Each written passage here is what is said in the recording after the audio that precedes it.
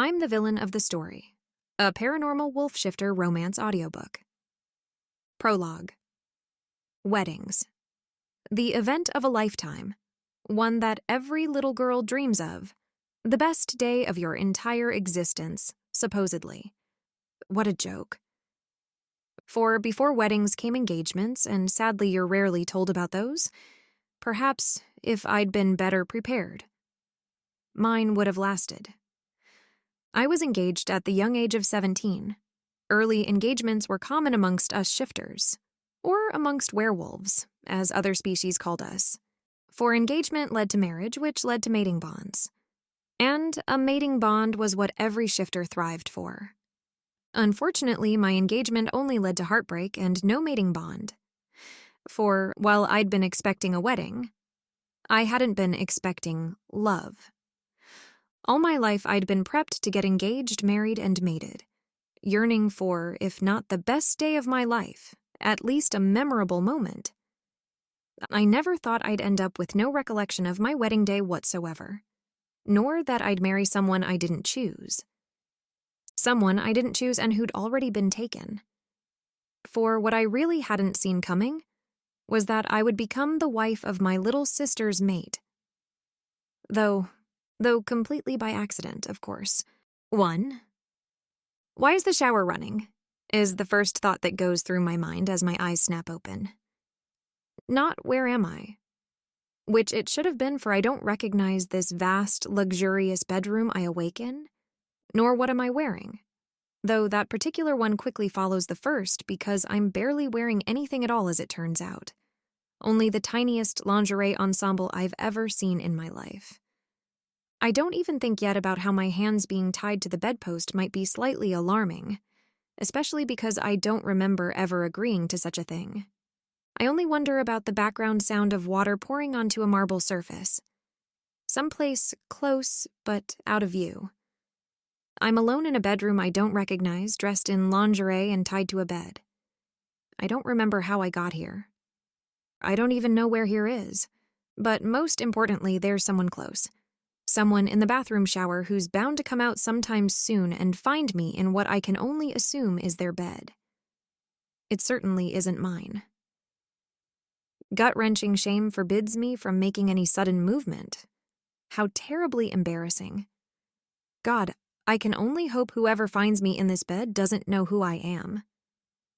Please don't be a shifter, I tell myself, staring at the black marbled ceiling while clenching my teeth. Or at least, not one I know. Not an important one. A rogue shifter with no connection would be ideal. Then again, how humiliating would it be if I'd followed some poor, unassuming rogue with no connections or background to his bedroom? I digress. Focus, Vivian, I tell myself, inhaling a long, calming breath. I hold it in while counting to 10, and release. Time to be strategic. I pull on the handcuffs, but they remain in place, burning against my wrists. And then, the shower turns off. It's definitely not a human in there, I conclude, briefly closing my eyes. A shifter's scent is permeating the room. I can't believe it took me this long to pick it up. Yes, I'd been unconscious, but... Actually, now that I think about it, how did I even lose consciousness? The details of the evening are somewhat blurry. What's the last thing I remember? My little sister's party by the hotel's pool, perhaps? No, I'd gone back to my room. I remember its white marbled floor and cream-colored sheets as I fixed the ceiling that seemed to spin out of place. This room I'm in now doesn't smell the same, but there are some similarities. A background fragrance from the outside gardens mixed with the woodsy materials of the furniture and the artificial tint of interior perfume. I'm in the same hotel I was in when I fell asleep, I conclude. That's a fact. But how did I switch bedrooms? What could have possibly compelled me to come here and let myself be tied to a bed, dressed in... I look down at the green, somewhat transparent corset currently compressing my breasts and grimace. It's not one that I own. I have no reason to buy or wear such items. I must focus. I came to this hotel to visit my sister. She lives here with her mate and husband, the hotel owner. I didn't come here alone. Other members of my pack had accompanied me, including my alpha, his mate, and... I shiver in horror. If Jake learns about this, if it somehow comes back to him that I found myself in lingerie tied to a bed by some stranger, I'm never, ever going to hear the end of it. A vivid image of his self-satisfied, mocking smirk stretching all the more in the knowledge of my misery pierces through my mind. I pull on my handcuffs again with all my strength and manage to tear one of them off. My right hand now freed, though the left is still painfully holding me back from fleeing the scene. And then my time runs off. The bathroom door opens, steam billowing out and clouding the air with warm, damp mist. I catch my breath as a figure steps forward, initially obscured by the haze. The steam settles, his form becoming clear, towering and imposing, his physique sharply defined. The scent of another shifter hits my nostrils, vaguely familiar. It is the deep, overpowering scent of an alpha shifter. No doubt about it, though there's something about it that feels... too much. Intense and dizzying. The alpha moves closer and my eyes travels down to the towel slung low around his hips. Water droplets glisten on his taut skin, tracing the contours of his muscular body. Vivian, you're a sight for sore eyes. The man purrs while my eyes are still stuck detailing his broad shoulders. Though upon hearing the sound of his voice, they immediately snap to his face to confirm what I already know, which is that I've heard this voice before. I recognize who it belongs to. Firm and well-defined lips curve into a faint smile as I take in the rugged features of the man before me in disbelief. I must be hallucinating this tousled brown hair, still damp by the shower. I must be dreaming this strong jaw slightly shadowed by stubble which comes into view. I must be imagining how this particular set of eyes, a deep shade of brown, intense and piercing, roam my barely covered form so appreciatively, and how his lips, firm and well-defined, curve into a faint smile. If I were anyone else, my jaw would have probably dropped in shock. Though I'm me, and my mouth remains politely closed in a tight line. What's with the frown? The man teases, lowering himself down on the bed slowly, like a predator approaching its prey. I'm no prey, yet shock stuns me motionless for a moment too long. I know this man. He is indeed an alpha shifter, the owner of this hotel amongst many others. And none other but my little sister's mate. My sister's mate who's currently looking at me like he's about to devour me whole. 8 hours earlier, on a terrace outside the same hotel I wake up in. Margot looks radiant in her light lavender dress. The material shimmers delicately under the warm glow of the thousand of candles that have been lit up around the pool terrace. My sister clearly spared no expenses setting up her mate's birthday party. The entire setup a mix of elegant luxury and subtle declarations of love for Kieran, who's smiling brightly besides her. They look happy, the two of them, considering. Could the marriage of convenience have turned into something real? Perhaps, for Kieran. Margot, though. She's our mother's daughter through and through, so it's harder to tell. We look alike, her and I tell myself as I meet her eyes. We both have the same light green orbs and dark red hair, white skin, and slightly pouty lips. It is obvious we're sisters. But while Mother used to call Margot beautiful, she'd used to tell me I was perfection as she brushed my hair every night before bed. The face of a queen, she'd say. Well, Margot's the queen tonight, that's for sure. She's won. Mother will think so, at least. Viv, we need to blend in. Harry tells me, snapping me out of my trance. Try to smile or something. His expression is carefully blank, likely because he's hoping not to attract attention. A rather difficult feat for him, going unnoticed. Harry is one of the most powerful alphas of the country, and we're currently surrounded by other shifters, none of which who've failed to notice. I don't see your mate anywhere. I reply, schooling my features to face him. I'm sure she'll be here soon. Harry replies, giving me a quick glance over. You look nice tonight. Don't let her hear you say that. I snort, taking a sip from my champagne flute. In truth, I'm somewhat flattered he thinks so, despite the detached, unaffected way he said it. My sister is currently on the arm of an alpha, while I'm merely standing beside mine, discussing his mate. So I can't help but wonder if, perhaps, a lighter, more summerly color like the one Margot is sporting would have been better suited than the black one I've chosen. It's stupid because you can't ever go wrong with black, but... Margot is making her way towards us, a confident smile grazing her lips. I instinctively square my shoulders. Remember, we came here to ask her about Seth. Harry whispers. Well, I certainly didn't come here because of her great personality. I snap, before smiling innocently at my sister. Vivian. Margot greets me, opening her arms. I don't know what she's playing at, neither of us are huggers. So happy you could make it. And with Harry as well. She politely inclines her head to him, as is custom. Good to see you, Margot. Harry replies, though his attention is quickly diverted by another guest who arrives to greet him. I'm left alone with my sister, who I haven't seen nor spoken to since her wedding 5 years ago. We both take a second to assess each other more closely, no doubt with the same intent to find a flaw to exploit in the game about to unfold. So? Did he bring her here? Margot asks, looking around with an exaggeratedly excited expression. Who do you mean? I reply, only rolling my eyes in the privacy of my mind. She's being obvious, and I know exactly what's coming next. Harry's mate. Margot replies, her smile spreading dangerously. I hear she's quite... something. My fingers clench a little more tightly around my glass. Something? I ask challengingly. I want to see how confident my sister has gotten. I want to know who she's become, as the queen to this pack's king. Margot's eyes meet mine. It's like looking in a mirror, seeing her stealing herself. Well, I heard she'd been turned. That's something, isn't it? I'm surprised. This isn't an overly aggressive question, merely a curious one, and I can't blame her for it. Werewolves are rarely ever turned. Most of us born as we are. While a bite can induce a transformation, humans ever rarely survive it, and so it's really miraculous Emma had.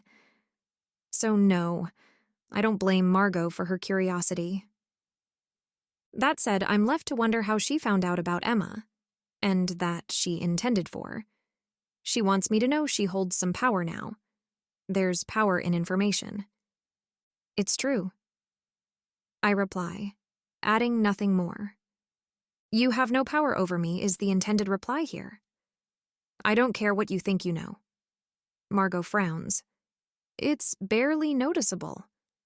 But she's my sister. I notice. And is it true they're fated mates then? Her and Harry? My spine tenses. It cannot escape Margot's notice. Oh, I didn't mean it like that, darling. There wasn't anything you could have done. Even Mother doesn't blame you for that missed opportunity.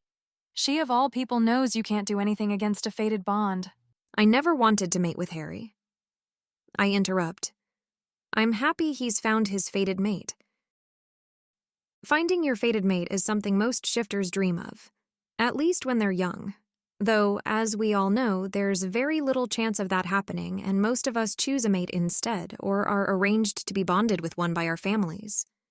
Before Harry and Emma, I'd only met 2 other fated pairs. One of them was a packmate's. The other, my father's. Margot gives me a knowing look. It's the look of someone who'd shared that day with me. The day Father had left us, and the years that had followed. I haven't come here tonight to reminisce. In fact, if it wasn't of the utmost importance that I ask Margot some questions, I wouldn't have come at all. But that look of hers briefly makes me forget why I came here at all. For a second there, we're kids again. Margot's grasping at my hand, holding back her tears like I've taught her to do. Emma's over there. I tell her when I spot my alpha's mate amongst the crowd, hoping to change the subject. I maintain my composure even when my sister looks and sees what I see for myself, a young girl with long brown hair, pretty, but young and unassuming. She isn't even wearing what I told her to wear. She looks nothing like a queen. Really? Margot asks with a telling smirk. Emma's fine. I defend. She makes Harry very happy. Margot's eyes snap towards my alpha. He hasn't spotted Emma yet, but he does seconds later. His face practically transforms at the sight of her. You'd think he'd found religion rather than a mate the way he stares at the girl. Wow. Margot says, something bitter in her voice that feels like an echo of myself. He's got that look in his eyes. Just like Dad's, you remember? That insane I'd die without you look. It used to scare me. I want to ask her if she's scared her mate will leave too should he ever find his fated pair. The urge to ask is strong. Not because I want to know, but because I do know. I know this does scare Margot because it would scare me. It scared me my entire life. I shouldn't have come here. Seeing my family only increases my bitterness to socially unacceptable levels. I'm walking away before I realize what I'm doing and instantly blame myself as I regain my senses a short while later. I shouldn't have let Margot get to me. There are more pressing matters at hand than our father's betrayal, or the fact that I still haven't found a mate to get our mother off my back. But meanwhile, my sister's with an alpha who's outdone himself, bringing his pack to new heights.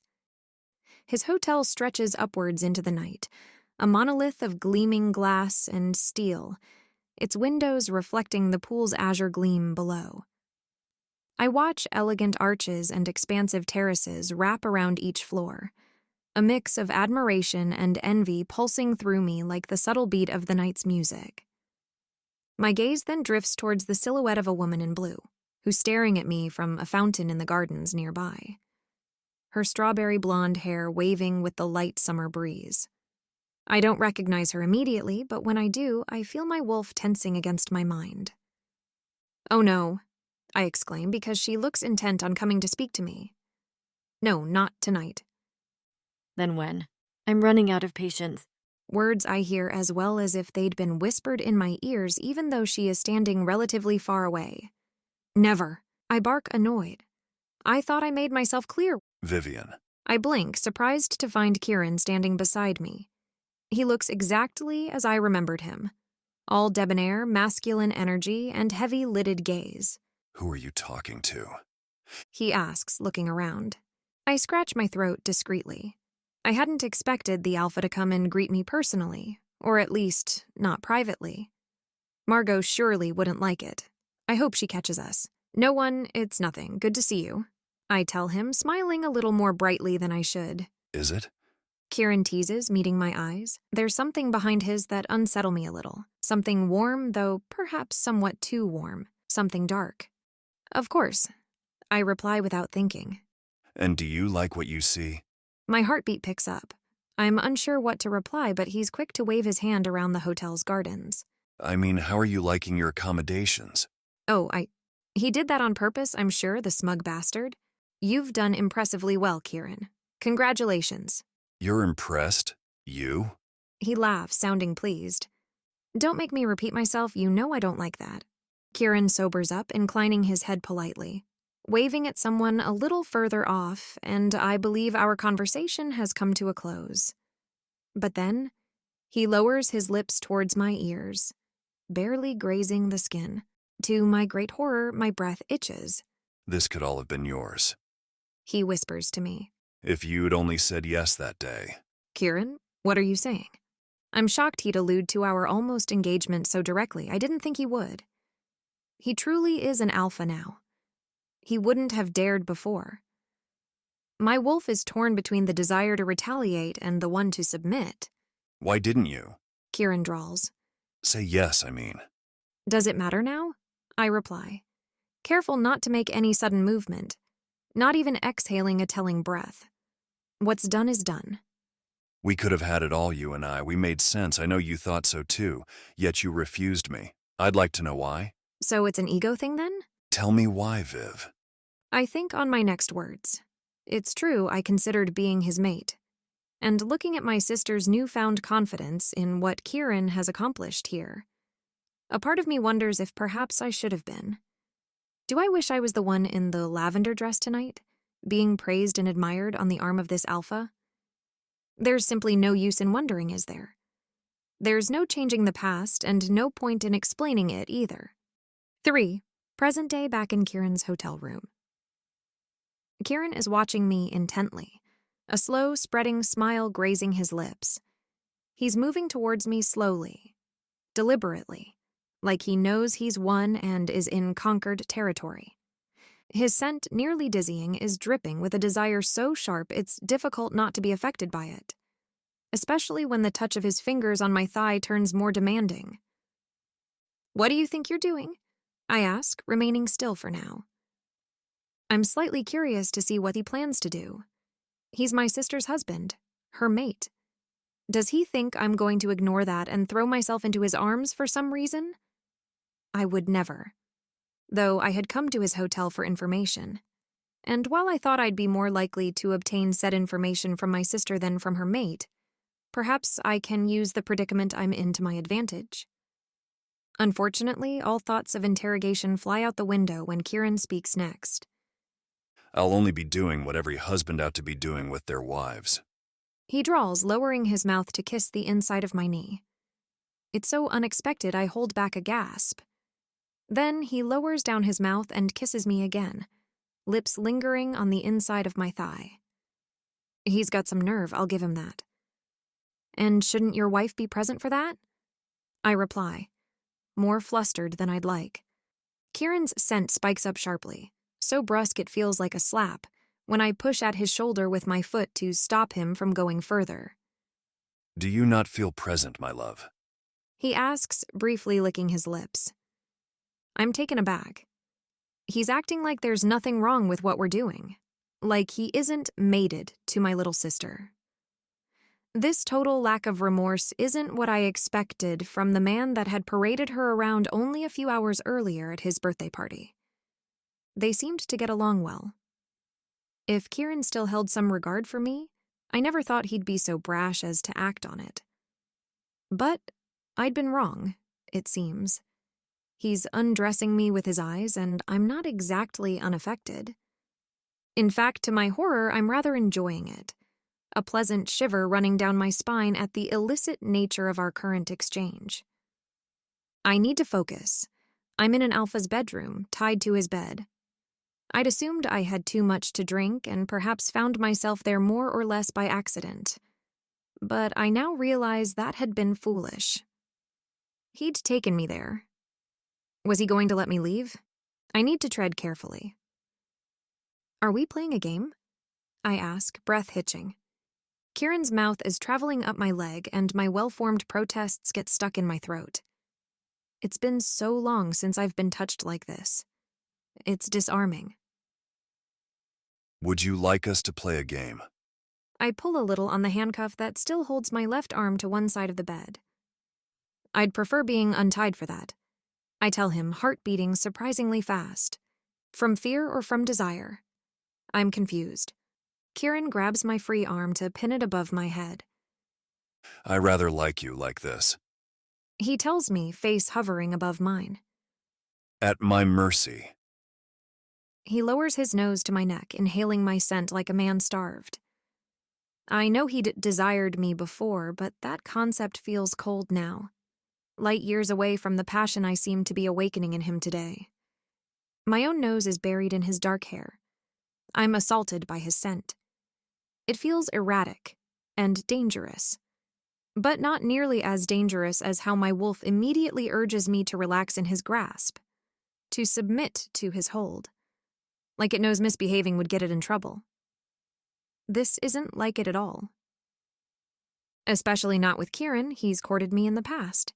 He's a strong wolf, one that rose to the rank of alpha in the last few years, proving his abilities all the more. But to the point of getting me to comply so easily? Kieran, I protest softly. Think about Margot. I feel the alpha tense against me, though this time his scent doesn't spike up. If anything, he seems somewhat inquisitive when he meets my eyes. Your sister? He asks. You want me to think of your sister now? Here? He looks so genuinely confused, I begin to feel offended on Margot's behalf. We may not be close. For how can siblings raised to compete against each other be close? And I had felt somewhat betrayed when she'd pursued a relationship with Kieran, a man who for a while had been meant to be mine. But she's still my sister. And prior to this evening, I'd thought, if anything, Kieran was at least a loyal mate. Don't you think you should? I snap, unable to stop myself. You made a promise to her, if you recall. I really don't. Kieran replies, furrowing his brows. To honor her and cherish her? To be faithful to her? Kieran had even claimed Margot on the night of their wedding, officially making her his mate as quickly as propriety allowed. I remember him leading her inside the reception area the following morning, staring at the mating bite on her neck with pride. The memory only makes his current blank expression aggravate me further. Is he really going to pretend he doesn't belong to another? Men, they're all the same, selfish and whimsical, not to be trusted for a second. One day they're teaching you how to throw rocks. The next they're leaving home with their new mate. I've never promised her anything like that. For goodness sake, Kieran, I was there. I growl, fighting against his hold. I made those promises to you alone, for why would I go and swear my fidelity to anyone other than my wife? I'm not your wife, I protest, voice wavering slightly. It hurts to have him pretend otherwise. It hurt that he married Margot, even though I was the one who broke things off with him first. It hurt then, and it still hurts now. Kieran grabs my face between his hands, brown eyes dark and serious, though somewhat concerned. He is about to speak when a knock on the door interrupts him. Alpha. Someone calls out. Sorry to bother you. Not now, Cole. Kieran barks, gaze still on me. I wouldn't insist if this wasn't a matter of life or death. The man Cole presses as I hold my breath. Kieran hesitates a second more before releasing me. Don't move. He orders, grabbing some clothes from a chair nearby, which he quickly throws on as I avert my eyes. I'll be right back. Can't you release me before you go? I ask as he walks off towards the door. Certainly not. Something has made you doubt my commitment to you. I'll be needing to rectify this misconception. Kieran tells me darkly. I don't like it one bit. His face is serious as ever when he tells me over his shoulder before exiting the room. You are my wife, Vivian. You've been my wife for the past 5 years. And mark my words, soon you'll be my mate as well. No more delaying. We've waited too long already. Then he opens a door to greet a sturdy man with very short brown hair I get a brief glance of, before I'm left alone in his bedroom, still very much trapped to the bed. 4. 6 hours earlier during Kieran's birthday party by the pool. Would you mind getting me a drink? I ask Kieran to avoid answering his question. Why didn't I marry him? He'd asked. To be honest, I wonder myself at times. Such as now when he's smiling at me like he's seen right through my deflection but is letting me get away with it anyway, waving a server as requested. What's this? I ask him when I get offered a sophisticated-looking cocktail. Our hotel's signature drink, a mix of lime and ginger. You'll love it. Kieran says, adding when I take a long sip. Though don't have too many, we use more concentrated alcohol since we're amongst shifters tonight. I do like it. It's full of flavor but not too sweet. I give Kieran a smile, which I can tell pleases him. If you'd been my mate, you could have had this every day. He says in a joking tone, though his serious eyes give him away. Why are you so intent on revisiting the past tonight? I sigh, taking another sip to hide my genuine curiosity. Something flashes on Kieran's face, ephemeral and barely there, so brief I could have blinked and missed it. Did I imagine this flash of darkness? One I don't recognize? When he speaks next, his voice is controlled and measured. I've always wondered. You'd said yes. Even your alpha agreed. Our packs had the entire engagement party planned. Kieran, I warn, growing uncomfortable. I do understand his frustration. I never gave him a proper explanation when I ended things, even though we'd practically been a done deal at the time. I suppose he never had a clear sense of closure. But what he doesn't seem to understand is that there wasn't any real closure for me either, a fact that hits me all the more tonight. And I may had been the one to break things off, but he'd ended up mating my sister. So do I really owe him an explanation? Was it something your alpha said?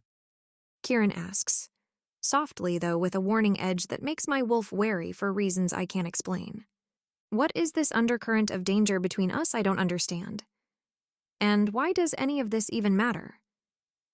Kieran has Margot now. No. I force myself to meet his eyes. His pupils seem wide in this light for a moment, dilated even. I briefly wonder why before insisting, Harry agreed to it, I told you. Then why? Kieran looks like he's trying to keep calm but losing the battle. Agitation clenching his jaw like his fingers do my arm. Just tell me why, I need to know. I hesitate on my answer. What would he most want to hear, I wonder? It needs to be something that'll flatter his ego and put his insecurities to rest. But it also can't be too forward or inappropriate. He is my sister's mate and husband, after all. I am about to speak. But then my wolf picks up a familiar scent from the crowd and I freeze. Vivian? Kieran asks, his voice lost in the rush of blood in my ears. Eyes quickly scanning our surroundings, I finish my drink to drown my wolf's nervous anticipation. Every whispered conversation's fading away. I hear him speak before I see him. And then I do. He's laughing, his head thrown back in what appears to be genuine amusement. He's faking it, I decide. Jake hasn't laughed like that since he was 15. I briefly glance at the person who's supposedly amusing him. A blonde woman in a black dress I'm certain is his type, since all women are. Do you find me funny? I ask Kieran, irritated by the infuriating stretch of Jake's overly confident smirk. He's had his blonde haircut since I've seen him last, and I don't like it. He was supposed to be on an undercover assignment, so when did he even find the time to get a haircut? Was he trying to look good for someone? Unbelievable. He can't be trusted for a... Is that why you didn't marry me? Kieran sounds confused about something, but I've no idea what. Because I didn't laugh enough at your jokes? Laugh at my jokes? What in the world is he even talking about? Don't be ridiculous, Kieran. I tell him, grabbing his drink from his hands. I don't even make jokes. Jake's blonde friend is staring openly at his stupidly gorgeous face, her awe so obvious it gives me secondhand embarrassment, which is why it takes a second for my brain to finally register what Jake is wearing. When it does, my irritation boils over into rage. If you don't want to say... Oh, fuck no. I exclaim, interrupting whatever Kieran had been saying. He blinks at me in surprise as I hand him back his now empty glass. I'll be right back. I excuse myself, walking off. I seethe internally, making my way across the gardens and behind the pool, eyes fixed on the abomination of a shirt Jake is sporting. My cheeks are burning with shame and fury. People are going to see him in it. Doesn't he realize how badly this will reflect on the pack? Of course he does, I realize. He must have done it on purpose just to annoy me. Guests part to let me pass, sending me somewhat uneasy looks, but I ignore them. As I approach, Jake purposely avoids looking my direction, though I know fully well he's felt me arrive from the way his scent spikes up. His blonde friend, however, widens her eyes, expression downright fearful the more obvious it becomes that I'm heading towards them. Jake? She tells him, sending me a nervous glance. He smiles brightly at her in a way that makes me want to strangle him. And so I told the guy. He drawls on like he's in the middle of a fascinating story I'm certain is entirely fabricated, though he is forced to interrupt himself when I swiftly grab a tuft of his hair to pull his face towards me.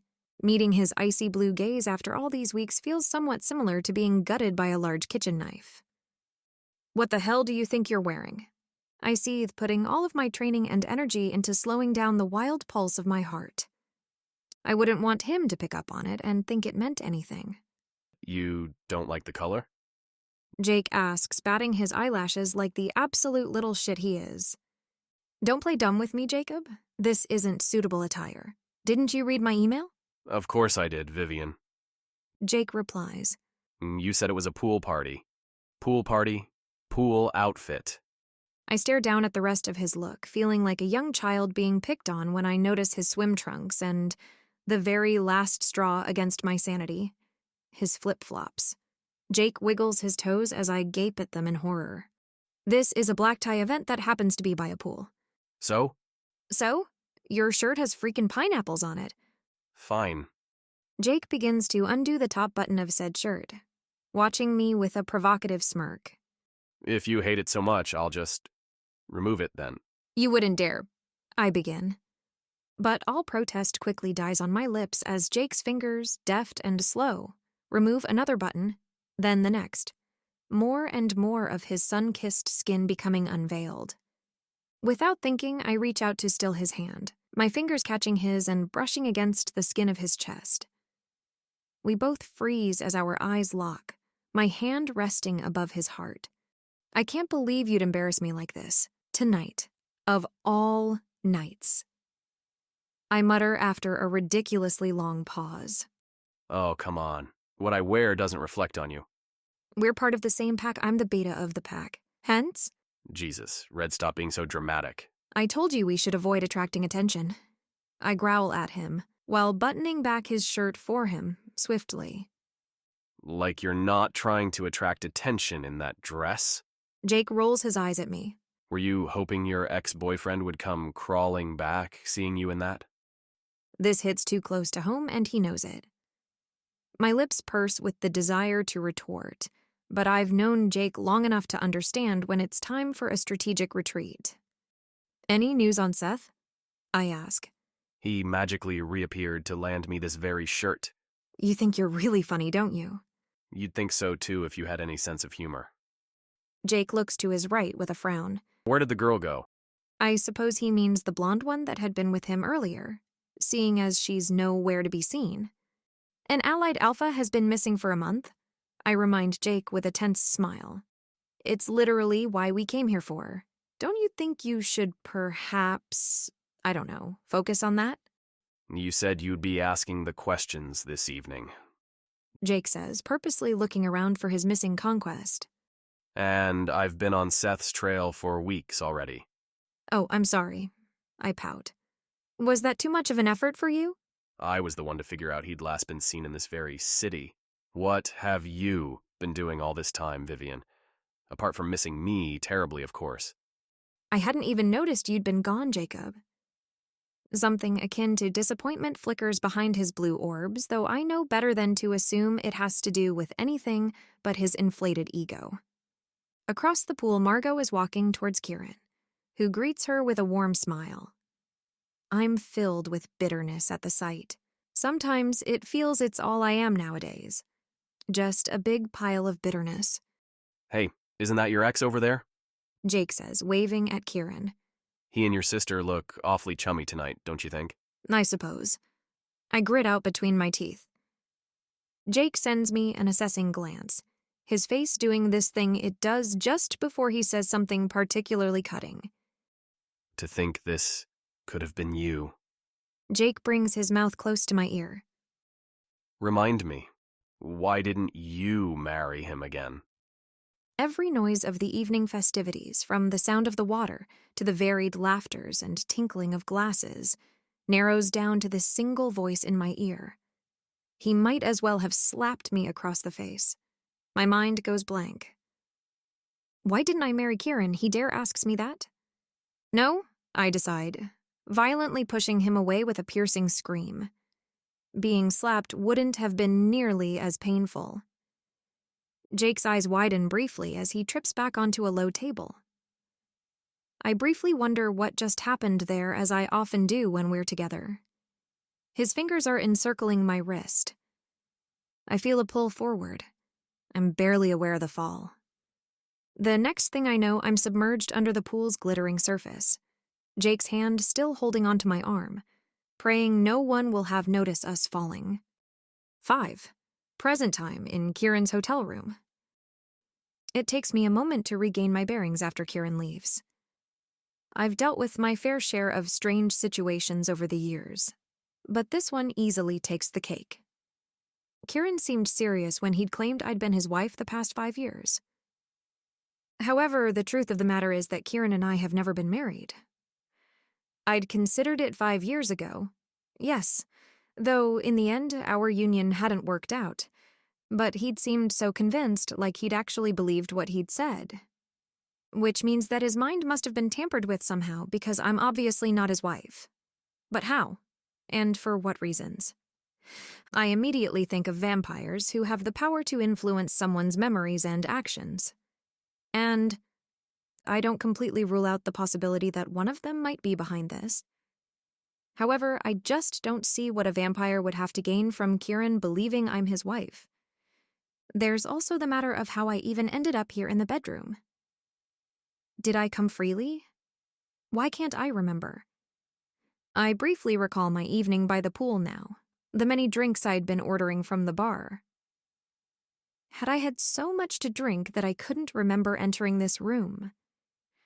It takes quite a lot to get a shifter drunk, but could this be what had happened? My theorizing comes short as my thoughts turn to Margot. No matter how delusional Kieran was being earlier, the fact remains that he'd been intent to cheat on his wife. To cheat on my sister, and with me of all people. And now that I'm far enough from Kieran's powerful scent and lingering gaze, I realize this isn't right, and I'm resolved to fix this mess before she can ever find out. She seemed happy earlier with him. I don't want to ruin this for her. Which means I need to find a way out of this room and back to mine, before anyone, least of all Margot, realizes I was here with her husband. And then I need to figure out whatever's going on with the man and make sure he's fixed before he crosses path with my sister and do something stupid, like assure her they've never been married. My eyes snap to the handcuff still holding back my arm. There's no other choice. I'm going to have to dislocate my wrist, then set it back. It won't be pleasant, but what wouldn't one do for their estranged frenemy of a sister? Ligaments being torn, bones being pushed in unusual positions. I may be used to that, but it doesn't take away the pain. At least my hand is freed not even a second later. Once I've ridden myself of the handcuff, I quickly reset my wrist and avoid moving my left hand for a moment, so that it may heal itself. It's during moments like these that I'm grateful to be a shifter. It does come in handy, being able to heal from an injury so quickly. I don't hate the enhanced strength and endurance either. The perks are real. Are they worth the downsides, though? I'm not so sure, but now isn't the time to dwell on them. I look around for something appropriate to wear, discovering a vast dressing room meticulously organized by color and season, the air a faint but pleasant scent of lavender and cedar. I'm guessing these are Margot's clothes as I put on high-waisted pants and a blouse, swiftly deciding against completing my look with any jewelry. Despite the ridiculous amount my sister seems to have in here, she'd probably notice if any of the diamonds went missing. And most importantly, I have no time to lose. I grind my teeth, hoping no one will notice me running around sporting such messy hair and makeup, as I push open the front door of Kieran's room onto an empty though ornate hallway. Well, empty save for the mountain of a man parked in front of my door, who turns to me with a blank expression as I pop my head outside. I'll be heading downstairs for a drink, I tell him, going for my most confident, assertive tone. Fake it till you make it, as they say. I am Margot's sister, and the beta of a powerful pack. Surely this guy isn't going to keep me here against my will. Should he try, though, I stand ready to take him, keeping my posture relaxed but asserting his movements carefully. The guard shifts on his feet, raising his hand slowly. I watch him move from the corner of my eyes, but he only ends up scratching the top of his ear before nodding, barely sending me another glance. I make my way towards the elevator at the end of the corridor without any protest, resisting the urge to look over my shoulder. Safe behind the closed doors, I let out a small sigh of relief. That was easier than I thought it would be. I enter the reception hall of the hotel, half wondering if I'd hallucinated the last hour entirely. Everything looks so normal. The receptionist handing nocturnal guests their room card, couples heading towards the bar area where a small jazz concert is playing. Good evening, Ms. Reeves. A staff member greets me as he passes by hurriedly. I'm tempted to correct him that I'm not Margot, but is there really a point when attracting attention isn't the safest bet? Besides, I'm wearing her clothes. I hurry towards the pool area, hoping to find Harry or even Emma still around, but unfortunately I can't see or scent them amongst the guests. They've probably already retired for the evening. I do spot a familiar silhouette in the back gardens beyond the pool, though. A black-haired woman with perfect posture that entirely dominates the space despite her small stature, draped in a dark blue dress I could have picked for myself for how similar it is to the type of gowns I like to wear. I don't like interacting with her any more than I have to, but I'm in a hurry here. Hello, Genevieve. I greet her, meeting light green eyes that look exactly like mine.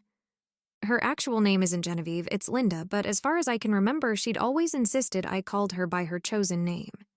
She finds it more sophisticated. Vivian, I thought you'd already retired for the evening. She replies, frowning when she takes in what I'm wearing. I hold her disapproving gaze, daring her to say something. To my great surprise, she doesn't. Have you seen Harry? I ask her before she can think of something biting to say. Harry. My mother looks somewhat confused. Harry Hargrove? You know he doesn't like using that name, Mom. I sigh. I wasn't aware he'd been invited tonight. I certainly hope that wasn't your doing. I didn't pick the guest list, I snap, wondering what she has against Harry suddenly. She'd always liked him, insisting he'd be the perfect mate for me as soon as he'd been chosen as Alpha instead of Jake. I guess Margot was right when she mentioned Mother was furious about him finding his fated mate. She must have still held some hopes that we'd end up together, he and I, despite the both of us insisting it would never happen. All right, well, have you seen... I interrupt myself mid-sentence. There, back inside the hotel lobby, which I can see beyond high glass walls, is a man, tall and in need of a shave, who's not doing anything particular other than breathing, but whose presence stuns me speechless nonetheless.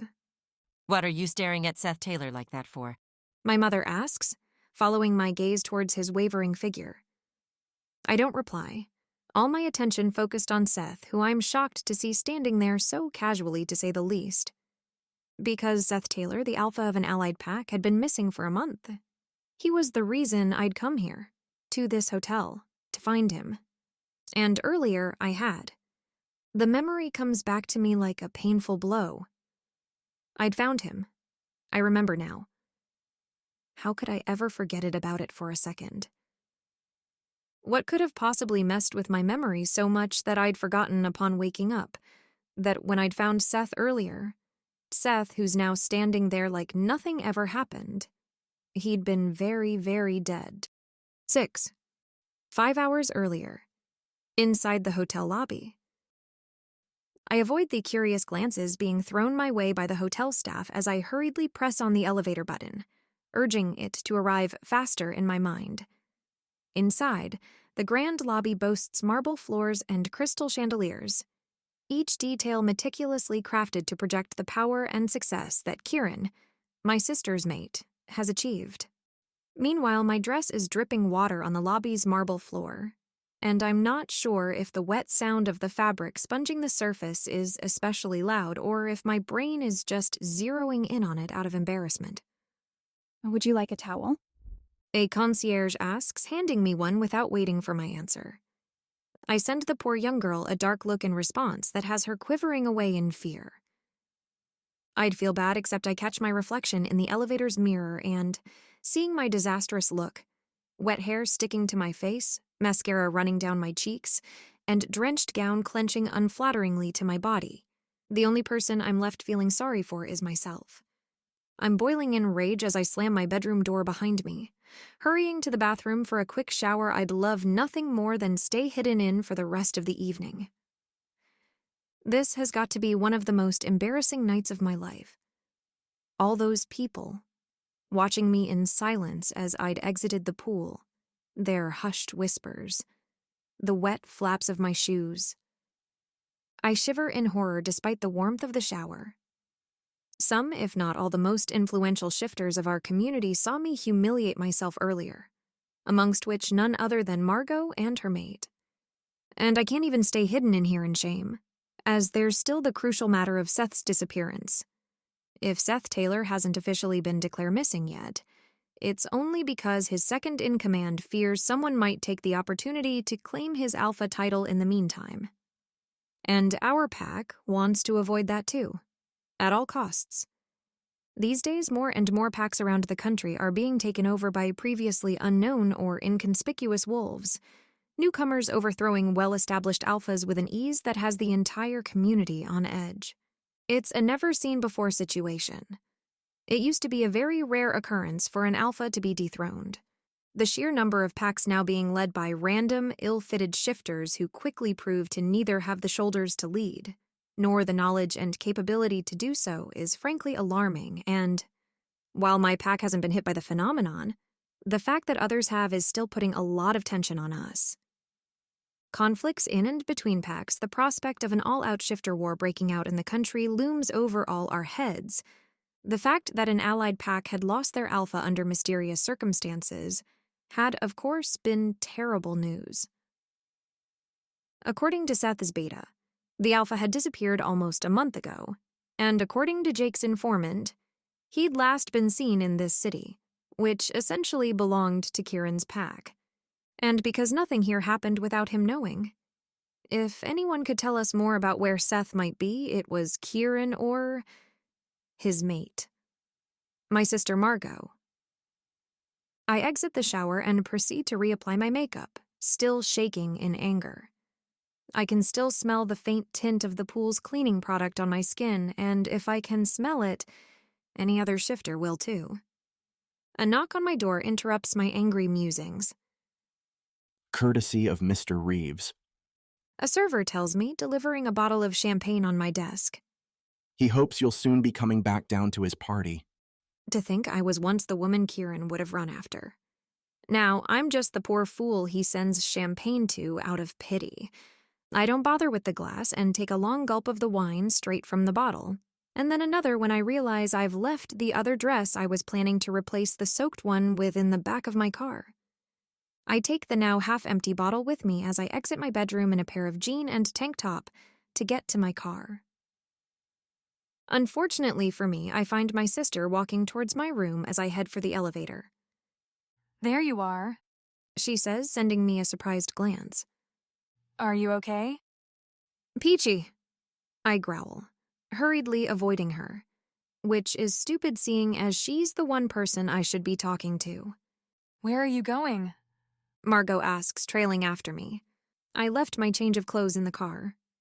I grunt, hoping that'll get her off my back. Unfortunately, it doesn't. I can have someone go and get it.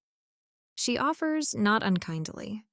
That would actually be much more convenient, as I'm bound to run into somebody else I know on my errand. But after being so humiliated earlier at Margot's party, no less, the idea of letting her help me feels too much like giving up, and so... I'll get it, it's no trouble. I reply as we both get in the elevator. But your hair's still wet. If Mom sees you... I said it's fine. I snap, bringing the champagne bottle to my lips. Viv. Margot gives me a pointed look, pressing on a random floor so that the elevator opens before we can reach the reception hall. She pulls me out, ignoring my protests. Calm down. My sister tells me in a firm voice. You're being erratic. I'm just trying to get to my car, Margot. You look like you're about to murder someone. What's it to you? I roll my eyes, wondering why it suddenly seems like I'm out of champagne. You're my sister. Don't bullshit me. I don't want you to cause a scene at Kieran's party. The intimate way she says his name is all the more reminder that he is now hers. And I have no one. I'm not going to embarrass you. You already did. Margot reminds me, sounding frustrated. It's not my fault I fell in the pool. I protest. You didn't fall. Jake pulled you in because you pushed him in. Shut up, Margot. My sister meets my eyes, hers serious and determined. That thing with him? It needs to stop, Viv. When you're with Jake, you're... I push her shoulders with my forearm, pinning her to the wall of the empty corridor and making her yelp. Margot and I might share the same mother and the same looks, but we don't share the same strength. I've always been more powerful than her, and she knows it. I told you not to talk about him, I growl, command lacing my words. You don't mention him, you don't look at him, you don't say his name. Got it? Margot is pinching her lips in a tight line. She hates that I can get to her. Yes, all right. She says, trying to free herself from my grip, only for me to slam her back down, her head violently hitting the wall. You're hurting me. You deserve it. I reply, bitterness lacing my words. Our eyes meet. Margot's green ones, so similar to mine, become pitying. Viv, I'm really sorry about that night.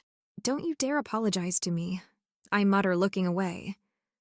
A piercing scream interrupts my sentence, echoing through the hallway. I meet Margot's gaze again to assess her reaction, but there's only stupor marking her features. What was that? I ask her silently. I don't hear anything anymore. In fact, this entire floor is eerily quiet. No background noise of TVs running from any of the rooms, no discussions being held. I don't know. Probably nothing. Margot says, though sounding very unsure.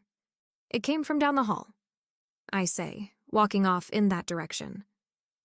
Margot is trailing behind me, vaguely protesting, but I ignore her. I think I can hear someone hyperventilating somewhere nearby. In here, I say, pointing to a bedroom on my right, before banging on the door. Open up! Someone's breath hitches behind the wall. Viv, we can't just barge on our client. I ignore Margot, slamming my foot into the wooden surface. The door breaks and I barge inside a dimly lit bedroom that somewhat resembles mine. My eyes first jump to a crying figure crunched in a corner. It's a young woman with short black hair whose shoulders are being shaken by sobs.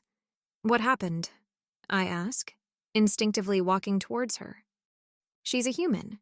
Her scent is too subdued to be the one of a shifter. Though there is a shifter in this room, I realize as another smell hits my nostrils. One that I know, in fact. My eyes shift to the bed on which a man is lying unconscious, one arm dropping on the floor. His face is turned away so I don't recognize him immediately, but when I do, my heart skips a beat. Seth? I exclaim, shocked. The alpha we'd been looking for, the one I'd been planning to ask Margot about, is none other than here, in this very room, right in front of me. Seth, wake up, I exclaim, hurrying by his side. Behind me, the woman's tears only intensify. I'm sorry. She sobs. I'm so sorry. Her words don't make sense until my fingers graze Seth's skin. And then, it hits me that he feels cold to the touch. That he is eerily still, unusually pale, and that I can't make out his heartbeat. Oh my God. I start doing heart compressions. Oh my God. Seth! Shit. Margot exclaims behind me. Dizzy? I ignore her, trying to breathe some air inside of Seth's mouth. I already tried that. The girl from behind me sobs. He's dead. No, this can't be happening. Call an ambulance. I ask Margot, who snaps out of her trance, to take out her phone. I don't listen on her conversation, focusing instead on the young crying woman while still attempting heart compressions. What happened? She shakes her head in stunned confusion. I left to finish my shift downstairs. When I came back, he was just lying there. I tried to wake him up. She begins to cry again. I turn back to Seth to inspect his body quickly before there's no more time. There are bags under his eyes. He looks emaciated, but no signs of a struggle. No wounds or none that I can see on his neck, face, chest, or arms. Wait, there are bruises on the inside of his arm. Viv. Margot's voice diverts my attention. Is the ambulance on its way? My sister bites her lip, looking more nervous than I've ever seen her. Margot? I insist, furrowing my brows. She looks like she is about to cry. This does something weird to my heart. To say things between us are complicated would be an understatement. But she is still my little sister. I used to hate when she cried when we were younger. Turns out I don't like it much better today. Hey, it's going to be okay, all right? I tell her, walking over to her. She shakes her head. Kieran, She looks scared. Why does she look so scared? I don't like this. This isn't good. Viv? My sister tells me, taking my hands in her shaky fingers. There's something I need to tell you, but you have to promise not to get upset. 7. Present time at Kieran's birthday party by the pool. I think I may be losing my mind. A few hours earlier, Seth Taylor had died. I'd found his body lying on a bed in one of the hotel rooms. There'd been a girl and somebody else. Margot? I think Margot had been there too. Yes. She looked scared, and she'd said she had something to tell me. Had she ended up telling me? I can't remember, and I'm beyond frustrated. Despite my memories of the evening being blurry, I'm convinced Seth hadn't been breathing when I'd found him. I know he hadn't. I'd felt his missing pulse. I remember the cold feel of his skin beneath my fingers. So what in the world is he doing walking around the hotel lobby without a care in the world? How is he walking? How is he alive? What is happening? Darling, will you stop gaping? It isn't polite. My mother admonishes, making me jump. I had completely forgotten about her. Don't start, I tell her, eyes glued to Seth's form. He looks relatively unharmed, though the somewhat vacant look in his eyes and dazed smile on his lips is enough for a careful observer to suspect something might be wrong. I pick up my pace slightly, heart beating wildly in my chest. He may look somewhat out of it, but he's alive. Vivian, My mother grabs onto my hand, forcing me to turn around. where do you think you're going? Her eyes are glancing around us, worried someone might see us argue. I snap my hand away. I'll be back, I tell her before hurriedly walking to the lobby. Good thing I hurried as well, because Seth is just disappearing inside an elevator when I get inside. There's someone with him, though I can't discern who it is before the doors close. A brunette, to be sure. The same one who I'd found crying in his room?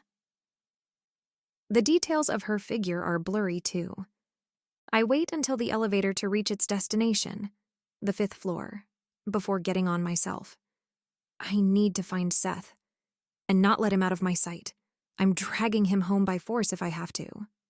I stop on the 4th floor, choosing to take the stairs up to the 5th as to not alert anybody of my presence. I want to understand what's going on, and a bit of spying might just be the way. I sprint up the stairs but slowly open the door onto the hallway. I hear Seth's voice just around a corner, so I duck behind a conveniently luscious plant and pop my head over the corner wall to see what's going on further down. Seth is standing by a bedroom door, which I think is the same one I'd found his body in earlier, with a dark-haired young woman. Is she the same girl who'd been crying beside him? She takes Seth's face into her hands and slowly kisses him, a gesture which Seth accepts, though, without the enthusiasm you'd expect between lovers. He stands here passively, arms unmoving. His companion open the bedroom door and the both of them disappear inside. I wait a minute or two, but then the door opens again, the girl coming back out, saying her goodbyes over her shoulder. No one follows her out. She left Seth in there then? Will she come back? In any case, this is my chance to speak with him alone. I wait until the woman is out of sight before walking over to the bedroom decidedly, though I still myself once I'm by the door. Noises are coming from inside the room. There's someone walking around in it. But there's also the sound of ruffling material that sounds like movement on a bed. Seth isn't alone in there. There's at least another person in the room with him. I hear his voice slur out something incoherent, though vaguely questioning, and I'm about to barge in the room when a deep voice echoes through the wall. Relax. It says, Go to sleep. You seem tired. What's happening here? I'm pretty sure Seth isn't into guys. And even if he were, the fact that he doesn't reply has me worried. He had been dead a few hours ago after all. There's a window by the bedroom in the hall.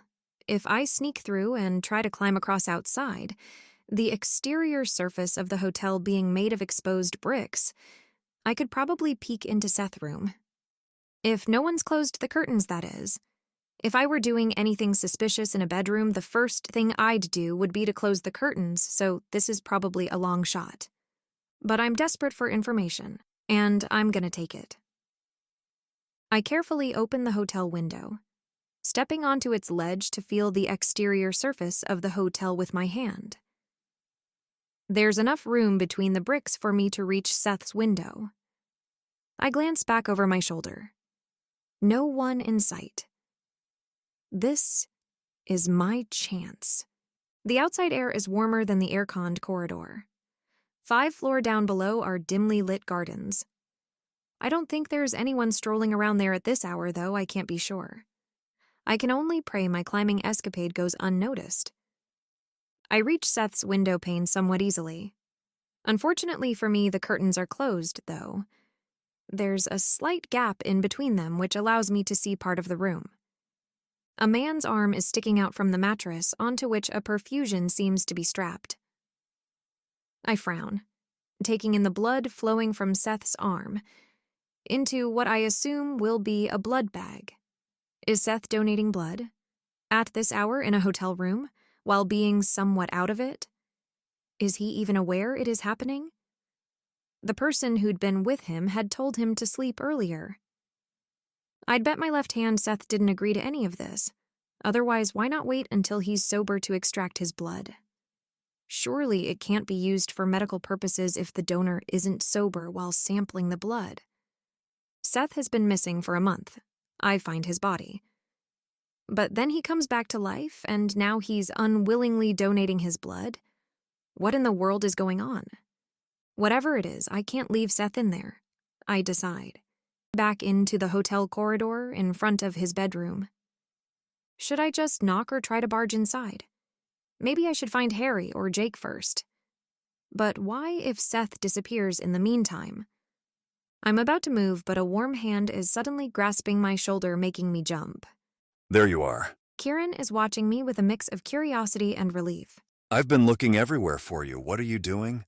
100 thoughts erupt into my mind at once, amongst which, why has he been looking for me? Has he regained his senses? Where's Margot? She can't see us together. But most importantly, does Kieran know what's going on with Seth? And then, how could he not? He owns this hotel. His pack runs it. He has to know. Oh my God, he knows. And I'm standing right there, by the scene of the crime, so to speak. I take a careful step back, apprehensively watching for any sudden movement from Kieran. A brief flash of Margot, crying out Kieran's name worriedly as we'd stood next to Seth's body earlier, comes back to mind. She'd been scared, but of what exactly? Of Kieran's reaction? Has he done something to her? I need help. I need to warn Jake and Harry. Are you all right, love? Kieran insists, watching me intensely. Can I perhaps convince him that I've been hanging around here perfectly by accident and am incompletely unaware of Seth's whereabouts? It's my best bet. If Kieran miraculously believes I'm not in the know, he'll let us remain at the hotel long enough for me to get my pack's help into extracting Seth safely. And perhaps Margot as well. But if Kieran realizes I understood something was wrong, he'll probably try and stop me from alerting anybody. How to divert his attention. Can we talk in private? I tell Kieran, trying my best to look at him confidently in the eyes. Of course. He replies far more warmly than I'd expected, placing a hand on my lower back to lead me away, to what I can only guess will be a more secluded area. I follow Kieran back into the elevator, somewhat lost in thought, my focus being on how to address the issue at hand with him as soon as we'll be alone. Which is probably why I don't comment on his warm hand still pressed against my back. Kieran's scent doesn't let anything show. His mood seems more tempered than it had been upon me waking up. Hopefully, that means he'll be in his right mind to have a proper conversation. I realize he's leading me back to his bedroom somewhat too late and hesitate on following him inside. How about we get a drink downstairs? I ask him. I thought you wanted to speak in private. Kieran replies, raising an expectant eyebrow. In case you've forgotten, my birthday party is still going down there, and it's full of shifters who could easily listen in on our discussion. I guess that wouldn't really be private. My plan is to focus the conversation on what had happened earlier, between me and Kieran. I'll frame the discussion so that, if I seem somewhat nervous, he'll think it's about my sister finding out rather than me knowing about Seth's presence here. Seth, who'd been drugged as I'm now certain I'd been too, which is how I don't remember my conversation with Margot or how I ended up in Kieran's room. He might be behind it all or he might not. But what's for certain is that he's not to be underestimated, and I won't be caught off guard this time. I need him to think I don't suspect him of anything while being on high alert in case he attempts to restrain me again. You look upset. Kieran smiles at me, a mix of warmth and concern. Did something happen? I resist the urge to roll my eyes. Oh, so he wants to pretend he doesn't know anything either then? Kieran, I hope you know I would never do anything to betray Margot's trust. I begin, which only makes him laugh. I wasn't aware there was any form of trust left between you two. He's not wrong. But it hurts to know Margot has told him so. It makes it all the more real. Nevertheless, I pursue with a scratch of my throat. She is my little sister. Kieran raises an incredulous brow. Are we stating facts now? I think perhaps we should. I snap back. As you didn't seem really clear on the facts earlier? Really, how so? Kieran asks. The brief thought that perhaps, like Seth, Kieran could have been on drugs crosses my mind. Had he been confused about us because he hadn't been in his right mind? This theory flies right out the window when he grabs my wrist and pulls me right into his arms. Is this about the role-playing thing you mentioned? He drawls, flashing me a sultry grin. Do you want to pretend like we're nothing to each other? That we just met? What? I try to move out of his grasp, but that only encourages him to hold me more tightly, which begins to worry me a little. Not only did I not expect him to have this much strength, yes, Kieran is an alpha, but I'm strong too and normally don't get overpowered so easily. But also being so close to him, my senses overwhelmed by his scent and the heat of his skin. It's affecting me more than it should. God, have I really grown so lonely that any form of touch suddenly gets me all hot and bothered? Or is it because it's him? The man I'd once thought I'd mate with. My eyes meet Kieran's dark ones. If anything, they seem even darker than usual. Are his pupils dilated? Kieran, are you okay? I ask, somewhat uncertainly. Never better. He steps closer, and before I can react, he's pulling me toward him. The kiss is sudden and deep, his lips pressing against mine with an urgency that steals the breath from my lungs. For a moment, I'm too shocked to move, my brain scrambling to make sense of his actions. This isn't right. But a second ticks by, then another and another. I'm yet to pull away. The press of his lips on mine feels so... Well, it's been a while since anyone has kissed me like this. My body responds before my mind can catch up, a warm flush spreading through me, leaving a trail of confusion in its wake. We need to stop. I should stop this. Kieran's kiss deepens, and I find myself responding despite every rational thought screaming at me to pull away.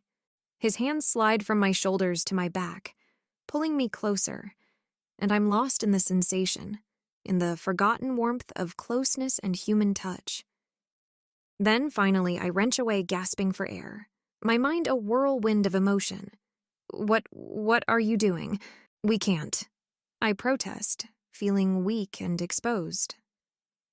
I never feel weak nor exposed, and I find that I don't like it at all. Kieran looks confused and almost hurt, which makes it all the worse. Viv.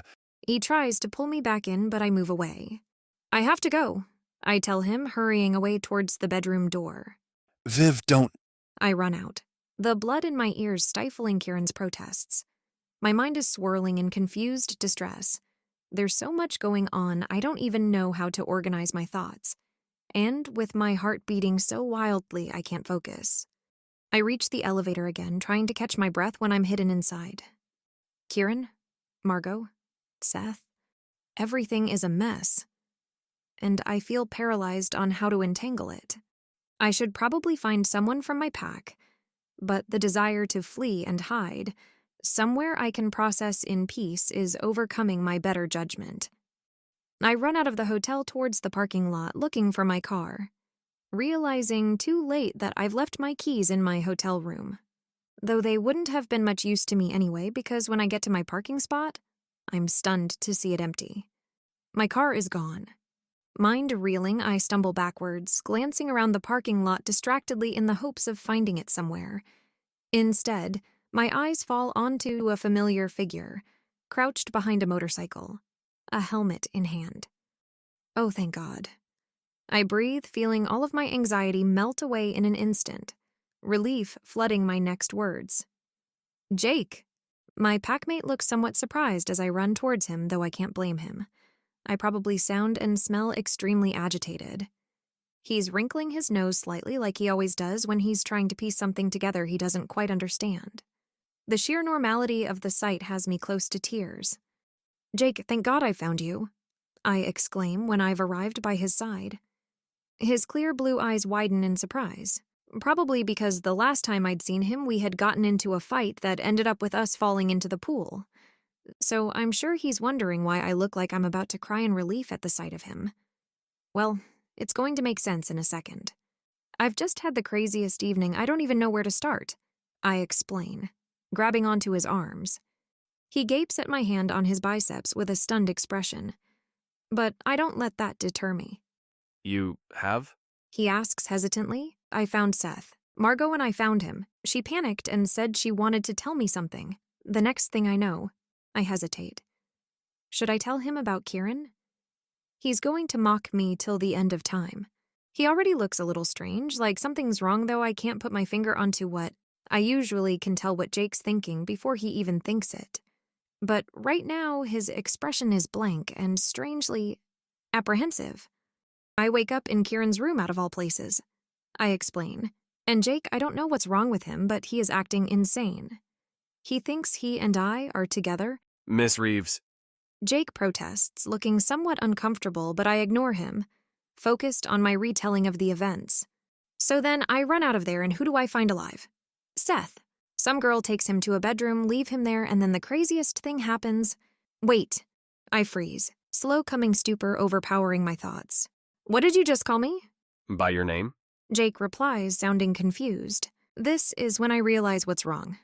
It's the way Jake is looking at me. Like he would a stranger. And what is my name? I ask, pulse pounding violently. Well, it used to be Vivian Woods. Jake replies. But since you've married Kieran Reeves 5 years ago, you've been going by his last name. My heart sinks through my chest. This isn't happening. This can't be real. Also, Jake adds, sending me a genuinely curious look. I'm surprised you know my name, seeing how we've never actually met before. Never met before? I've seen someone come back to life tonight. Yet this statement sounds even crazier than that. Images of Jake throughout the years erupt into my mind. I see him at 10 years old pulling playfully on my hair. At 12, daring me to climb a tree. At 15, grinning at Harry and I as he'd try to convince us to sneak out with him in the evening. I see him looking happy, angry, amused, and upset all at once, becoming aware of how intimately attuned I am to every single one of his moods and thoughts. I know what he likes and doesn't like, how to make him laugh, how to make him tick. But he's looking at me like I'm nothing more than a stranger, and suddenly I realize there's only one explanation for this. For all of it. I know what happened, why Kieran seems to think we're married, and why Jake doesn't remember me at all, though it makes me feel all the worst for it, because I have no idea how I'm going to fix it. 8. 3 months ago, back home. I groan, limping back to my bedroom, a hand pressed against the cold, shaded wall of the corridor. Each step throbs through me. I think I may have broken my leg, but I grit my teeth and move faster anyway at the thought of someone finding me like this. To think it was Clara, of all people, who'd done this to me only makes matters worse. How did I have such a hard time defeating her in a fight? She's a weak-ass wolf from an insignificant pack. Getting rid of her should have been a piece of cake. And yet, I close my eyes, sinking against my bedroom door once I'm safe inside the confines of my room. Clara's gaze, dark and unhinged, appears behind my eyelids. The grip of her hands around my neck still throbs, though not as brightly as my shame. We'd been enjoying a rather nice evening, Jake, Harry, and I, the latter uncommonly free of Emma's company for the night, which was a rare occurrence to say the least. We'd had dinner with other members of the pack, some of which had gone home, others having retreated to bed upstairs and had been playing cards by the fire just like we used to when we were kids. Where is your better half anyway? Jake had asked at some point, serving himself a drink. Visiting Chloe. Harry had made somewhat of a pout at that, making me roll my eyes internally. You'd think they'd been apart for days instead of mere hours from the dejected way he looked. I for once was quite happy with this turn of events. We rarely got to hang out just the three of us anymore, even though once upon a time we'd spend all our time together as a trio. I never thought that time would end, but these days, Emma was almost always glued to Harry's side, and Jake... Well, Jake wasn't home very often, though. I guess that wasn't entirely new. You're being awfully quiet all of a sudden. Harry had observed. I was just thinking how nice it was being all together again. We see each other all the time. Harry replied, looking touched, though puzzled. Well, yes, but... I'd then realized I wasn't so sure how to finish that sentence without offending him and had scrambled for words. But you're always with Emma. Jake had said in my stead casually, though with a shit-eating grin. I'd have smacked him, except that would have been too telling. Did I say that? You thought it, because it's true. I'm not always with her. Harry protested. Am I?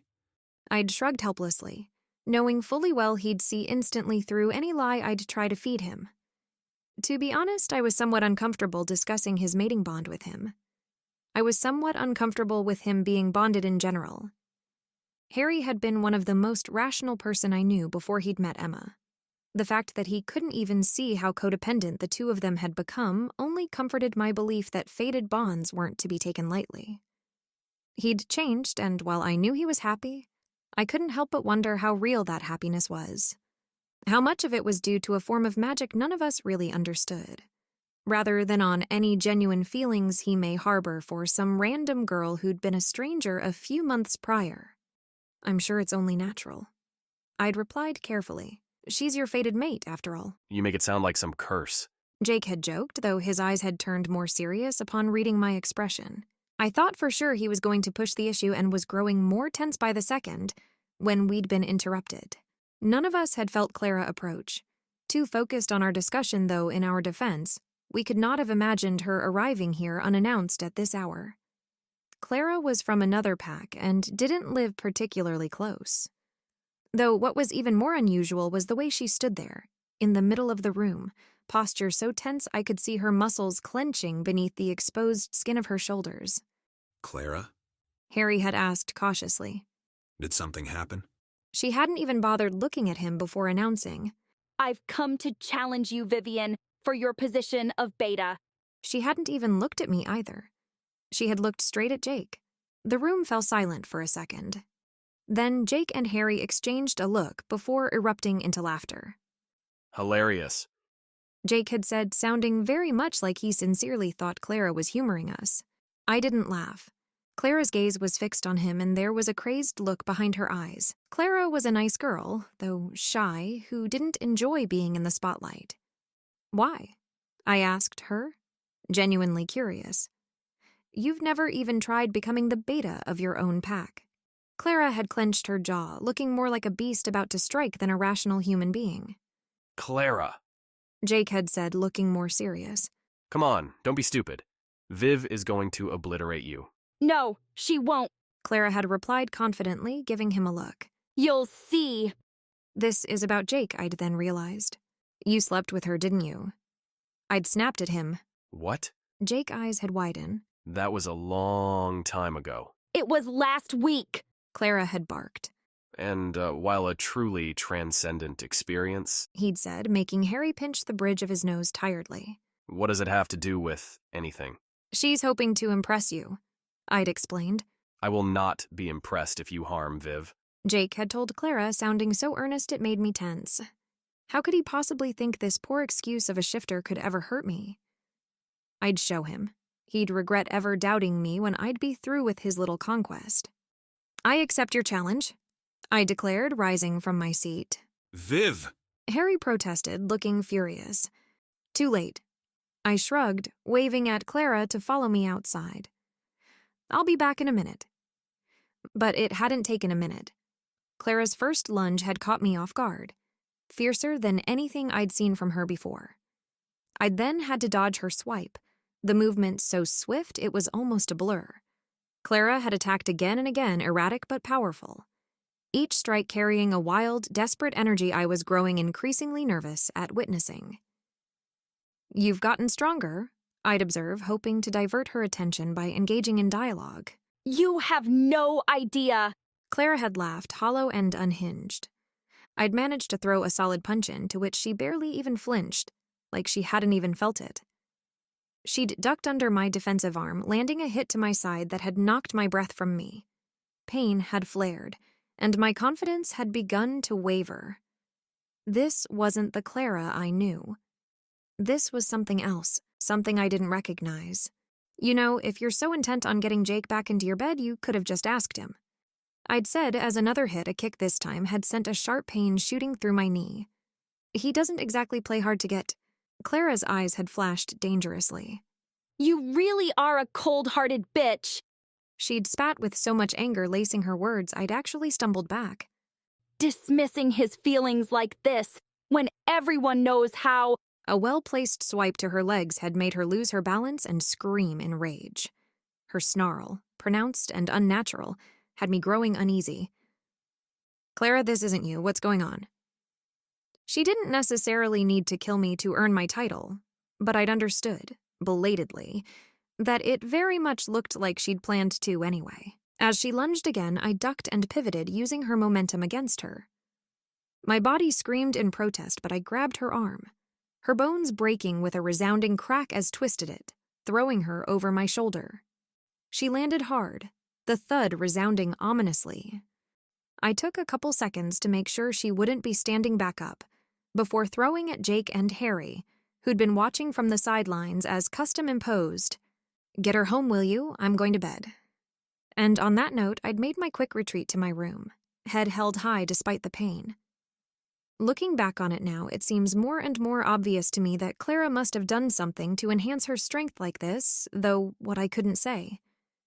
But on the spot, I'd just been worried Harry or Jake would judge me for taking this long to overpower her. And it's not like we'd ever heard of anything capable of enhancing a shifter's strength. I sigh, struggling to remove my shoes. My bones are going to heal. In fact, they're doing so as we speak, but I must have worsened my fracture by walking on it because it hurts like a bitch. It had been stupid of me to agree to Clara's challenge. Her dilated pupils, the manic edge to her voice. She hadn't been in her right mind. But I'd been so blinded by my anger. I bury my face into my hands. I wished I could stop letting Jake get to me like this. I really wish I... Vivian, A voice echoed through the room, making me jump. is that a wish I hear, forming in your thoughts? I groan as the witch appears in the middle of my room, strawberry hair and blue dress flowing beside her with magic. It's been a while since she's last stopped by. I hadn't missed her one bit. "Go away," I groan, wincing in pain as I inadvertently shift my healing leg. "I'm not in the mood for your pestering tonight." The witch tusks. You know, I only come here to serve. I owe you a wish. I felt one growing in your soul. Do us both a favor and make it, so that we may finally put all my pestering behind us. I resist the urge to throw a book at her head. She's an all-powerful witch after all. I'm not about to provoke another dangerous supernatural being tonight. If I'd known saving you from that vampire would get you on my case like this, I swear, I would have let it drain you of your blood. I snap, immediately regretting my words. Thankfully, the witch merely blinks at them, uncaring. But you did save me, Vivian, unfortunately. She smiles, the most emotionless smile I've ever seen. And like I've told you many, many times over, I'm now in your debt. And like I've told you many, many times over, I'm not interested, I reply, briefly moving my leg to check how it's faring. Growing up, I'd heard of the witch's wish-granting abilities. How she could, for a price, make any of your dreams come true. Though, the price, I'd been well taught, was never worth the dream. Our previous alpha, Jake's father, who'd preceded Harry, had warned us never to make one. And I was resolved not to. I told you, the wish will be free of charge. You will not be paying any price. I don't care, I'm not interested. Now go away. I grunt, closing my eyes. I feel the witch's magic thickening around me like a tight vine. It becomes stifling, almost pricking my skin. You'll regret not making your wish sooner. She warns. When you make yours on a whim and I'm forced to grant it. Then don't grant it. I have to, you know that. I can't carry a debt. Not my problem, I declare. It will be. Someday soon, you're going to make a stupid wish you'll regret and you're going to be sorry. No, I won't. I say with absolute certainty. I have perfect impulse control. But unfortunately for me and pretty much everybody I'd ever known, I'd been very, very wrong. 9. Present time in the parking lot of the hotel with Jake. The floor seems to tilt on its axis as I get caught in Jake's somewhat curious yet overall indifferent gaze. I've known this man almost my entire life, and yet, from the way he is looking at me, I can tell. He doesn't know me. He doesn't remember me. The reality of my new world presses in, suffocating and relentless. Seth isn't dead. I'm married to my sister's mate. My best friend doesn't know me. There's only one explanation for this. That pestering, backstabbing witch must have granted me a wish. I hold back a piercing, frustrated, guttural scream. But why? How come she finally went ahead and done it? She'd claimed she couldn't use her magic if no one made a wish for her to grant. Does it mean I officially made the wish then? I must have. It's only logical, yet why would I ever do anything so stupid? It doesn't make sense, and yet nothing else does. So it's the only reasonable explanation left. That witch has been harassing me about making a stupid wish for months now, ever since I'd rescued her from a vampire. Apparently she owes me a life debt which she'd been eager to clear. And if anyone I know has the power to transform reality, it's her. It only makes sense to assume that she must be behind this entire, absolute insanity of a situation I find myself in. This leaves the question, what is it that I've wished for exactly? Why? And when? It must have been before I woke up in Kieran's bed. For this is first when I noticed a shift in reality, namely that he considered me his wife. But it must have been after Margot and I discovered Seth's body. I remember everything that happened before then. And I know for a fact nothing I did involved making a wish. However, between finding Seth dead and waking up in Kieran's bed, my memories are blurry. Therefore, the wish granting must have happened during that time. You're not gonna pass out on me, are you?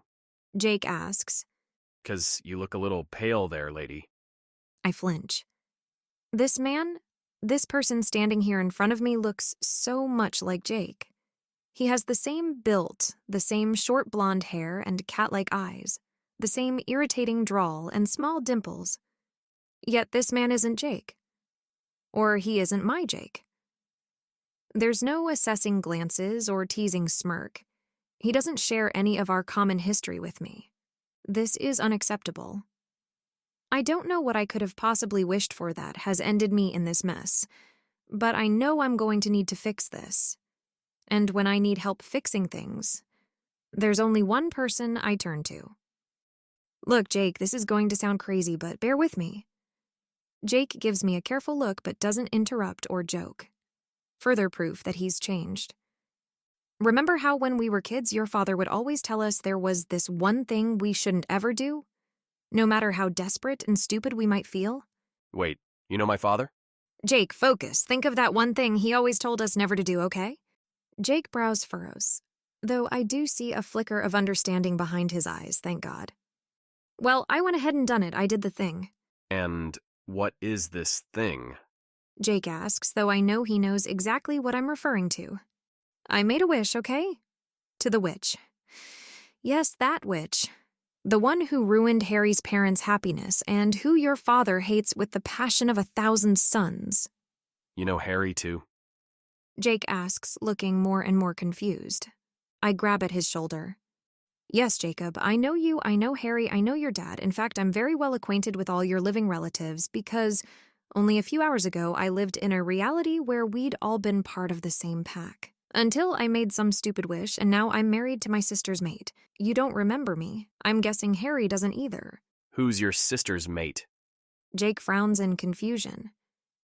Kieran Reeves. Concentrate, Jacob. You know, I hate it when people call me Jacob. Of course I do. Why do you think I do it? Anyway, point is that I need to fix this entire mess, and I'm going to need your help. Jake's lips are slightly pinched, which means he's carefully considering my words, but there's doubt in his eyes. He doesn't entirely believe me. You want me to prove it to you? I ask, crossing my arms. Okay.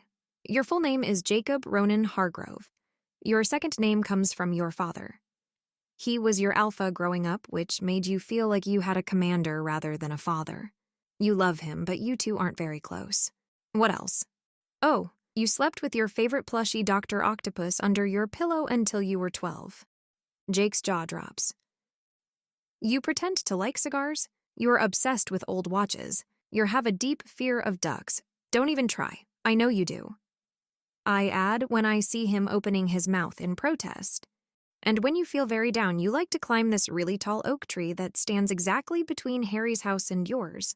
The one you grew up in, 'cause when you two were kids, he'd come join you. Either that or you listen to Celine Dion. Your guilty pleasure. Jake looks downright stunned. I don't think I've ever seen him look this stunned. I know you, I tell him, itching to grab onto his hand, though I don't know how welcomed it would be right now. I do. Ask Tea about Celine. Jake says, making me smile. It's so typical of Jake to focus on a stupid detail like that. I can't help but laugh in relief. This isn't my Jake, but it is still Jake, nonetheless. And a Jake that doesn't know me is better than no Jake at all. Ms. Reeves? It takes me too long to realize it's me who's been called from across the parking lot, a detail that doesn't escape Jake's notice. A man is approaching us, sturdy and with short, military-cut brown hair. I've seen him before, I realize, as he arrives by our side. He's the man who'd come to get Kieran earlier when I'd first woken up in his room. Our alpha is looking for you, ma'am.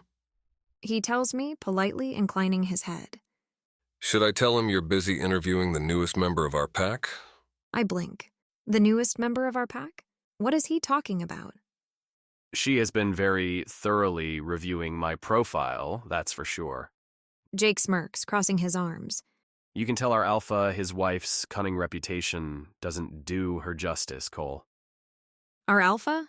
We're not part of the same pack. In this reality, being Kieran's wife, I suppose that makes him my alpha. Which might explain why he'd had such a hold on me before, and why my wolf had urged me to submit to him while we were together. Obviously, this Cole guy is one of Kieran's man. But Jake... I don't make it a habit of discussing my alpha's wife with him, especially not like she isn't here. Cole replies, a dangerous edge to his voice. I suggest you do the same, Hargrove, if you really want to last around here. Wait, are you saying he's hoping to join Kieran's pack? I ask Cole disbelievingly. Yes, he came to us a few days ago on the matter. Isn't that what you'd just been discussing with him? I'm stunned silent. Jake wanting to join another pack? That would mean he'd have left his own. The pack that he grew up in. His own family's pack. I had a falling out with my previous alpha. Jake tells me like this is a perfectly reasonable explanation. And while it might be in Cole or Kieran's eyes, I have a hard time believing it to be true. Yes, wolves sometimes change packs. It does happen. Most often, it's a switch that takes place in order to be with one's mate. More rarely because of a falling out with one's alpha, as Jake says. You and Harry got into a fight? I ask, raising a dubious eyebrow. We have, yes. I cross my arms. About what? We grew up together, he and I, like you've mentioned earlier yourself, Miss Reeves. Jake replies.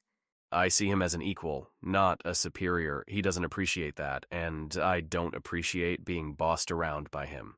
Jake's looking at me straight in the eye, and the way he says this.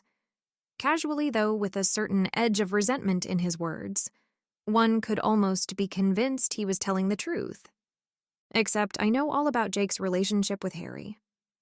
I don't believe for a second they'd fight to the point of Jake leaving the pack, and even if, for some insane reason that were to happen, Jake would never join another pack. I know that with utmost certainty. 10, 20 years ago, The day I joined Jake and Harry's pack. The house is big, one of the biggest I've ever seen. I don't remember much about my old pack's headquarters. We'd mostly lived at home with our parents, but I know it was nothing as impressive as this. I'm currently seated on a low bench in a long, quiet corridor, bathed in a morning light that seemed to reflect on the well-polished wooden floor. Outside large bay windows, the ground seemed to run all the way down a nearby forest on the horizon. Must be convenient to turn and train. No wonder a lot of the pack children come to reside here to perfect their abilities. Doesn't make the prospect of becoming one of them any easier, though. You better fix the long face when you meet Ronan. My mother had told me during the car ride over to the house. It had been a long ride, which had only made me more aware of how far I'd be living from her and Margot now. He's a well-respected alpha, one you'd do well to impress during your stay. Yes, Genevieve. He was Cassandra Hargrove's twin, you know. She'd only told me 100 times about our new alpha and his legendary dead sister, but I knew better than to remind her of the fact. She'd seen it as impertinence. I'll do my best to prove my worth to him. You're very advanced for your age. I'm sure he'll be pleased. What's important is that you secure a good relationship with his son. I nod again with a brief, delicate incline of the head that won't risk messing up my hairdo like she's taught me. Discipline and poise at all times, as expected. He's the heir apparent to the pack, and if all goes well when he becomes alpha, you'll have already mated, or be engaged at the very least. This pack doesn't need to make a lucrative alliance. It has more than enough resources and influence. So Ronan won't mind his son being mated with someone on the inside, especially not when you'll have proven yourself to be the best candidate. She'd told me this before. At the time, I'd done the mistake of phrasing my concerns that perhaps the alpha's son wouldn't like me. I wasn't very used to hanging out with other shifters my age. I don't make that mistake again. I wouldn't want Mother to forbid me from coming home for the holidays to see Margot. She'd been inconsolable earlier when I'd left. I'd had to bite my lip for a while to hold back my tears. Yes, Mother. I'll be sure to become good friends with our alpha's son. My mother sends me a sideway glance. I suppose that'll do for now. You're only 11 after all. Though you and I will need to have a little talk about how to turn that friendship into something more once you're old enough. Maybe next year? All right, I reply, holding back an uncomfortable frown at the prospect. Though do remember to strike a friendship with the cousin as well, all right? Mother said as our car pulled behind a tall iron fence beyond the tree line of the forest. Ronan's very fond of him, I hear. One can never be too prudent. Then we'd been escorted inside the house, a grand Victorian with sprawling ivy climbing its stone facade and tall arched windows that gave it an almost regal air. And my mom had been led into our alpha's office while I waited for them in the hall. I tried to focus my attention on the beautiful outside view of the house, but the more time passed, the more difficult it was to forget I wouldn't be seeing my sister for months, and that she'd be stuck home alone with Genevieve and her new mate while I was gone. Are you okay? Why are you crying? A voice asked somewhere nearby, startling me. I hadn't even realized I'd started crying, but now feel the dampness from my tears across my cheeks like I've been burnt. I hurry up and dry them before facing the newcomer, a boy about my age with light blonde hair and sharp, piercing blue eyes that remind me of a cat. I wasn't crying. I snap. I have allergies. I do not, in fact, have allergies. My wolf has started manifesting 2 years ago, and I'm well past the stage where small human inflictions bother me. But that boy doesn't know that. Do you want me to show you the infirmary? He asks. I shake my head, lowering my eyes. Hopefully, he'll take that as a sign to leave. He doesn't. What's your name anyway? I've never seen you around here. Don't you know? I reply because I'm worried about asking for his name back. It might make me look unprepared. Being unprepared isn't useful. I wouldn't want my future alpha to think less of me if he found out I'd come unprepared. They'll just call you Red. The boy shrugs. 'Cause of your hair? I briefly glance at a strand of my hair before sending the boy a wounded look. I mean, it's really pretty. I like it. I didn't think my hair was pretty. I didn't think much of it at all. Is it really? I'm Jake. The boy says, interrupting my thoughts. He's flashing me a bright, happy grin I don't know what to make of. Is he mocking me? I hope not. This is the kid I'm supposed to be making friends with per my mother's wishes. Hello. I say, cautiously extending my hand. My name is Vivian Woods. Jake looks briefly surprised, but then he takes my hand in his and beams at me. Well, come on, you're going to stay here, right? I'll introduce you to the others. I hesitate, eyeing the thick oak door through which my mother disappeared earlier. She'd told me to wait here. I don't think so. I eventually reply. Mother said I should wait. Jake snorts like this is a highly entertaining answer. What's so funny? You, standing there like a lamppost while your mother's busy with my dad. With the alpha. Who's also my dad. Jake points out like this fact somehow takes precedence in his mind. Well, he isn't my dad. I snap. I wouldn't like him to get the wrong impression. Oh. Jake nods, understanding blooming in his eyes. All right, hold on a sec. And then, to my astonishment, he begins to bang on the office door. Dad, can Vivian Woods come play with us while you're with her mom? I feel my cheeks start to burn. Pure, unadulterated embarrassment filling me to my core. How dare he intrude on his alpha like this? Does he have a death wish? Cut it out. I protest, trying to pull Jake back. The office door opens to reveal a tall Viking-like blonde man with dark gray eyes and long blonde hair held back in a bun. He doesn't say anything, just gives Jake a look that has me instantly strengthening my spine. As the alpha scent fills my nostrils, my wolf immediately urges me to lay low and comply. Well? Jake asks, sounding perfectly unaffected by it all. Can she? The alpha's eyes, my alpha's eyes, fall onto me. My wolf shrinks down on itself on instinct. He doesn't have to say anything. I know he isn't pleased. My wolf senses it. I apologize, Alpha. I tell him, lowering my head. I didn't mean to disturb you. Relax, Viv. Jake laughs, making my heart sink. I understand that he is the alpha's son, but to show so little decorum in his presence? And when he is so obviously unpleased. My wolf is hissing in discontent, and only the fear of making the matter worse holds me back from admonishing Jake for this startling lack of disrespect. Where's your cousin, Jake? The alpha asks, interrupting my frantic thoughts. Have him show Vivian around, will you? A brief pout crosses Jake's feature. I can do it. He protests petulantly. I gasp before covering my mouth with my hand, which doesn't escape Ronan's notice. He scratches his throat. Fine. As you command, Alpha. Jake says in a tone that could come off as somewhat respectful if he hadn't been rolling his eyes at me as he said it. Then he grabs my hand and drags me along behind him while I'm too stunned to protest. I've never seen anyone being so unaffected by their alpha's authority before. And it's like Jake's father seemed to be lacking in authority. His presence had been positively stifling. But Jake had looked like he hadn't been affected by it at all. And it's not like he didn't have his wolf yet. Mine could feel his own. This was puzzling. Nothing I'd ever seen before. 11. Present time, still in the parking lot with Jake. I stare at Jake's innocent expression disbelievingly. So he says he wants to join Kieran's pack? Don't make me laugh. Even if Jake and Harry had gotten into a fight in this world, which I find very, very difficult to believe, there is no reality in which Jake joins another pack. He couldn't if he tried. He may be an outstandingly capable wolf, but he couldn't submit to anybody should his life depend on it. And no alpha but Harry would ever tolerate it. Wolves like us implicitly understand rank and live by it. Before even seeing each other as individuals, we recognize one another's part within the whole, defining ourselves depending on our place within the pack. It's not custom but natural ingrained behavior that is driven by our dual nature.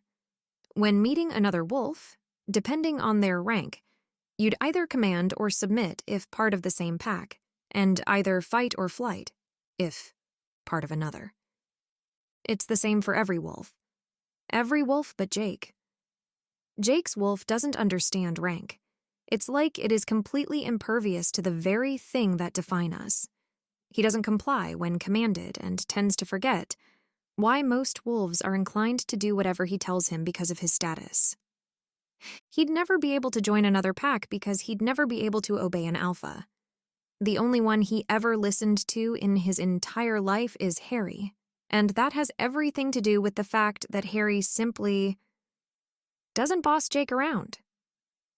If he wants him to do something, he asks, and because he never asks for anything Jake isn't willing to give, then Jake accepts.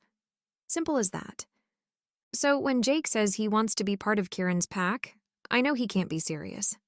That end, when he lies, there's a small crease that appears in between his brows. And I can see it right now as we speak. What you're saying is that you'd like to pledge your allegiance to Kieran.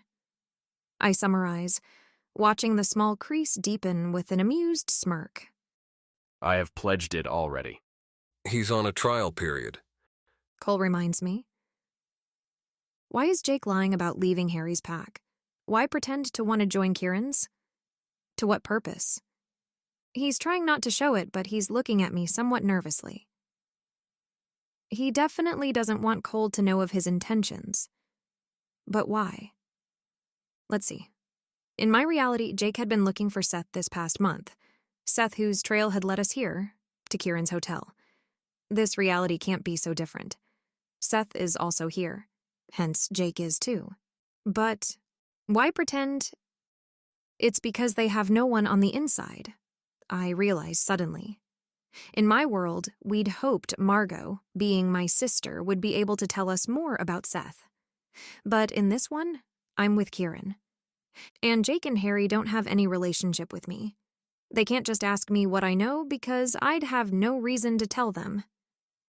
That's why Jake joined Kieran's pack, to look for Seth. This is good, but also not. Good because Jake and I still share the same goal in this world, to save Seth and uncover the truth behind his disappearance. But bad because if Jake suspects Kieran of having anything to do with Seth going missing, which he must because so do I, then being Kieran's wife, I must be a suspect in Jake's eyes by proxy. And that would make him less likely to believe my story about being from an alternate reality. It must already be hard to believe, but coming from someone who might be hiding something shady from him in the first place? Ms. Reeves, I really must insist that you come with me now. Cole warns. Our alpha was quite adamant on having you back at his side, and you know he doesn't like to wait. He says this like it is supposed to mean something to me, except it doesn't. I have no idea what Kieran is like, which is going to be somewhat problematic, because he's definitely up to something. And as his wife, he probably expects me not to let anyone onto what, if not a full ally. He must at least trust me not to betray him should it come down to it. But what would he do if he found out his wife didn't remember him and had no loyalty to him whatsoever? What is Kieran Reeves capable of exactly? All right, I reply. Let's go. We'll continue this interview in the morning. I add over my shoulder to Jake. He smiles at me, mirth and intrigue playing across his features. I'm looking forward to it. He replies. Cole and I walk in silence towards the hotel. Only when Jake is far enough away and out of earshot does my husband right-hand man turn to me to add, Do not concern yourself, Ms. Reeves. If it doesn't work out with Hargrove, we'll ensure he can never betray the pack. I don't like the sound of that at all. And how would we ensure that? I ask, keeping my voice neutral despite Cole's hardened smile. The usual way. The permanent kind. I have no doubt about what Cole mean with permanent and it isn't good. Not only does this mean I could be in danger should Kieran realize I'm no longer on his side, but if Jake gets caught playing double agent for Harry, he could be in serious trouble as well. Though, would he even believe me if I warned him? What a mess. I quickly plan through my next move as I cross the sparkly reception hall of the hotel for what feels like the 100th time this evening. It looks the same as ever, if more empty at this hour, which further heightens my unease. I look at the concierge, politely expecting requests, wondering what he knows. I see a barmaid clean a glass in the corner of my eyes and wonder what she knows. What exactly is going on in this hotel? Who can I trust? I need to get Jake to trust me, that's for sure. To find a way to get Seth out of this hotel. And I need to speak with the witch so she may fix what she's done and send us all home. But what's becoming more and more apparent is that I won't get a chance to get onto any of these tasks if I don't get on a more pressing one first. It being to convince my husband that everything is absolutely fine with me and that he has nothing to worry about where I'm concerned despite what happened between us earlier. From the way Kieran looks at me as I'm led back into our bedroom, this isn't going to be an easy task. He's sitting in the office area of the penthouse, discussing something over the phone, though he's quick to end his call when I arrive, to stand in front of him in silence. That silence stretches even after he's hung up, taking uncomfortable route between us while I desperately try to think of something harmless to say. Something causal and reassuring that the Vivian he knows his wife might say. Something casual and reassuring that the Vivian he knows his wife might say. But I barely know this man. At least in the context of this reality, I do not. We've been married for 5 years. The Vivian he thinks I am must know what he likes to eat, and on what side of the bed he sleeps. She shares memories with him. Dreams, good times, and maybe some bad ones too. What do we fight about? What do we laugh about? What do we talk about? Come here. Kieran tells me, waving me over. I tense all the more at loss for words.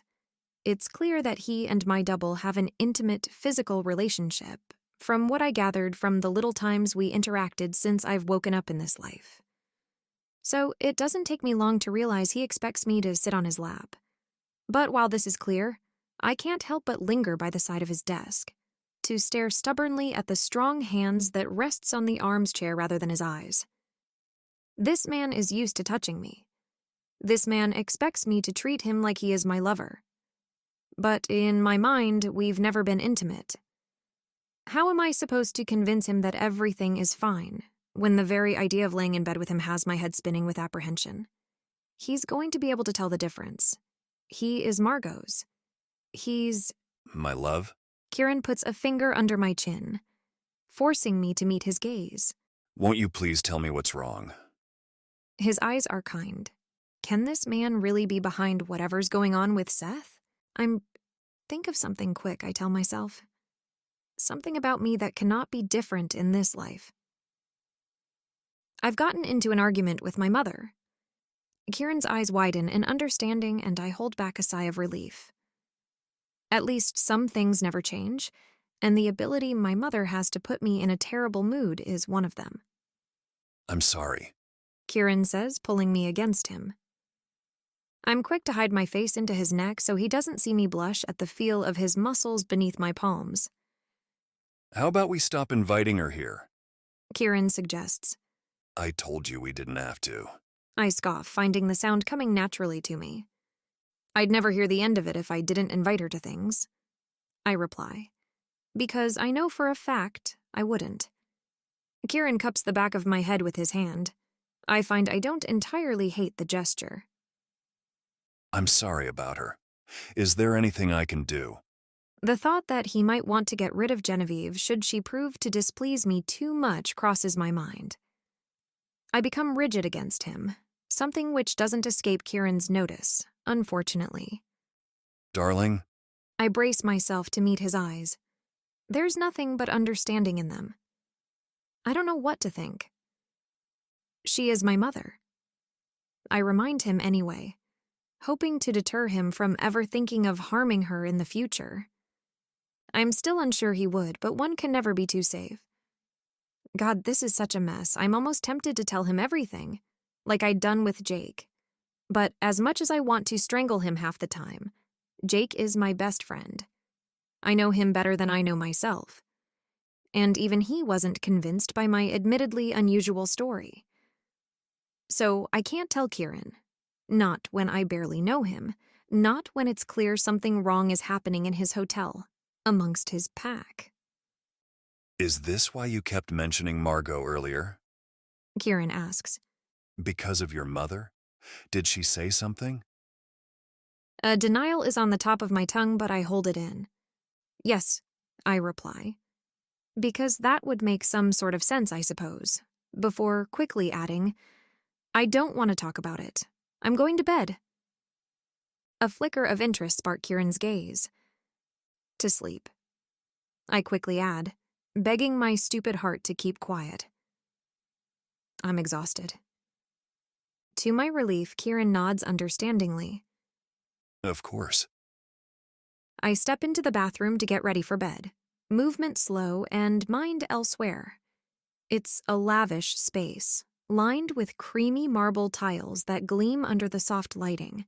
A large, freestanding bathtub sits elegantly against one wall, a piece of art in itself. I somehow find all the necessary toiletries, including a silk nightgown I realize I find pretty because I must have picked it out myself. I somewhat come back to myself as I approach the large bed I didn't think I'd be getting back into anytime soon, sliding under the cover reluctantly under Kieran's impenetrable gaze. Good night, my love. He wraps me in his arms like it's the most natural thing in the world.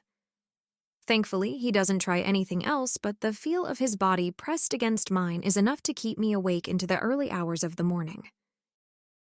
12. 4 months earlier, at our PAC's headquarters.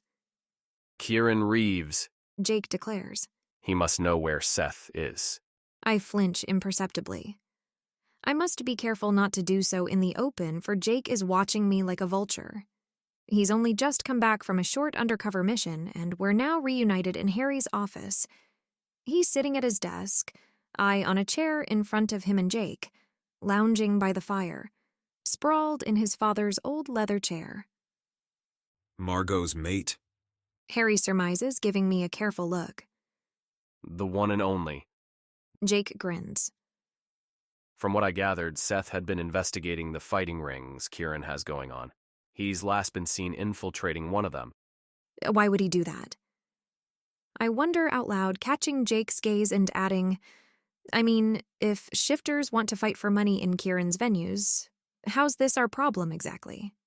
Harry sends me a slightly reproachful look, which doesn't really surprise me as he tends to consider everything wrong with the world as his responsibility. Yes, I'm aware it is against our laws, I tell Harry. What I mean is that with everything going on, why would Seth choose to focus on a relatively minor issue now? I was hoping you'd ask. Jake replies triumphantly. Obviously, Kieran wouldn't run rings for entertainment purposes. There needs to be something in it for him. Obviously. Harry nods. Well, turns out he has people betting on the fights under different guises, rather large sums of money at that. Let me guess. These people always win? Always. Despite all the odds being against them to the point where it's practically miraculous who ends up winning at times. You think Kieran rigs the fights in his favor, I conclude. I don't much like the sound of that. I know I may not know Kieran intimately. I've rather missed my chance at that. But I was under the impression that he'd been a decent, honest man. I know he does. Jake replies. His pack has been growing suspiciously wealthy ever since he became alpha, and I think that is precisely why Seth was onto him, because he thought there was more to the story. Explain, I encourage. I think they're feeding the fighters enhancement drugs, Jake says, stunning both Harry and I silent for a moment. Enhancement drugs don't work on shifters, Jake. I remind him. Our body purges them out too quickly. Like any drugs, really. Unless Kieran's people have come up with a new one, specifically for shifters. Jake argues. One capable of making any wolf strong enough to beat even an alpha in a fight? I freeze, taking in the implications. You think Kieran is behind all the pack's altercations that have been going on? I shake my head in disbelief. He wouldn't. He isn't like that. Right. I forget how intimately you know him. Focus. Harry interrupts before I can take the argument further. Jake sighs but continues. There are shifters taking down way more dominant wolves and stealing their alpha positions with no effort. Remember how Clara almost defeated Viv in a fight the other day? Clara is nowhere near as powerful as Viv. Harry concedes. Yet she almost defeats her out of nowhere. Unlikely, and yet... She wouldn't have attacked me if you hadn't left her for scraps. Jake scratches his throat. Not the point. Clara, a rather weak wolf, almost beats Viv, one of the most powerful betas in the region. How? How do low-grade, weak, unassuming wolves end up getting the better of, obviously, way more powerful ones in a fight at the last minute? I remember Clara's strong grip. I remember her manic eyes and laugh. I remember how, after she'd regained consciousness, she'd had no recollection of our fight, or so she claimed. But according to Seth, Clara's alpha, she'd acted subdued yet irritable for weeks after the fact. Completely unlike herself. I think you're right, I tell Jake. She'd been on something. Harry pinches the bridge of his nose. So we're facing a drug epidemic? Which has been orchestrated by Kieran Reeves of all people? Why would he do that? 'Cause he's a dick. Jake. What? He is. Guys, Harry clasps his hands, turning to Jake. we can't know for sure if Kieran's manufacturing the drugs. He could be just another buyer. I guess, but he was definitely on Seth's list of suspects, and whatever he found out during his investigation of Kieran had him go missing. That's rather suspicious, wouldn't you say? Harry nods pensively. Visit some of Kieran Reeves's clubs and hotels. Ask around for the drug. Discreetly. He adds before turning to me. Kieran's birthday is coming up. Surely your sister has something planned. I try very hard not to grimace. What makes you say that? Because she plans something every year and invites us, but we never go. Your point? Harry gives me a tense smile. Let her know we'll be coming this time. It'll be the perfect opportunity for you to reconnect with your baby sister. I'd really rather not. This isn't a request. Harry says, command-lacing his words. An alpha has gone missing, and more packs are being taken over by unhinged low-grade shifters going on violent rampages. If sucking up to Margot can help us fix it in any way, I expect you to get on board. Fine. I cross my arms, carefully avoiding Jake's gaze. But don't make me suck up to Kieran. We haven't left things on exactly good terms, he and I. You mean after you broke his poor fragile heart? Jake cuts in. I send him a dark look before exiting the room. I guess I should brace myself for seeing my estranged frenemy of a sister again. I can only hope I won't have to go anywhere near her mate, who I'm trying my best not to think about seeing again after 5 years. 13. Present time still in Kieran's bedroom. I pretend to be asleep when Kieran wakes up for the day, pulling me a little closer against him. Though despite how I make my muscles go limp and keep my breathing smooth and even, I'm very much awake until the moment he steps through the bedroom's door where I hear him greet Cole for the day. Only then do I allow myself to catch up on much-needed sleep, drifting off for the next hour. It will have to do. When I stir back awake, sunlight spills through floor-to-ceiling windows, casting warm patterns across the silk sheets that drape the massive bed. I pad across the plush carpeting to the bathroom and, after a quick, rejuvenating shower, head to the walk-in closet from last night, taking more time to appreciate rows upon rows of designer clothes, shoes, and accessories. I imagine myself selecting each item, planning where to wear them, perhaps even smiling with satisfaction at my reflection in this very room.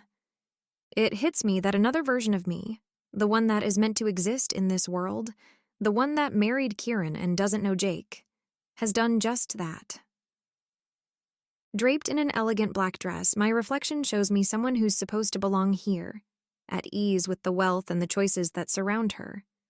But inside, I feel like an imposter in my own life. I wonder just who I am in this alternate reality, who I'm meant to be. What do people expect of me exactly? How can I behave accordingly when I don't know what's expected of me? What role do I play in Kieran's pack? How much do I know of his shady undertakings? Too uneasy to dwell on this any longer, I head down to the reception to request for Jake's room number, betting on him staying here at the hotel for the time being.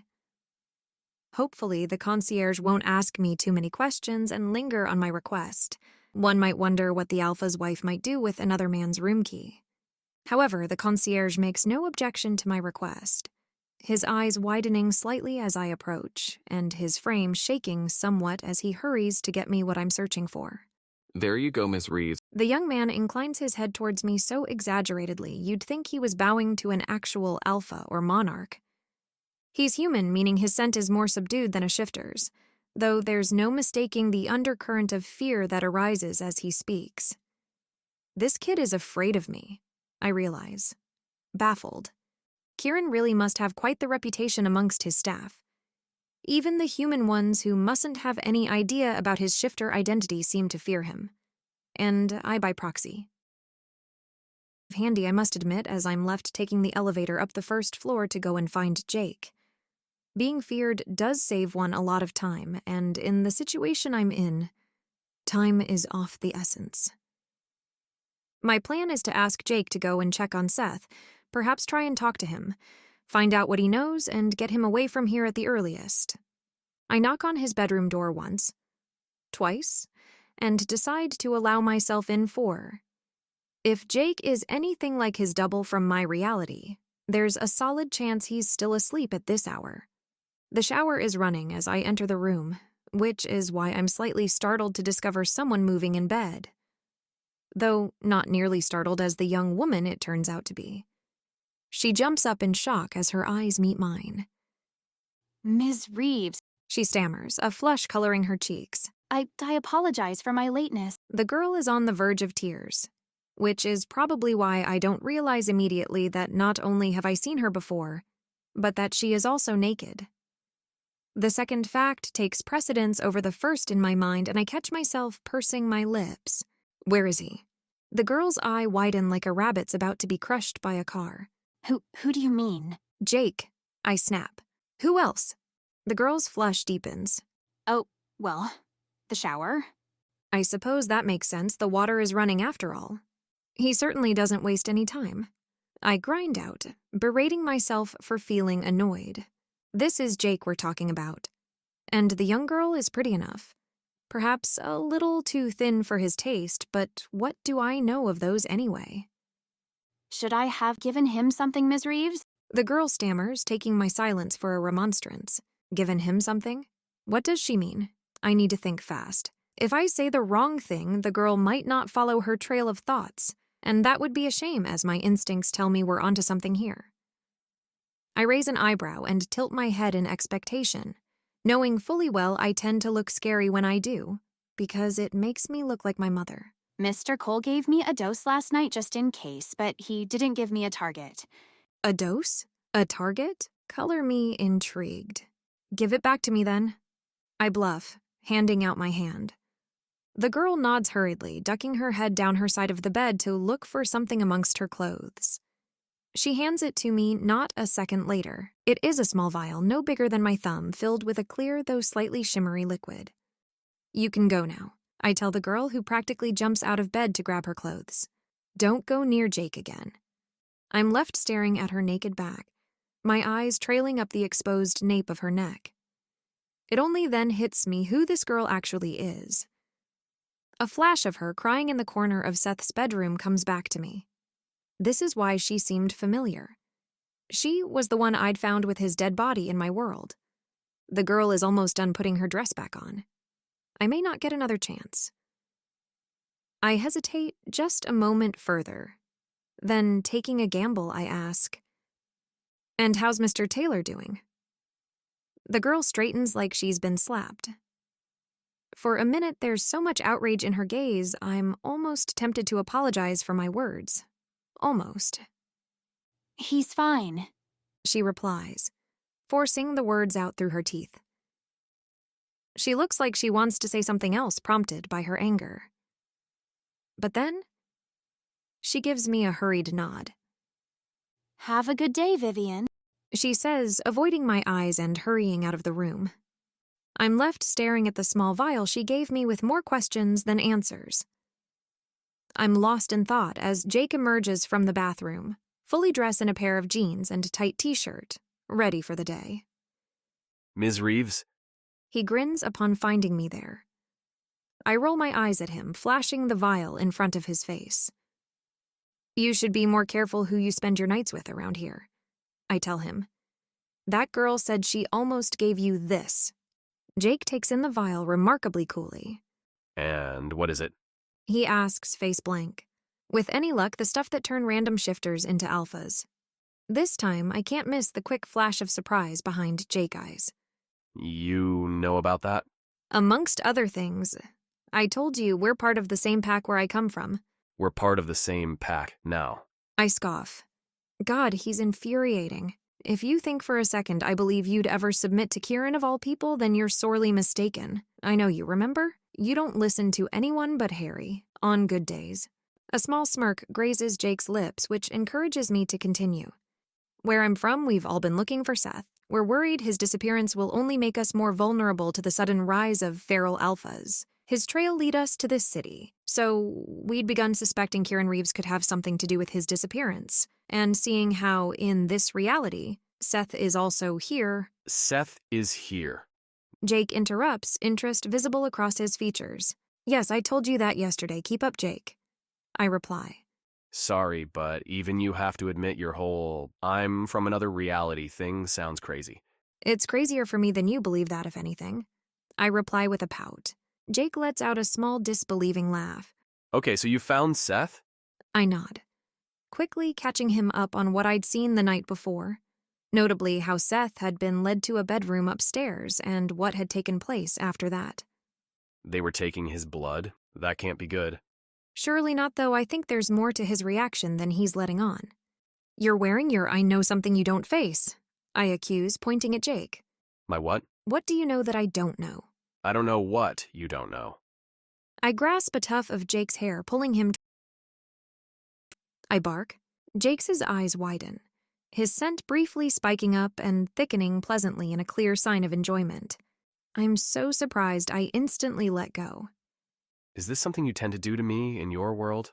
Jake jokes. 'Cause I have to say, it's super hot. Is he toying with me? He must.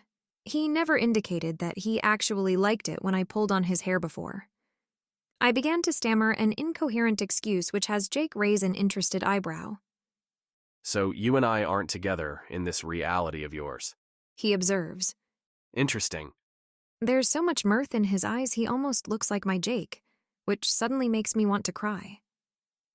I've never felt so far away from home as I do now, despite being near it. Of course we're not, I reply, looking away. Don't be stupid. Jake keeps surprisingly quiet for a moment. When I dare meet his blue gaze again, I catch him staring at me like I'm a particularly interesting puzzle. You're serious, aren't you? You really believe this isn't your reality? I sigh. Let's look at this differently. You and I can help each other here. Jake looks like he wants to protest or insist, but in the end, he just indicates for me to develop. How so? Kieran trusts me, or seems to, at least. And from what I gathered, everyone in this hotel is on my beck and call. This could give us an opening into whatever is going on. I found this rather easily. I remind Jake, waving the vial in front of his face. How about you give it to me? I'll have it analyzed.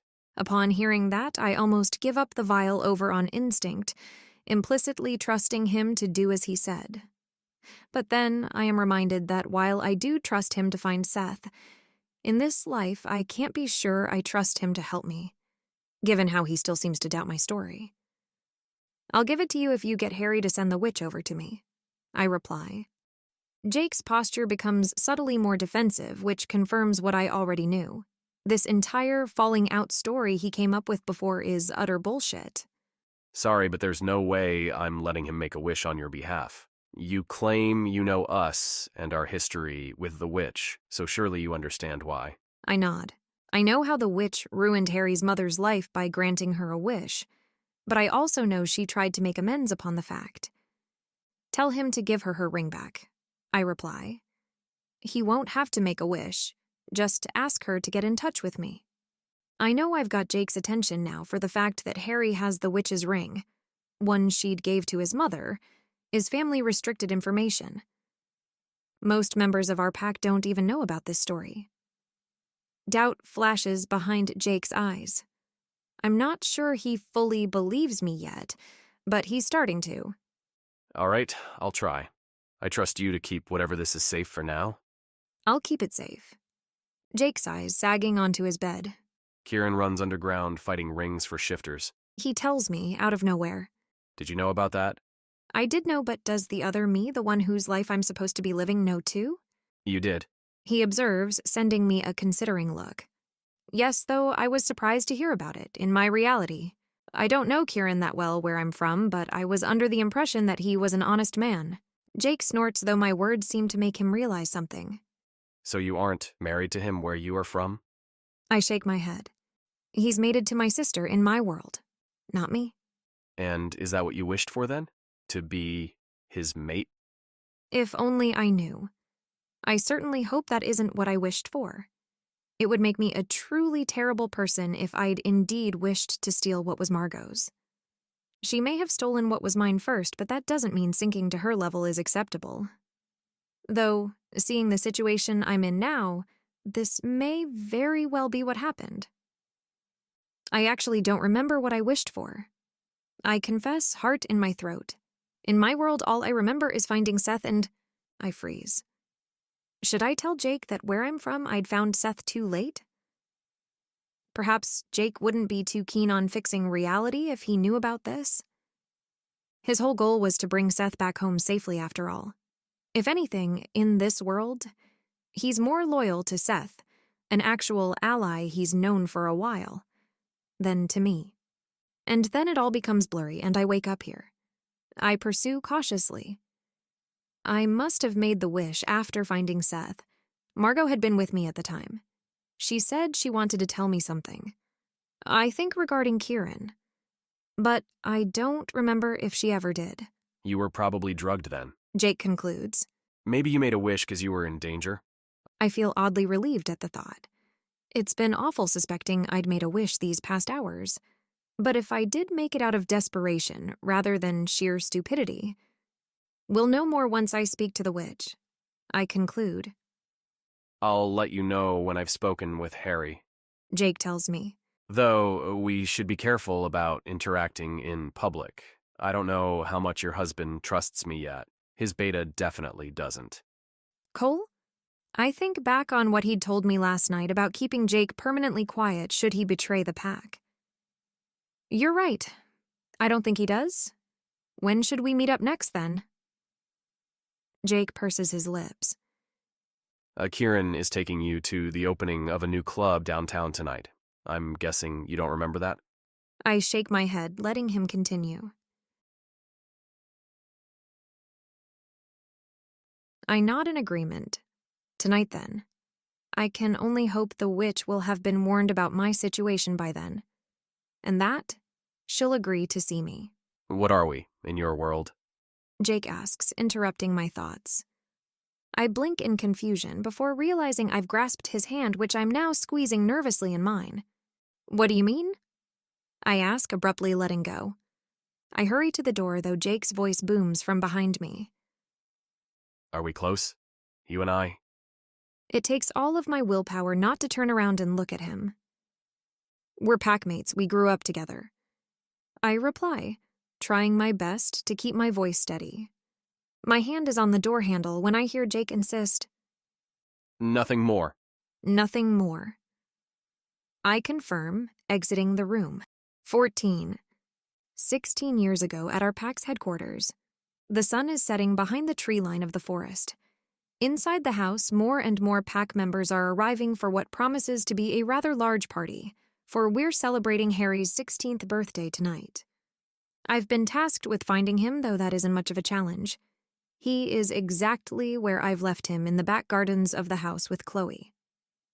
I watch him from afar, running laps along the 8-year-old little girl he's taken a liking to despite her total lack of potential, as she's yet to receive her wolf, despite her age. Harry, Jake, and I have all been tasked with training some of the younger members of our pack at times, but I hadn't realized how dedicated Harry had been until now. I'm pretty sure our alpha has already declared Chloe unfit for training for now. I'd heard her cry her little eyes out over the fact.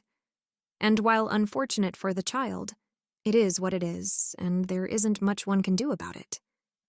Yet here's Harry forgetting all about his party to help her out, patiently giving her instructions and words of encouragement, the child looking up at him with nothing short of adoration in her eyes. I grind my teeth, heartbeat picking up uncomfortably against my chest. Harry's a born leader, I realize. He's kind and nurturing. It's perfectly unacceptable, and for a short while, not long but enough to make me feel rather sorry for it later, I wish him gone with all my heart. I'm not exactly sure what I plan to do as I climb the flight of stairs to Jake's room. Only my mother's earlier words of warning are ringing in my ears, and I can't seem to shut them out. I can't breathe properly. My chest hurts. Vivian, darling, I've got wonderful news. She'd told me as I'd gone into town to have lunch with her a few hours prior. She'd made the trip to speak with our alpha, but had asked to meet with me afterwards for a checkup. My mother still lived a couple hours' drive away with her mate Jim and my sister Margot, though the later would soon come here to study with other young shifters. Something I wasn't sure how I felt about. We'd grown apart the past few years, Margot rather adamantly refusing to speak to me whenever I'd come home. "What news, Genevieve?" I'd replied politely over a salad plate I'd already rid of any trace of sauce. I was 16 and a shifter, which meant I could have eaten fries all day and not put on any weight. But Genevieve insisted it wasn't ladylike to have carbs in public. And so I didn't, no matter if she was here to see it or not. Force of habit.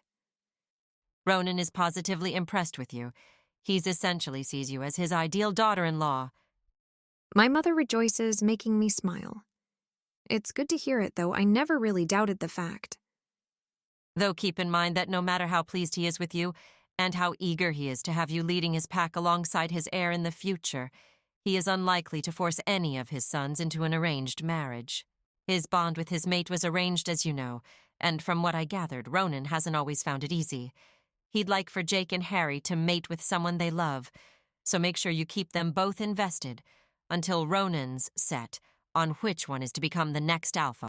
I froze upon hearing those words, my fork halfway between my plate and my mouth. Don't gape, darling. It isn't proper. My mother scolds, sending me an appalled look that would have made me blush in shame on any other day.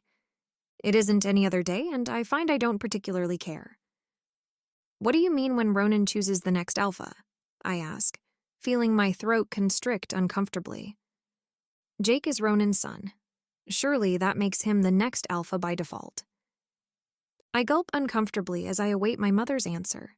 My mother who takes her sweet time answering my question because she likes nothing more than making people squirm. I suppose he is the most obvious choice. She eventually replies, making me sigh in relief. Though make no mistake, Ronan positively adores his nephew. He reminds him of his dead sister, who he nothing short of idealized. And the boy is quite gifted. So is Jake, I argue, immediately regretting my outburst when my mother sends me a knowing look. While your preference is duly noted, darling, you will not be the one that gets to choose. Ronan will pick his heir when the time comes, and you'll mate with whoever one of the two he decides on. Are we clear? I feel like I'm about to be sick even though I barely had 2 bites of tomatoes. My mother notices, for if anything. She's always been keenly observant, and for a quick moment she almost looks like she feels sorry for me. Darling, you must have known. I've always told you to keep close to both boys. She says somewhat more softly. Are you worried Harry wouldn't mate with you? I want to reply I have no idea what Harry would want, nor do I care, because there's no way I'd ever consider anyone but Jake for a mate. Look, my mother says, looking her cunning self once more. If you'd rather have one of them over the other, there's only one thing left to do. What's that? I ask, feeling like someone drowning, though desperately holding on to their last breath. Make sure your favorite choice wins. You have no idea what a young man would do given proper incentive. Her words swirl in my mind as I rush over to Jake's room now, watching the sun disappear through a window just over the horizon. The sight makes me feel as though I'm running out of time.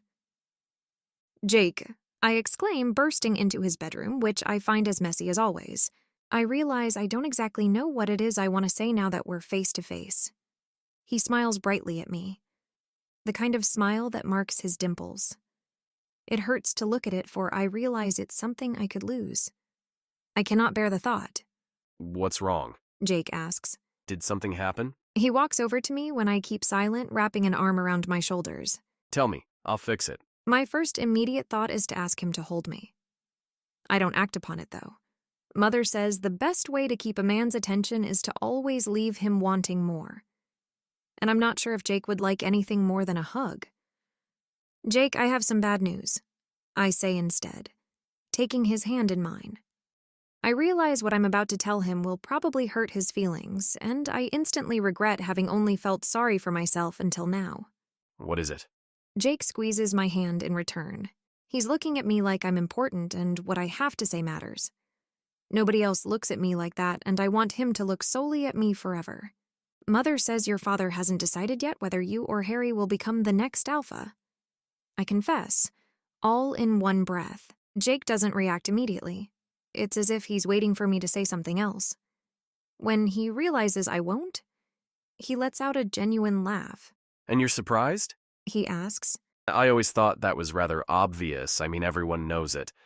Well, save maybe for Harry, who's too humble for his own good. And you, apparently. I recoil, snapping my hand away from his and ignoring how the loss of contact makes me feel adrift. You knew? I gasp. Of course. Jake shrugs. And I'm glad Harry's like a brother to me. It wouldn't be fair if Dad didn't consider him too. I roll my eyes, overwhelmed with the urge to shake him out of his stupidly peaceful acceptance. Jake, he's seriously considering him. I insist. He could seriously choose him over you if you're not careful. Jake blinks at me, wondering where I'm getting at. Then, so be it. He replies, so wholly accepting of the fact that it makes me want to scream. To be honest, I don't even know if I want to be alpha. He adds before giving me a hesitant look, like he's apprehensive of what I'll have to say about that. Well, I think it's unacceptable and he better kill the thought immediately. I clench my fists, trying to calm my beating heart, but my head is spinning and I'm suddenly feeling faint, like there isn't enough air in this room. Doesn't he realize what he is saying? Doesn't he care? Viv, you look pale. Jake says, pulling me towards his bed so that I'll sit down. What's wrong? What's wrong? I screech. You're asking me what's wrong? On what planet have you been living, Jake? Don't you understand the implications of what you're saying? I ask, getting up to pace around the room. I need to calm down. Mother said I should give him an incentive to make sure he wins at all cost. I won't motivate him by yelling at him, it's counterproductive. He needs proper motivation, and I need to make sure I don't lose him. Jake, I'll be mated to whoever becomes alpha, I tell him, trying to keep my voice smooth. He looks stunned for a moment before understanding comes across his features. He gets up to his feet and pulls me against him. Red, he says, taking my face into his hands. Dad would never force you to mate with Harry. You must know that. Is that what has you worried? The feel of his hands on my cheeks is almost enough to stun me silent, for I wish I could take the time to bask in the moment. But we don't have time for that. You're not listening to me, I tell him, catching his gaze. I'll be mated to whoever becomes alpha, Jake. I'll settle for nothing less. Jake searches my face for something he clearly doesn't find. I try to ignore how his decomposing expression is like a stab to the heart. I know I'll see it imprinted behind my eyelids for years to come. That is how much it hurts me. What are you saying? Jake says, though. The quiet, toneless inflection of his voice tells me he knows exactly what I'm saying. I'm saying that you have to become alpha, at all costs. I insist, stealing my resolve. Hurting him hurts me, but he needs to understand this. He needs to fight for us, for me. But Viv... Jake looks utterly lost. You don't even like Harry that way. You don't, do you? I lower my gaze because I'm about to cry and I'm not sure this would count as proper motivation. Mother says men aren't very attracted to tears. That somewhat makes sense to me. I want it to be you, I confess, finding Jake's gaze once more. I want to be yours. I watch his pupils dilate with something akin to fascination. His eyes are flashing gold with emotion, something that rarely happens now that we all have better control of our wolves. You do? He asks, voice sounding more gruff than usual. His scent changes as he pulls me closer towards him. I'm attuned to the subtleties of his scent, having grown up by his side the last 6 years. And I'm sure I've felt Jake experience desire before, Mostly for me, or at least I like to think so, but never as intensely as it does now. It's making me dizzy and strangely warm, though not uncomfortably so. It's rather pleasant, in fact. But also, like this isn't enough. Viv. Jake buries his nose against my neck, and I feel him shiver against me. He sounds like he's asking for something, and I'd like nothing more than to give it to him. But I'm not exactly sure what it is he wants. And then, I remember I'm not supposed to give him anything before he becomes alpha. Promise me you'll make me yours, I whisper, aiming for seductive but only sounding desperate and wanting instead. My eyes meet Jake's again, his look wild and nothing like I've ever seen before. For a moment, I'm worried he's going to pin me down and make me his right here. Though what worries me more is that I'd let him. Of course I would. I want him to. Okay. Jake sighs against my mouth. I feel his lips briefly grazing mine. Okay, I promise. I briefly forget what it is he is promising, for how much I'd like him to kiss me.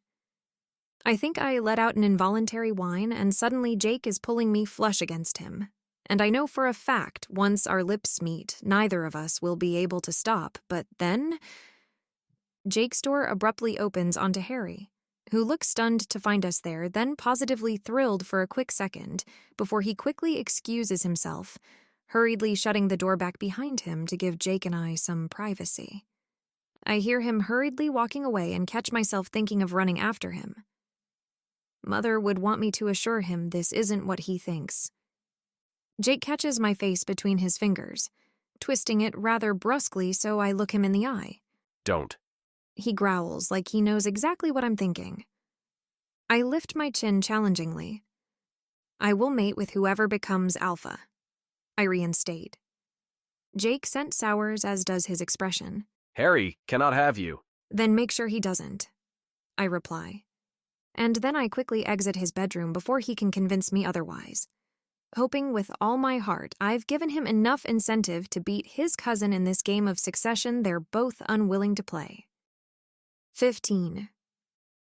Present time. In the back of Kieran's car. The car taking us downtown to Kieran's club opening has barely driven us 5 minutes when he places his hand on the bare skin of my thigh. I'm wearing a dark green dress with a high slit, and an obscenely large diamond necklace around my neck, which has probably been the highlight of this entire alternate reality experience. I never want to take the thing off. Kieran looks very elegant, too, in a nicely tailored suit, his usually tousled hair slicked back in a more sophisticated fashion that only underlines his masculine allure. Meanwhile, Jake looks entirely like himself in the driver's seat of our Bentley, especially when he sends me a quick, curious glance in the rearview mirror after I let out a quiet gasp. Something wrong? Kieran asks against the shell of my ear. I briefly shake my head, my throat a little tight with nerves because his fingers are making their way higher up my leg. I shift in my seat, making the leather creak, trying to put subtle distance between us. Unfortunately, the gesture only encourages my husband further. The next thing I know, his fingers are beneath the hem of my dress, light yet assertive, and his teeth are grazing my neck. You seem tense, love. He murmurs, his voice low and husky. He leans in, his lips meeting mine before I can protest. The kiss is soft at first, slightly questioning, as if he's gauging my reaction. It should definitely be a firm refusal. But his warmth is surprisingly comforting, and despite myself, I feel a response stirring within me. The kiss deepens, his tongue lightly teasing mine, inviting at first, but then increasingly more demanding. I find I rather enjoy the weight of his hands on my hips, how his mouth moves against mine. My initial resistance wavers as new aches begin to cloud my thoughts, and a part of me melts into the kiss. The warmth of his body, the strength of his arms securing me against him, make it hard to remember why I should be pushing him away. Though I should. I really, really should. But then there's Jake's scent, somehow weaving through the air. I can feel his eyes on me, watching. A powerful shiver runs through me. The thought that he might be noticing the change in my breathing, or the way I involuntarily lean into Kieran's embrace, stirs a part of me I didn't know was there. What will he think, or say or feel? The soft moans that escape me don't feel like my own. I'm not sure what draws them out of me. Kieran's ministrations or Jake's silent captivation. Though Kieran, emboldened by my apparent receptiveness, deepens the kiss further. His fingers venture upward, far beneath the hem of my dress, up to a place that sends a shock of reality through me. I jerk back abruptly, startled and perhaps even scared by the realization of where Kieran's actions are leading.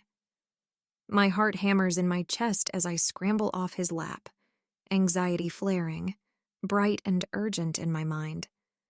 "What are you doing?" I protest, stilling his wrist. I thought we could make the most of our car ride. I give Jake a pointed glance before sending Kieran an affronted look. "We're not alone," I remind him, feeling myself blushing furiously. You never minded an audience before. Kieran laughs, placing a strand of hair behind my ear. In fact, it usually tends to get you going. I don't dare meet Jake's eyes in the rearview mirror. My heart still beats wildly against my chest, shame heating my cheeks. Shame mixed with a strange empty ache I can't make sense of. As the car weaves further through the city, the low hum of the engine a soft backdrop to my increasingly tense thoughts, Kieran seems oblivious to my discomfort. His hand finds my knee again, though keeping politely in place. I try to steady my breathing to not let on how unnerved I am. Still. The car glides to a stop in front of a spectacular building that seems to pulse with energy even from the outside, its facade a striking mixture of glass and polished stone. A ripple of anticipation runs through me as Kieran takes my hand to lead me out of the car and up a short flight of stairs into his club. There's a lot at stake tonight, and not only because I've planned to speak with Jake in private later. Look for Seth, observe every one of Kieran's movements like a hawk, while playing the loving wife. The cool night air does little to temper the tension I feel rising within me as we approach the grand entrance of the club.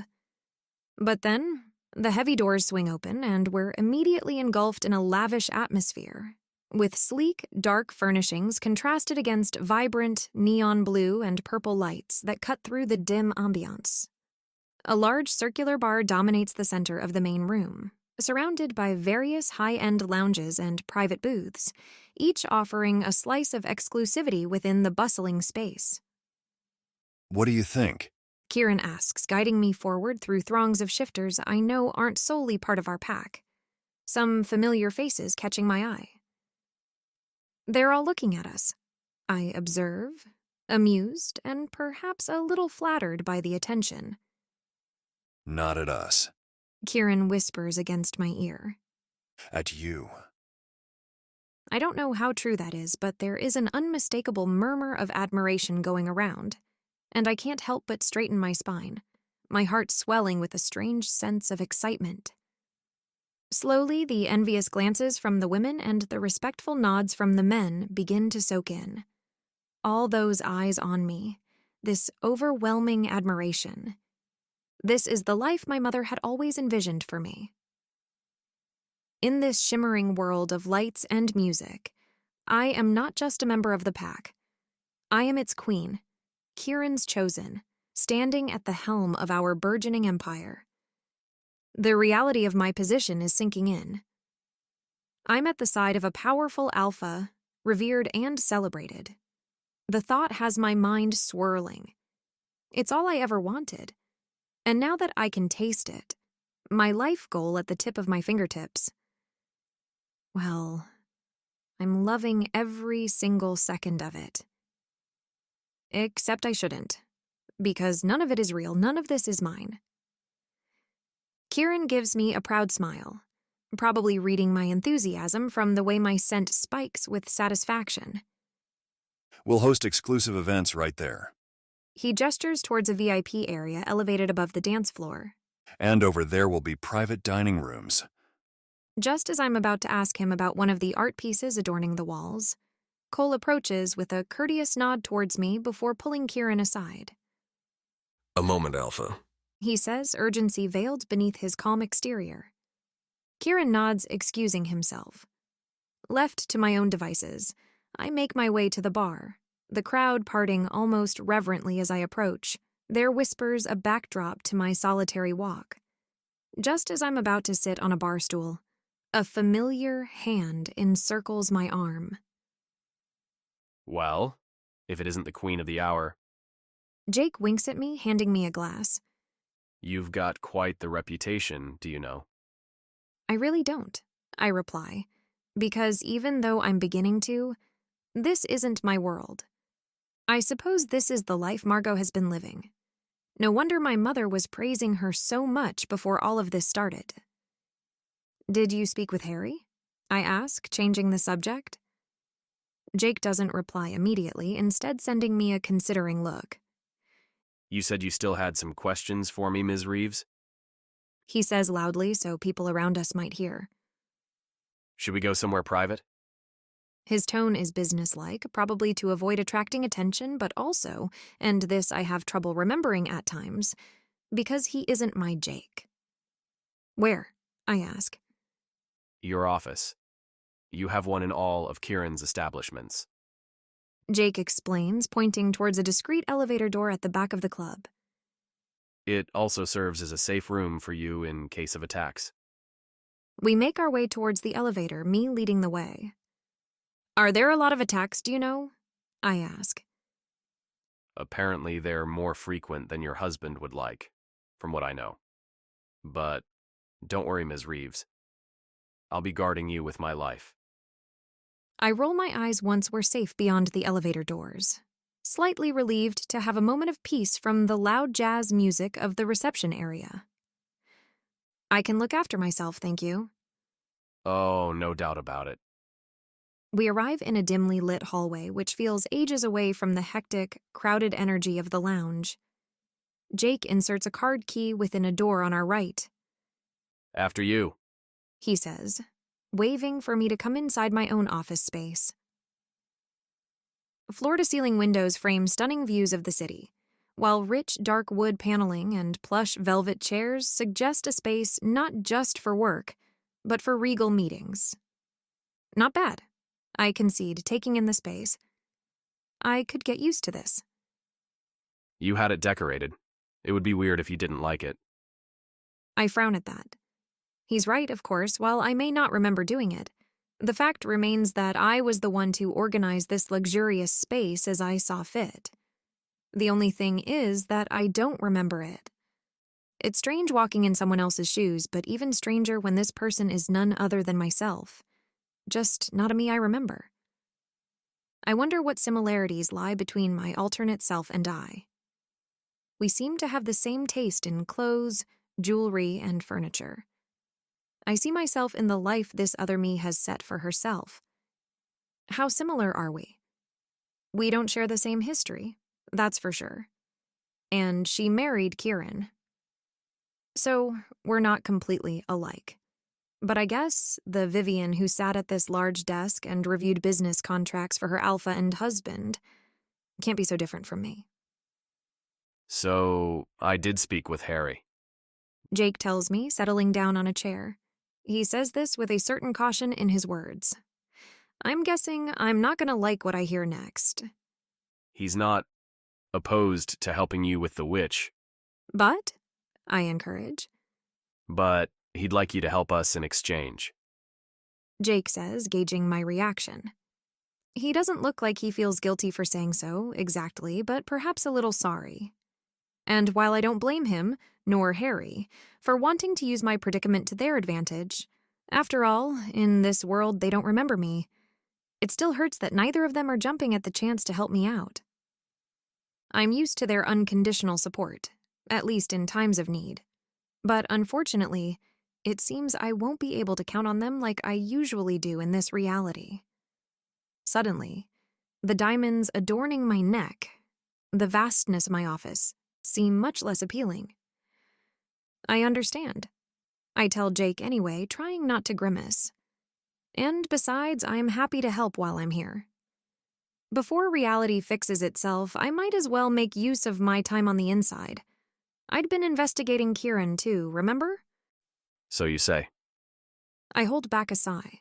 Making Jake, and by extension Harry, trust me isn't going to be as easy as I'd hoped.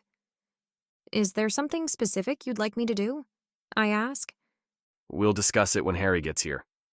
Jake replies. In the meantime, though, it'd be best if you didn't attract attention. We don't want you blowing your cover. I nod. This makes sense and was a consideration I already had in mind. If Kieran or any of his men begin to suspect I'm not who I say I am, we could all be in trouble, including Jake and Seth, who is still being held somewhere back at the hotel. I wonder if, should I prevent his death here, it would somehow save his life when I get back to my world. I can only hope so. But there's no certainty. What I can do, though, is focus on uncovering whatever Kieran's really up to. And about keeping up your cover? Jake hesitates before continuing. What was that in the car earlier? I don't react immediately, too shocked that he would allude to it. What do you mean? I ask, awkwardly avoiding his gaze. Jake purses his lips. Look, you may not remember it, but you and Kieran have quite the reputation. The reputation? I ask, perplexed. To put it bluntly, everybody says you hold him by the ball. You don't have to be crass, I say, wrinkling my nose in distaste. Sorry, but it's what I've heard. It is what's expected, he explains. I furrow my brows in confusion. I do like to exceed expectations, but I'm not exactly sure what he is asking me to do here. I feel lost. You're saying I should boss him around? I ask, seeking clarification. Jake looks a little amused. I'm saying when he initiates something, you shouldn't deny yourself just because there's someone else present in the room. Least of all me. He clarifies. I'm speechless. Is he really suggesting what I think he is? I've never been so embarrassed in my life. And not even a day ago, I was diving into a pool fully clothed in front of the entire shifter elite. I'm not denying myself, I protest, affronted. But in my mind, it hasn't even been a day since I've been with the man. I don't know what the other Vivian was getting up to with Kieran. But she isn't me. To my great shame, I feel the beginning of tears prickling my eyes. I don't remember ever being intimate with him, I explain, pushing through. And it isn't like me to do things in front of an audience. Jake gives me a considering look, regret slowly marking his features. You're right. I'm sorry that was inconsiderate, he says after a while. You shouldn't do anything you're not comfortable with. I breathe out a small sigh of relief. Just keep the action behind closed doors from now on. My anxiety comes back full force, which Jake immediately notices. What is it? Are you not attracted to him? He asks curiously. Your scent certainly seemed to indicate that you were.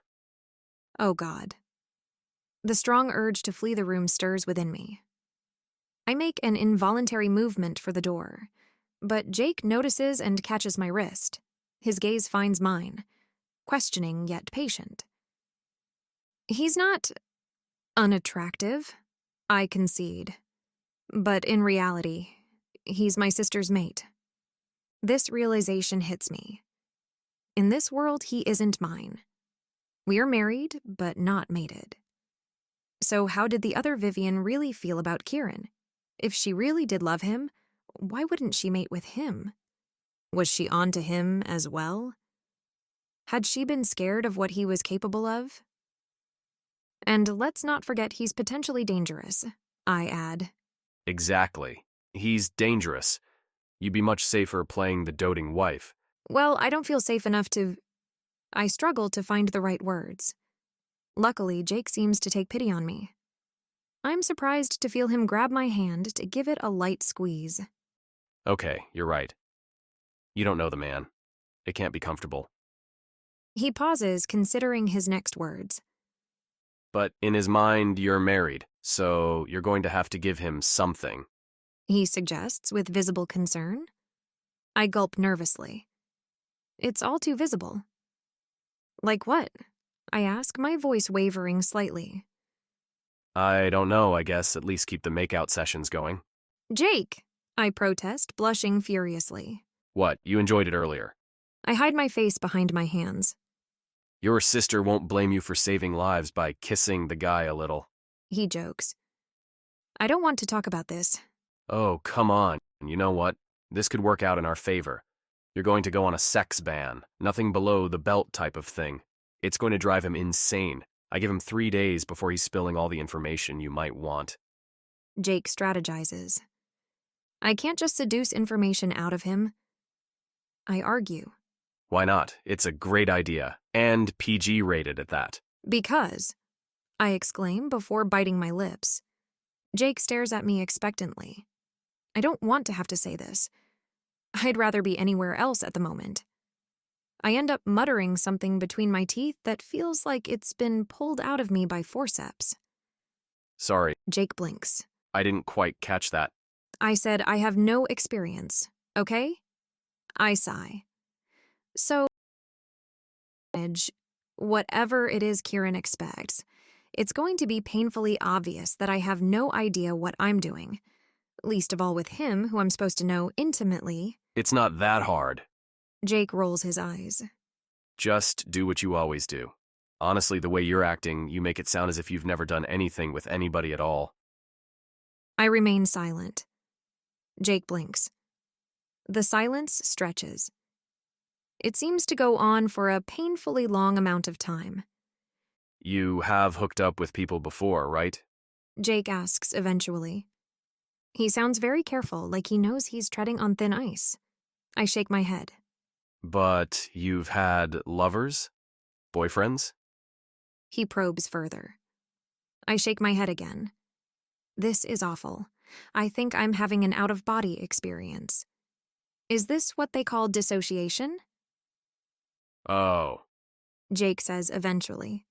Well, fuck. Part 2, 16.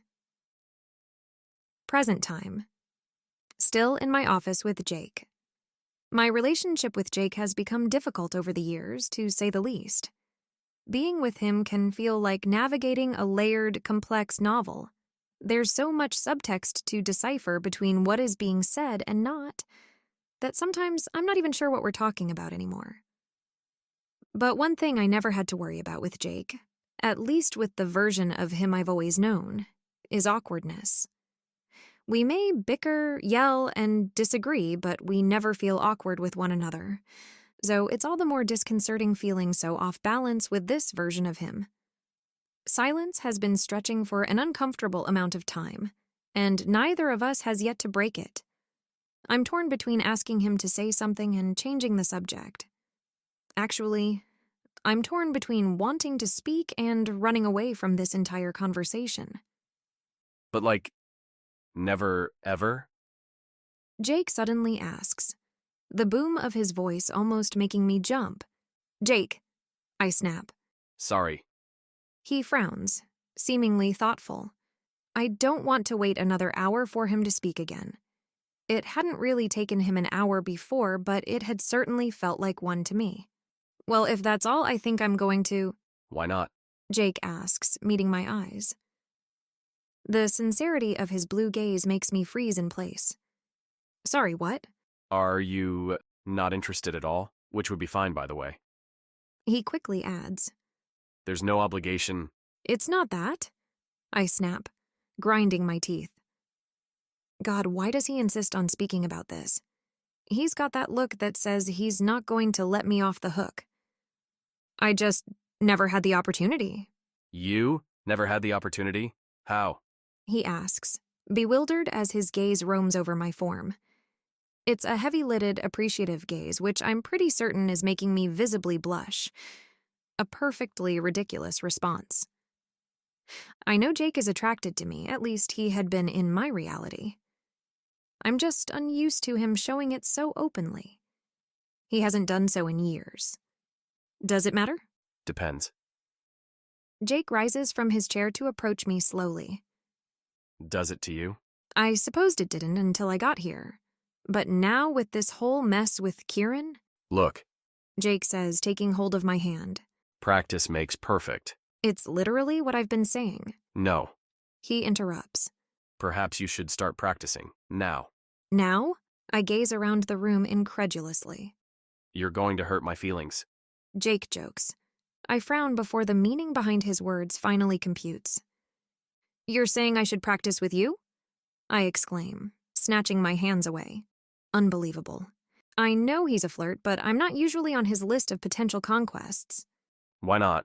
We both agree it would be best to get a little physical with your husband without becoming uncomfortable. But you're worried he'll notice you're self-conscious. That's not exactly what Jake shushes me with a finger on my lips. This is something I'm used to. Something he did tend to do in my world.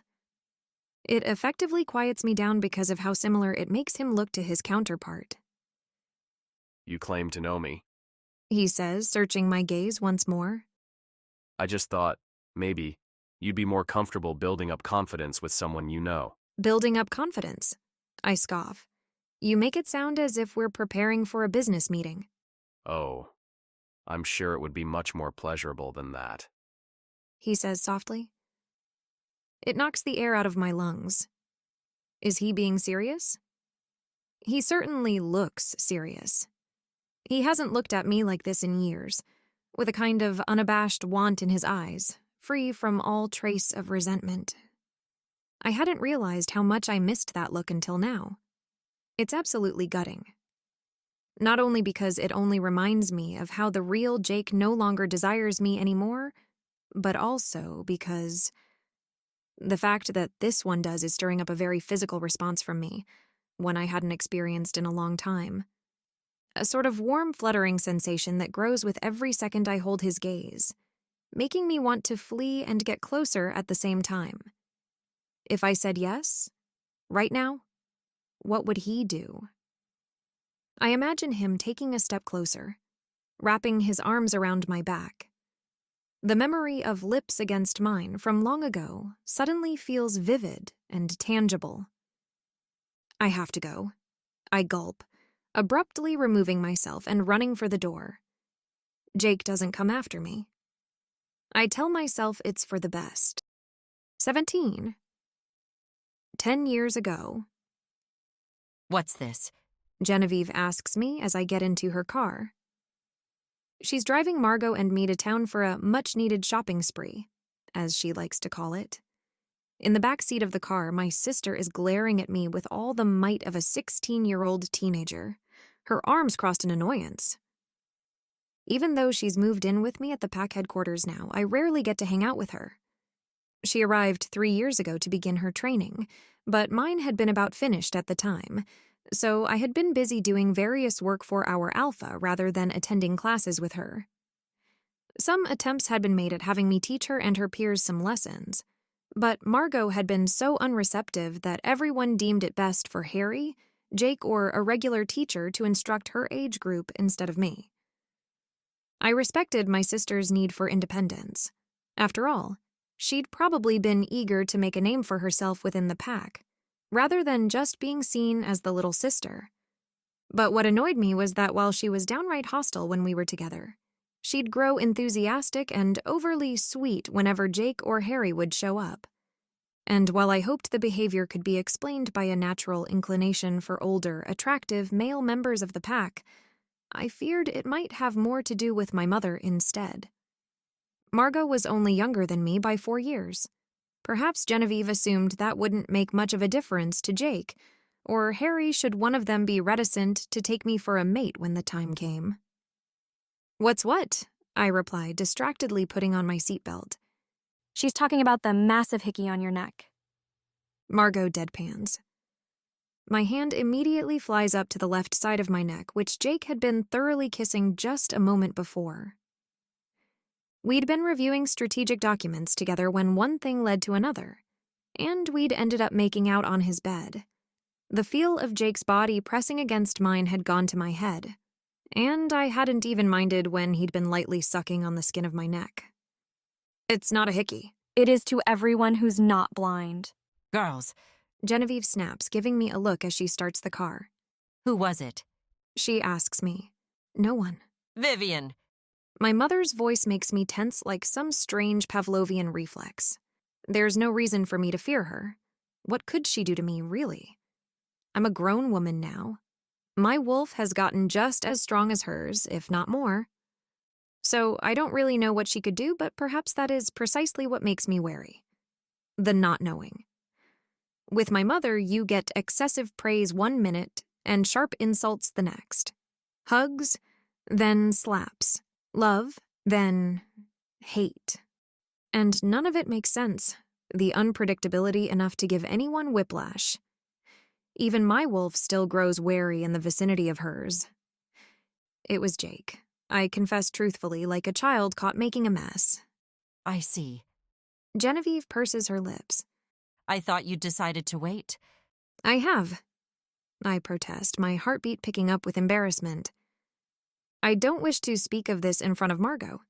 In fact, I don't ever wish to speak of this. We'd agreed it would make you appear more valuable to remain untouched before being mated. I nod.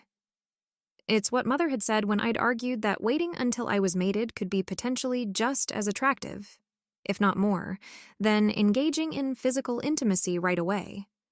It had seemed like a good idea at the time because Genevieve had been adamant that I make both Jake and Harry my lovers. But having no desire for the latter, I'd slightly panicked at the idea. Not only would it feel as weird as kissing my own sister to do anything with Harry, and I was pretty certain he'd feel the same, but above all, it would upset Jake, which I wanted to avoid at all costs. So rather than being with both, I'd made a point of being with none.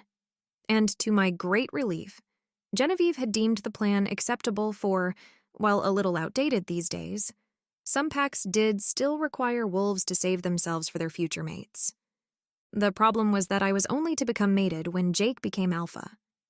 And it wouldn't be happening for another few years still, a time that felt like an eternity away whenever I'd end up in his arms.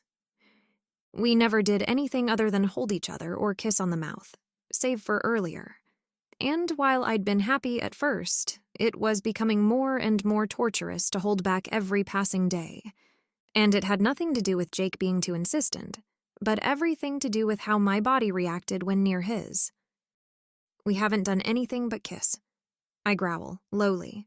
Darling, do whatever you want with Jake. Just make sure whatever it is you do with him, you do with the other one as well. We wouldn't want him to consider you off limits or something. Yes, Mother, I reply. In the back of the car, Margot snorts disbelievingly. Something to add, darling? My sister sends me a mocking look in the rearview mirror. Oh, nothing. Just can't really imagine Harry and Viv locking lips, that's all. I growl at her, making her go quiet, though her knowing judgmental gaze remains fixed on me for the rest of the ride. 18. Present time in Kieran's penthouse suite. Despite Kieran being absent from our bedroom when I arrived back home last night, it took me a long time to fall asleep. Swirling thoughts of my uncertain future kept playing in my mind. Would the witch be able to help me? What would happen to Seth? What exactly did Kieran have to do with the enhancement substance? However, what was at the very forefront of all this anxiety was my conversation with Jake, which I couldn't help but revisit over and over again. Well, our conversation and what it could have led to if I hadn't run away. I don't regret leaving. It would have been crazy to even entertain Jake's suggestion.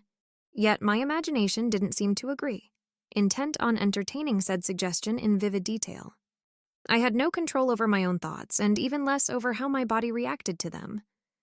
As the minutes ticked by, turning into hours, they fed me with new ideas of how Jake could have been touching me or where. I grew restless, pent up with a crazed sort of energy, the room feeling downright stifling as I yearned for some sort of relief, which, surely, I'd only find in sleep. I'm almost surprised when I stir back awake hours later. It seems I managed to fall asleep after all. A rather deep sleep at that, because I hadn't heard nor felt Kieran coming to bed, though I certainly feel him now pressed firmly against my back. I didn't know men could desire a woman in their sleep, but it seems like this one can. I gulp. Or could he be awake? No, his breathing is deep and even. Good. Now, how to get away from him without stirring him? I'd try to shift his hand, currently wrapped around my middle, thinking of rolling over once I'm rid of it. But Kieran only grabs onto me further, his hand coming higher to cup my chest. I gasp in surprise, immediately hoping the noise won't wake him. Unfortunately, his breathing picks up not a moment later, and his lips begin to move against my nape. Morning, love. He murmurs before placing a light kiss on my sensitive skin. I clear my throat. Yes, hello? I say, attempting to move away once more, though in a way that doesn't seem too abrupt. Kieran doesn't seem too keen on the idea, though. He topples me onto my back, his larger body suddenly covering all of mine. Though when he catches my eyes, he lifts himself up on his elbows, giving me a little more room. I want to say something, I think. The problem is I have no idea what. Should I protest? Initiate something PG-rated, as Jake would call it? You know, if you hadn't been so soundly asleep, I'd have woken you up last night. Kieran says, a mix of amusement and flirtation in his tone. He slowly lowers his nose to my neck, inhaling a long breath. You're sent, darling. He groans, grinding his hips down against mine. I gasp, this time more from pleasure rather than surprise. I want to ask what he means about my scent, but I'm too stunned to do so.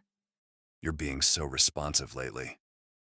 He shifts his weight onto one arm, his free hand moving to my leg and slowly lifting up the soft material of my nightgown. I gasp again when his fingers make contact with the inside of my thigh, making Kieran chuckle. I should be punishing you for playing your little games. He teases while I stare dumbly at his chest, perfectly unable to move. But how can I when you smell like that? Like what? I ask, confused.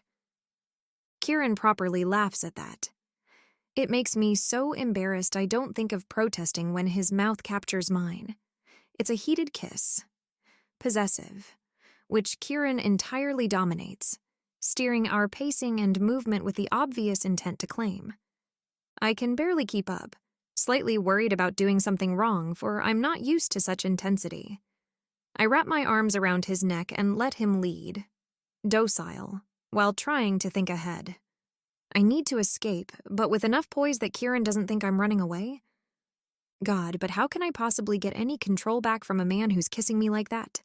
Let alone from a man who's currently my alpha, something my wolf is keenly aware of, all the more eager to please. I'm at a loss and completely at his mercy. The only thing I can think of to remedy this situation would be to straight up reject him. But I can't. It's becoming suspicious and do I even want to? I don't know what I smell like. But I do know what I feel like, physically at least, which is all that seems to matter at the moment. And physically, it certainly feels like I need this. Look at you, my darling.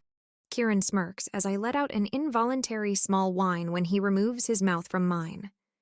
You're even more touch-starved than I am. Then he flips me over until I'm sat flushed against his hips, which he bucks up against me, and then a sharp spark of pleasure courses through me. So sudden and startling. So new. It shocks me enough to remove myself. Are you all right? Kieran asks, looking almost as startled as I am. Of course. I laugh nervously, throwing my hair over my shoulder to give my hands something to do. Why do you ask? Oh God, he's looking at me like I've grown a second head. I need to think of something. How had Jake phrased things yesterday again? I've been thinking... I tell Kieran, forcing myself to crawl back over to him, which he seems to appreciate. You know how sometimes food tastes even better when you've been starving? Kieran furrows his brows for a moment before his features morph into a more obvious frown. I don't think I'm going to like where this is going. I smile my most assured smile. We've been married for a while now, Alpha. It might be nice to spice things up. We wouldn't want you to grow bored now, would we? I'm surprised to see the effects of my words on Kieran. He suddenly looks uncertain and defeated, his shoulders sagging briefly. Is this really about me? He asks after a while. Or are you the one growing bored? He sighs while I try to come up with a good response that would flatter both his ego and interest. Fine, Kieran says in an oddly resolute tone before I can come up with anything. He gets up, moving towards a painting near the bed. I'm surprised to see him push a button which unlocks it from the wall, revealing a hidden safe behind it. Kieran enters a passcode, reaches his hand inside while a wave of icy air hits the room and extracts a small vial filled with a red substance I'm pretty certain is blood. Is this what you had in mind? He asks, waving the vial in my face. Using the serum again? All the while, I'm doing my best not to let anything show, but a million thoughts are going through my brain. What is this? It doesn't look like the same substance I'd managed to obtain the day before from Jake's conquest. What does Kieran have in mind exactly? And how should I respond? I'm going to need him to hand this vial over to me no matter what it takes. Kieran, I say carefully. We don't need this. Come on. He hesitates. I don't think he wants to take whatever this is, but for some reason he thinks he should. I don't want you to take it, I tell him firmly, while extending my hand. His shoulders briefly sag before he easily hands me over the vial, which feels icy cold in the palm of my hand. Hold on to it someplace safe, Kieran tells me, eyes still glued to the vial with a mix of want and apprehension that makes me feel uneasy. There is a surge of alphas being dethroned by random shifters these days. Many packs are in chaos rebelling at the new leadership. It has everyone on edge. I frown. So he knows about this then, but he makes it sound as if the situation concerns him as well. Like he doesn't have anything to do with it, essentially. You think it's because of this? I ask, looking at the vial questioningly. You know we take extra precautions not to have it leaked. It wouldn't do us any good if it were. And Cole keeps close track of how much we make, which is not a whole lot. Kieran frowns, looking troubled. But I can't help but wonder how so many packs end up being attacked if not entirely taken over. It doesn't make sense. But it certainly would if the random wolves defeating well-established alphas had a dose of our serum. It would explain everything. And yet raise even more questions, I comment consideringly. Kieran looks honestly perplexed and concerned, and while he did just confess to manufacturing the very product we'd been looking into, which he calls the serum, it seems it hadn't been his intention to distribute it to the larger public. From the sound of it, he'd just thought of using it to rig the fights he organizes in his favor. He could be lying, but why would he lie to me? The wife he seems to trust. If this is what's causing the uprising, then we have to find out how it could have possibly been leaked, I tell Kieran, watching his face for any signs of duplicity. I find none. I know, He says seriously. I thought about it, and I don't like what I've come up with. Which is? I encourage. Kieran clenches his jaw. Which is that it's looking more and more like my beta has been betraying our pack. Cole? I ask. While I'd indeed found him suspicious, he'd seemed at least loyal to Kieran and the pack to me. But I guess I hadn't been looking at the man carefully enough, focused instead on Kieran and my own situation, to really notice someone that I'd ultimately seen as the underdog.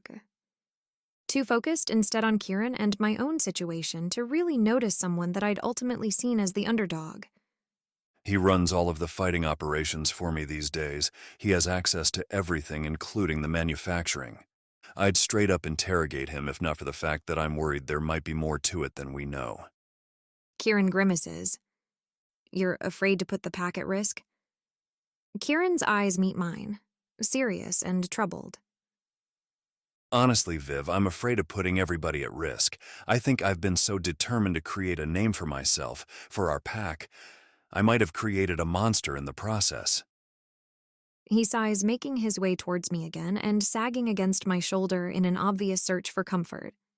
I put my arms around his shoulders again, letting him bury his nose into my neck. At least he's distracted from any seduction attempt for the time being. Though I'm not sure how I'm going to manage it the next time he comes to me. This little vial reveal has proven that Kieran hadn't been too keen on the concept of restraint.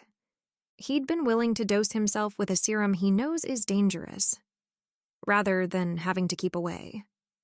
So, really, I have no idea how I am going to sell him on the concept of chastity. 19, 7 years ago at home. It's proving impossible to focus on my training exercises, to the point where I've now stopped trying altogether. I've taken to monitoring the front of the house instead from an adjacent drawing room, the one our alpha uses to entertain personal guests. Harry, who's been keeping me company, is doing his best to distract me but is not having much success at the task. Look, it's going to be fine. He says for what feels like the 100th time. I'm sure he'll be home any minute now. He says this, but there's some tension in his shoulders, too. I can tell. I reach for my phone again, frowning in displeasure when my screen lets me know there's still no news from Jake. You said Chloe went with him? I ask, though already knowing the answer. I don't know Chloe well. She's 5 years my junior and the most unassuming, discreet wolf in our pack.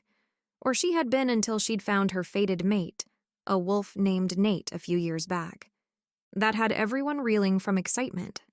Everyone except me, who seemed to be the only one aware of how much of a manipulative jerk the poor kid's mate had turned out to be. But because it was a fated bond, it didn't seem to matter that Chloe was tied to a moron. It was fate, and so, unquestioningly, a blessing. These days, though, thankfully, Harry was finally starting to see things from my perspective. Yes, her mate wanted to visit his old pack. I was supposed to go along to meet with Seth, but Jake offered to take my place. I could think of no reason for Jake to insist on meeting with Seth Taylor, who'd just recently become alpha of his pack instead of Harry. Save for one. 10 days ago, Seth Taylor had asked me to become his mate and rule his pack by his side. I'd carefully kept it from Jake, but from the looks of it, he'd somehow found out. The lingering trace of anger in his scent still permeating every room in the house. So I can only assume that, like I'd feared, he hadn't taken the information very well. Hence my increasing dread over what could be going on over there, between Jake and Seth Taylor. How mad did he seem to you? I ask Harry, not daring to meet his eyes. I do send him a brief glance, though, when he doesn't reply immediately, and catch him making a small grimace. Harry, being the definition of stoicism, even a small grimace isn't good. Maybe we should go over there, I say, already thinking of 100 excuses we could give for barging in uninvited on another pack's territory. This could make matters worse. Seth's just become alpha. Jake is supposed to be representing our interests over there. What Harry isn't saying here is that if he or I were to impose on them, it could undermine Jake's authority enough to make him even more likely to hit Seth square in the jaw. He wouldn't start a fight, though, right? I pinch my lips. With an alpha no less. It's bad politics and dangerous at that. Jake won't care that he's an alpha. You know that. Not helping. Sorry. He sighs. But he does see you as his, Viv, and another wolf has essentially tried to snatch you away. Then why didn't you accompany him? I growl, my anger at Jake switching focus onto Harry. Because Jake's our future alpha, and if he says he'd rather go represent our pack in my stead, it's not my place to question him.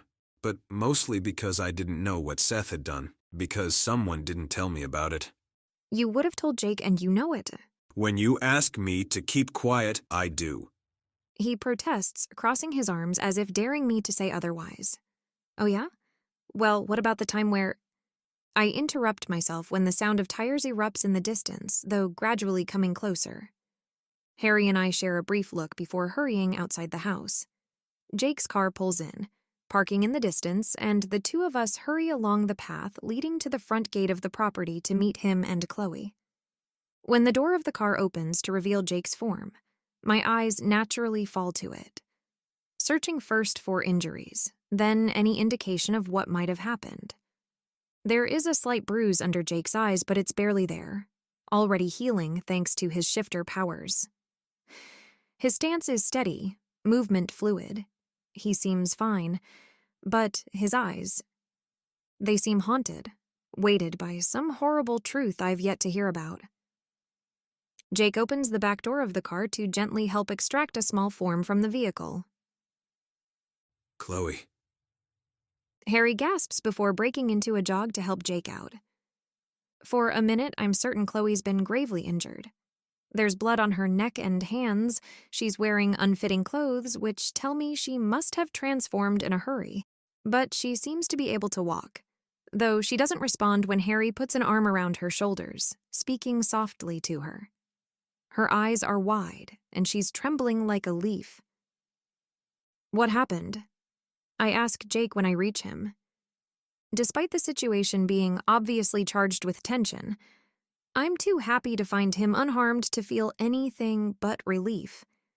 I throw my arms around his shoulders in a hug, which Jake only briefly responds to before moving me away.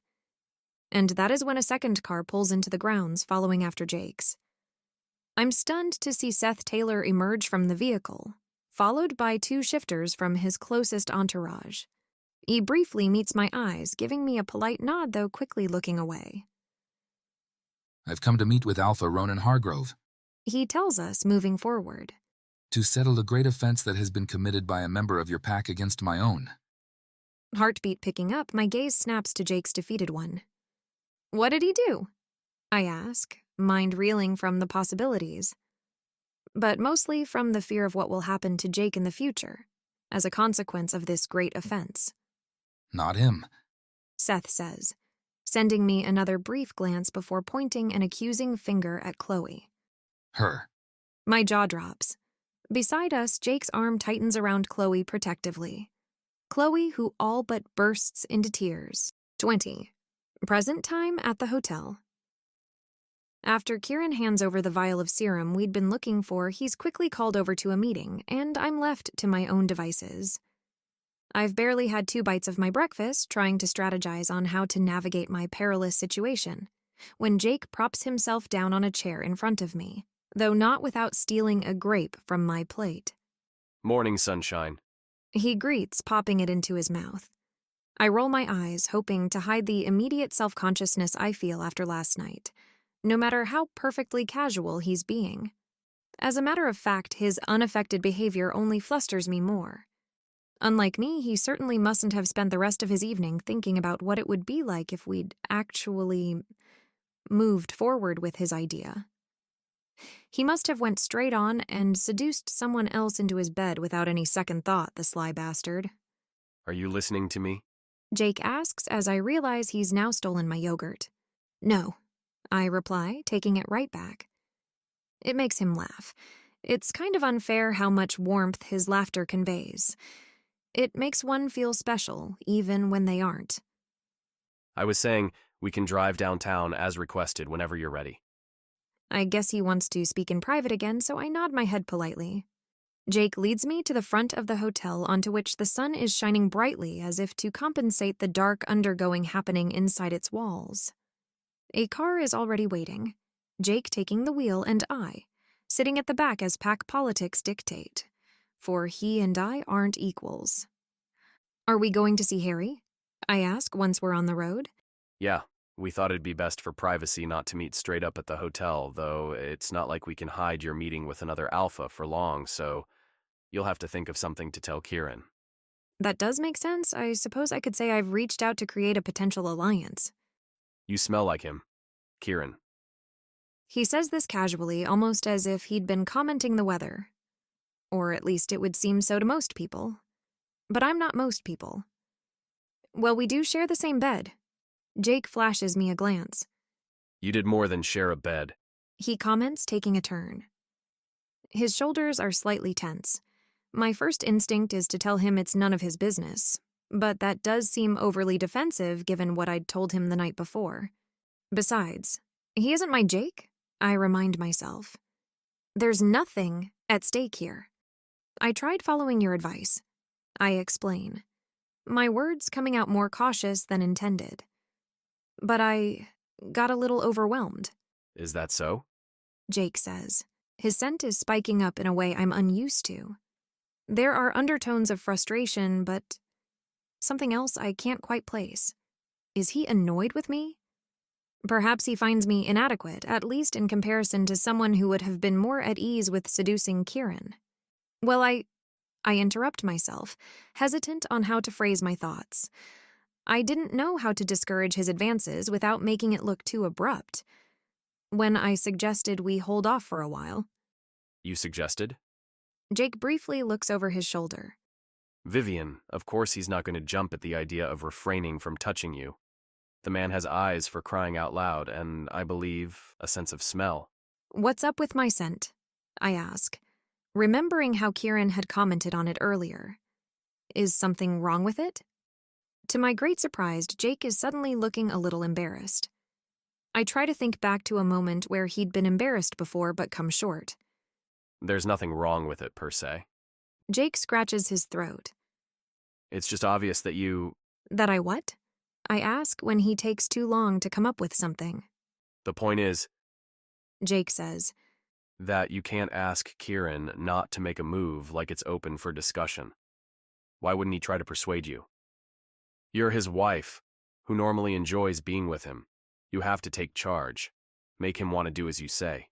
Well, I don't know how to do that. I snap. I tried, and he got so dejected, This reminds me, I still haven't told Jake about my discovery yet. I'm about to. But then decide on keeping that card up my sleeve for when we speak with Harry. I'm sure it'll take some convincing to get him to trust me. So revealing such a big piece of information, it being that I have the very thing we've been looking for in my possession, has to be done at the right time. The point is, I don't think I can... I hesitate, heart beating furiously. God, this embarrassing. But I guess I have no other choice. If anything, this morning proved I have no idea how to navigate my relationship with Kieran. His reactions are totally unexpected even when there's no physical intimacy involved. And when there is... well, I'm at loss. You? Jake encourages. Well, I suppose I realize Jake is parking the car in the city's historical district and realize I should focus on the matter at hand, namely our upcoming meeting. We'll speak about it later. I tell him as we both exit the car. I'd rather not tell him I've decided to take him up on his offer, to get some practice on how to navigate Kieran with him. I wouldn't want to make the rest of our meeting with Harry awkward. 21. 7 years ago. A week after Seth Taylor comes to see our alpha about Chloe. I watch Ronan, the only alpha I've ever known, a veritable symbol of strength in my eyes, roll himself into the ground floor library with his head held high and his face impassive. He hasn't complained once about being stuck in a wheelchair. It's only been a week, so maybe it'll come, though I doubt his sorrows will ever be made public. I can't believe he took the fall for Chloe Parks of all people. Margot observes from her side of the bench. We're together for once, seated side by side outside the house under the shade of a large pine tree. From here, we've got a perfect view into the library where Ronan will be making his decision.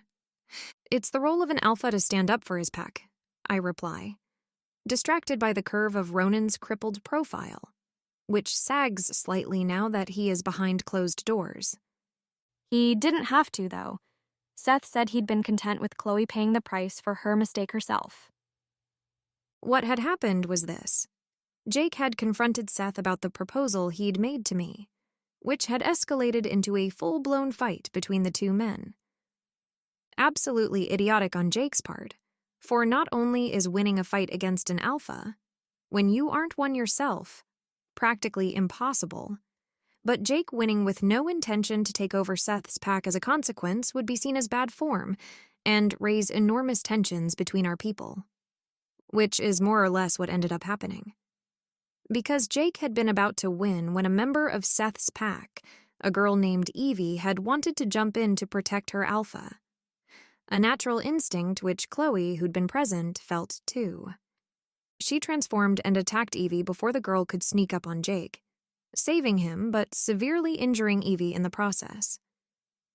A human would have died, but Evie was a shifter, and she ended up paralyzed from the waist down, something which wouldn't last thanks to her shifter healing ability, but which was severe enough to confine her to a wheelchair for years to come. Fights between alphas from allied packs were allowed, or at least somewhat tolerated. But harming a shifter from another pack, one who hadn't been attacking you directly, this was a great offense. Seth had obviously asked for retribution. And according to our laws, when a wolf committed a crime, they could either pay for it themselves or their alpha would pay it in their stead. Which is what Ronan had done for Chloe, letting himself be harmed instead and saving her from years of partial paralysis. Knowing him, he'd have done so for any of us, I say. Do you think Mother would have done so for either one of us? Margot asks. I snort. Certainly not, she'd have let us rot. Margot laughs before her expression becomes more thoughtful. It's nice being able to sit with her like that again. She isn't actively sneering at me for once. In fact, she's the one who'd come to find me. Probably because she wanted insider info on the succession outcome, who between Harry or Jake would replace Ronan. But still. No, I think she'd have done it for you. Margot tells me. You're her pride and joy, about to be mated to our new alpha. I have trouble concealing the little jump my heart does upon hearing her words. In fact, I don't manage it, I suppose, for my sister observes. Do try to contain your excitement. One would think you've orchestrated this whole mess with Seth to hurry Jake's nomination along. I purse my lips. I'd done no such thing. My sister is right. Reputation is everything. And mine has to be kept pristine if I am to lead this pack by my mate's side soon. I focus on Ronan, who's now welcoming both Jake and Harry into his office. I try to feel what everyone ought to be feeling at the sight. Worry for the future. Sadness over losing Ronan as an alpha sooner than planned. Too soon, perhaps. For me, it will never be soon enough, and while uncomfortable, the thought cannot be helped. Seeing Ronan, this man I'd always admired and strived to impress, one who'd made me feel protected and cared for growing up when my own father had failed to do so, should have been all but devastating. I don't know what it says about me that I can't contain my joy. I think that makes me a rather terrible person, doesn't it? To find joy in someone else's suffering. Of course, it's not Ronan's actual suffering that pleases me. I only wished him well. But it's the implications behind his injury. His current paralysis, which makes me giddy with excitement. Ronan cannot continue being our alpha in his condition, meaning in a few minutes or so, an hour at most, Jake will be named alpha. And he and I can finally be mates.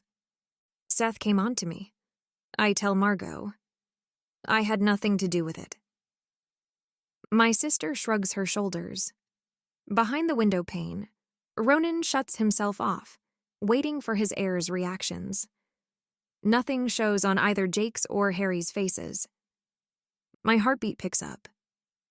I wonder if Jake and I will be able to mate this very night, or if we should wait a few days more. I'm so very tired of waiting, of all the pretense, of feeling trapped in the role of a liar, a manipulator, when I've never asked for it. I want to be free to be myself.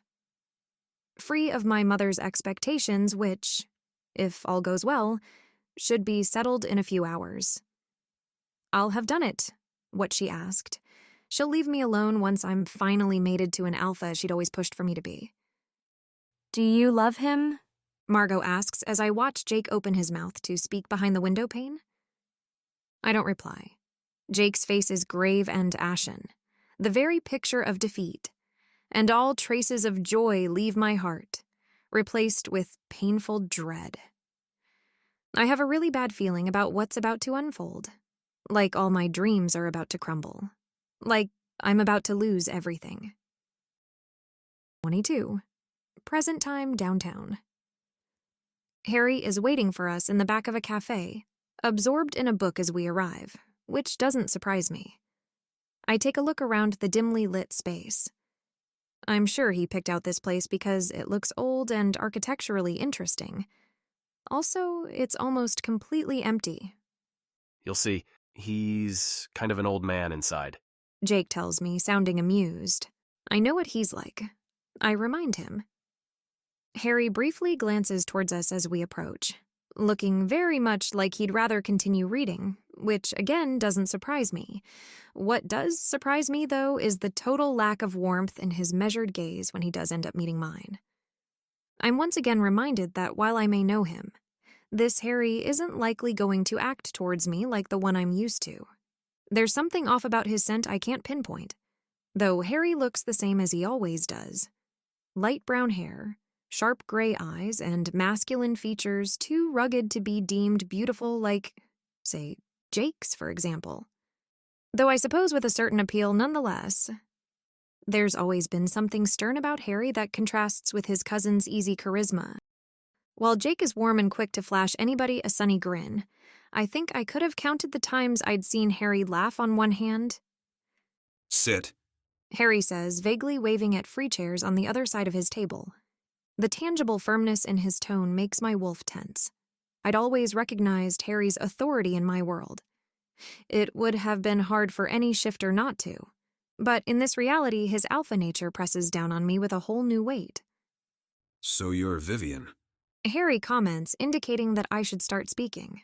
But my mind is elsewhere. Has my Harry been purposely tempering his natural dominance around me all these years? He must have, I realize. I glance at Jake, who's started to speak in my stead, natural and at ease. Could it be that my Harry hadn't wanted me to feel excluded by asserting a power over me he wouldn't have had on Jake? Jake says you're from an alternate reality in which you know us. Apparently not as well as I thought I did. I mumble. I don't know if I feel touched about my Harry's precautions or embarrassed. I never wanted to be tiptoed around. Will you tone down the alpha posturing? Jake interrupts, taking a bite of Harry's muffin. You're going to make Viv here uncomfortable. It really can't be helped. Harry replies evenly. Sorry. Jake rolls his eyes at his cousin's perfectly unapologetic tone. Ignore this grump. He tells me, elbowing me in the ribs. It's nothing against you. I struggle to reconcile my knowledge of my two best friends with the version of them I have in front of me now. This Harry commands attention in a way I'm unused to, and this Jake is being openly considerate of me in a way his counterpart hadn't been in years. I feel a poignant sense of loss at the realization. Let's make this short. Harry says. Jake says you want my help reaching out to the witch? It would be hard for me to get away from here without raising suspicion, I confirm. And I don't have anything to trade her for information. But what will you trade me for my help? Harry asks. His response is such a far cry from the man I know, the one always willing to help us often to his own detriment. Though I suppose that only applies to the people he trusts. And while kind, Harry isn't particularly trusting. Perhaps a little more so than me, but not by much. What do you want? I reply evenly. Harry and Jake exchange a glance before the latter turns towards me. We'd like you to hand over the sample of serum that Nadia gave you. Nadia? I frown in confusion before I realize he means the girl who knows Seth. I hesitate before speaking my next words. I can do you one better. I'll hand you a sample of the serum you've been looking for, and I'll also give you whatever it is Nadia gave me, which I'm sure is something altogether different. Why do you think so? Jake asks. Kieran told me so this morning. I reveal, keeping my explanation short. I'd rather avoid telling them Kieran essentially offered to take the stuff to spice things up in bed. And he gave me a vial of it, I add, hoping this will take their mind off prying further. Did he tell you how he got the sample? Harry asks. I hesitate briefly before revealing. He confessed to manufacturing it himself, but he claims only doing so in small quantities, with the sole intent to rig the fights he makes money from. He has no idea how the serum has leaked, to the point of creating such an uproar, but it worries him. A little late for that. Harry interjects. Even if he is telling the truth, he's still responsible for making this serum in the first place. I nod, though feeling somewhat guilty. My loyalty is to my pack, my actual one, not Kieran's, and I do want to get to the bottom of things for the sake of our entire species. But remembering how concerned my temporary husband sounded this morning, I really do think it was never his intention for things to go this far. He made a bad decision, but he isn't without regrets. He does feel bad, I think. I defend carefully. Maybe if we were to tell him the truth... No, I don't trust Kieran Reeves. As for your take on the man, you either have no idea who you're dealing with because he isn't actually your husband, or you're lying. I sigh. He really can be relentless sometimes. Up to you, I say. But I'm not lying, and I do want to help. If I really were on Kieran's side, do you really think I would give you solid evidence of his implication in a crime? Perhaps if it were a trap. Harry comments with a barely there smirk. I'm not going to convince him of my loyalty in one sitting, I realize. Trust takes time, and Harry's doesn't come particularly easily. You said you wanted samples in exchange for speaking with the witch, I tell him. I'll give you both products, the one we got from Nadia and the one from Kieran. Will that do? I want them up front. Done. I point at Jake. I don't have them on me, but I'll give them to him when we get back to Kieran's hotel. Harry gives me an assessing glance. How do you know I won't just keep the samples without going to see the witch? Because I know you, I reply, staring him in the eyes while reminding myself I have no reason to feel intimidated by one of my best friends. I can be helpful, I stretch. But I think we should be open about the information we hold. If you tell me everything you know, it could help me find out who's been leaking the serum and why. Kieran suspects Cole, by the way. He claims he's the only one with enough access to have done it, or at the very least have something to do with it. Jake and Harry once again exchange a glance. They're debating whether or not to tell me something I'm sure of it. Eventually, Harry gives Jake a small nod. Do you know how Kieran makes the serum? He asks, searching my expression openly. I don't, I reply. But you have your suspicions.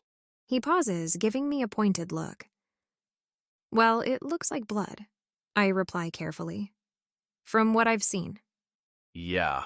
And who do we know who's been giving away free blood lately? My heart skips a beat. Of course, how did I not think of it before? Seth, I exclaim, stupefied by the implication. You think they use his blood? We know they do. Harry confirms.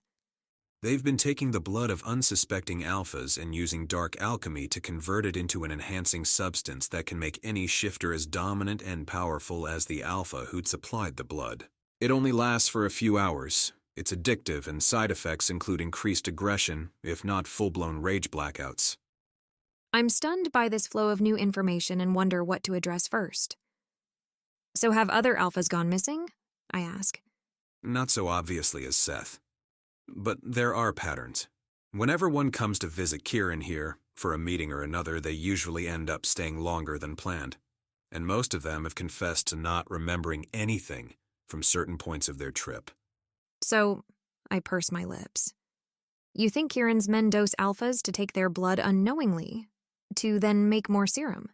Yes, but what's worrying is that, unlike the others, Seth has been here a while, and it's hard to believe Kieran wouldn't know about that. We are talking about another alpha staying at his own hotel for an entire month here. Jake argues. Probably because they need one on hand to make more of the serum, hence the distribution increase. He's got a point, I realize. It's unlikely Kieran wouldn't notice Seth's presence. He'd been wandering the hotel lobby only yesterday. And even if by some miracle he'd missed it, there is still the matter of his scent. Does this mean he'd been lying to me this morning? This would imply my alternate double hadn't been aware of his scheme either, or definitely not to their full extent. You mention alchemy. It isn't a particularly common practice, to say the least. In fact, I didn't think anyone engaged in it anymore. What makes you think they've been using this method? I ask. Well, I figured since none of the traditional human products impact shifters much, the serum had to be somewhat supernatural related. As it turns out, there had been some instances of enraged, overpowered shifter outbreaks in the past. A vampire had been behind them, using what I believe is essentially the same serum. He'd been referred to as the Alchemist, a name we've heard whispers of while looking into this whole mess. You think this same vampire has been making the serum? I ask, incredulous. Kieran didn't mention that. No, that vampire was sentenced to death, but whoever has been making the serum clearly isn't being shy about paying him tribute, since they've seemed to have attributed themselves his nickname, and using his serum formula. It's just a theory, but with the sample you promised, I should be able to determine if it's right. I blink, impressed. I'd forgotten how efficient you could be. Had I not come up with the same conclusions in your world? Harry asks, dubious. I'd know about it if you had. But I'm sure he hadn't. Probably. I realize with no small amount of annoyance because ever since he's been mated with Emma, Harry's been thoroughly distracted. Which does make me wonder. I look around, expecting her to appear at any given moment. But she still hasn't, and we've been here a while now. Harry only leaves his mate at home when he deems a situation so risky. It's worth having her get mad at him for it. So the fact that she isn't here now essentially means Harry sees me as a threat. You know? I scowl, slightly hurt. You certainly didn't have to come by yourself. What do you mean? Harry asks. Oh, come on. We're from the same pack. You don't have to hide her from me? Harry furrows his brows. Sorry, but who am I supposed to be hiding? God, he can be so stubborn sometimes. Your mate, I say. Who else? Harry's gaze snaps to Jake, who shrugs, looking perplexed. Is Harry mated in your world? Well, of course he's mated in my... I freeze. What do you mean in my world? Is he not... I turn to Harry and realize what had been bugging me about his scent. He smells unmated. Like he used to before... Well, before Emma. Emma, who apparently... He now has no idea even exists. Does this mean... Could this be what I'd wish for? For him not to be mated with Emma anymore? It doesn't make a whole lot of sense. Why would wishing for Harry and Emma being apart result in Jake not remembering me or Kieran becoming my husband? What's the connection there? Perhaps you shouldn't have told him that. Jake says once we're back inside the car. He seemed distraught. He barely raised an eyebrow. I defend. Didn't even ask me any questions. We'd quickly left Harry to go and retrieve the promised samples after I'd told him he had a mate in my world, news he'd been particularly indifferent to. I don't think he fully believes my alternate universe story, and my mentioning his supposed mate hadn't helped my case. He probably thought I was trying to trick him. Jake, however, is much more curious. What do we think of his mate in your world? He asks, glancing at me in the rearview mirror. Do we like her? You like her well enough, I guess, I reply before realizing the implication behind my words. I scratch my throat awkwardly, hoping Jake doesn't catch on to that, though. Of course, he does. Oh, so you don't then? He comments, intrigued. Why not? Is there something wrong with her? How to tell him that there's nothing wrong with Emma herself? Yes, she's somewhat immature and bratty at times, but what bothers me isn't the girl. It's the nature of Harry's bond with her. A fated bond. It makes me wary. I don't understand it, only that it can break up previously happy families in a matter of seconds. How could I get behind the concept after it had taken my father from me? I can't tell Jake that. Yes, it's unlikely, but what if I had wished for Emma and Harry to be free of their bond? He's starting to see me as an ally. I can't have him doubting me again, especially when Harry still does. So I decide to change the subject. I'm going to take you up on your offer, I tell him. If it still stands. My offer? Jake asks, sounding aggravatingly confused. You know. I do my best to keep my voice steady, though I can't help but avert my gaze. About helping me practice. For Kieran. Jake abruptly pushes the brakes of the car, making it come to an abrupt stop. Guess he hadn't been expecting that. 23. 7 years ago, the day our next alpha is chosen. I wait for Jake by the tree he loves, the tall old oak that stands between our pack's headquarters and Harry's childhood home. I've been feeling strangely numb since hearing the news. It's like my mind is scrupulously keeping out any type of fear about the future, questioning what all of this will mean. I'd been so sure Jake would become alpha. It was foolish, I suppose, perhaps wishful thinking, as they say. Yes, Jake had made a mistake confronting Seth, and worse, getting into a fight with him. The consequences had been disastrous for Chloe, who'd protected him by gravely harming someone in the process, and for Jake's father, who'd had to pay the price for it. But amongst the pack, this wasn't what people remembered. What did matter was that Jake had fought an alpha and come out on top.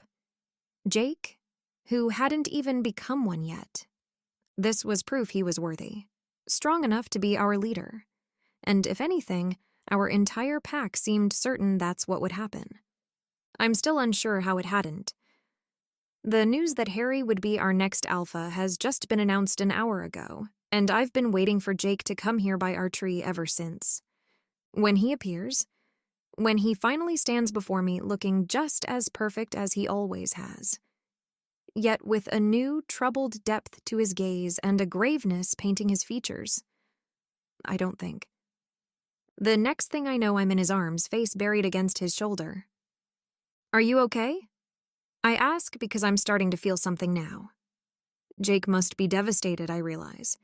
He's worked so hard to become alpha, and everyone expected him to earn the position. He's Ronan's son. Yes, he sees Harry as a brother. But that doesn't change the fact that out of the two of them, Jake is Ronan's direct heir, and that hadn't been enough. His scent feels dull, lacking its usual bright and lively tint. It tells me Jake is feeling down and defeated. I don't know how to make this better. I move away to stare into his eyes. What did your father say? I ask, grazing his cheek with my fingers. Do you want to talk about it? Not really. Jake sighs, resting his forehead against mine. What's done is done. If I let it, if I think too hard about it, my own despair over the situation is going to cloud away every single one of my thoughts. I can't have that. This isn't about me right now. I'm really sorry, I tell Jake, leading him to sit beside me by the tree. I can't imagine how you must be feeling. Jake keeps quiet for a while, his blue eyes lost somewhere in the forest surrounding us. There are dark bags under his eyes, I realize. He seems exhausted. In truth, I feel kind of relieved. He says after a while. My eyes snap up to his face. Relieved? How can he feel relieved at losing everything? What happened to Chloe, to my dad? All because of me.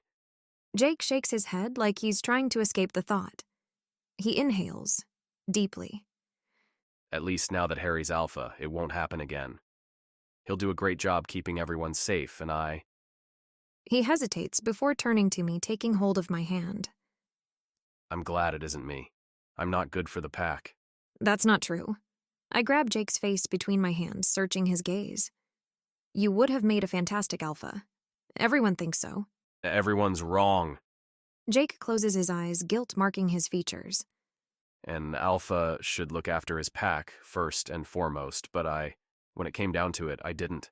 I should have never confronted Seth like I have. He interrupts himself, squeezing my hand. Do you know, I can't even be sure I wouldn't do it again. He whispers. He tried to take you from me. It's all I could think about. I wasn't thinking about the pack, about Chloe, about representing my father's interests. I was just thinking I couldn't lose you, that I wouldn't let anybody take you away. My throat feels so tight I don't know how I manage my next words. Is that the reason your father chose Harry? I ask. I'm sure it is. I don't see another. This is all because of Seth, of his stupid proposal. It's all because of me. I should have told Jake, reassure him I'd never consider another despite... It's the reason I gave him when I declined to become Alpha after he said he wanted me to be. Jake confesses in a flat tone, interrupting my thoughts. He's looking at me carefully, gauging my reaction. A reaction which doesn't come immediately for my mind draws blank. Is he saying what I think he's saying? Your father chose you? I ask. He did. But you declined. Yes. My head begins to spin. You declined even though... I choke on my next words. They just won't come out. He declined even though he knew what it would mean for us. He declined despite knowing I would only mate with an alpha. Viv. Jake says urgently now that he's faced with my decomposing expression. Please don't. Don't what? I snap, snatching his hand away. I couldn't live with myself if I'd become responsible for an entire pack despite what I've done. You've done nothing wrong, I growl, scrambling away.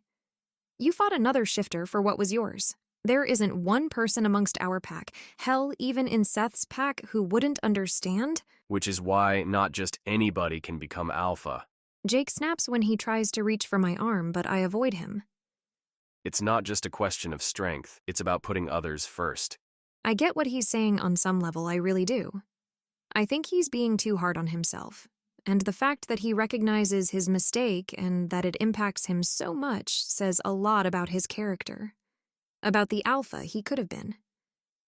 But all these thoughts are consumed by a much more overwhelming one. He isn't choosing me, isn't choosing us. He's choosing the pack over me.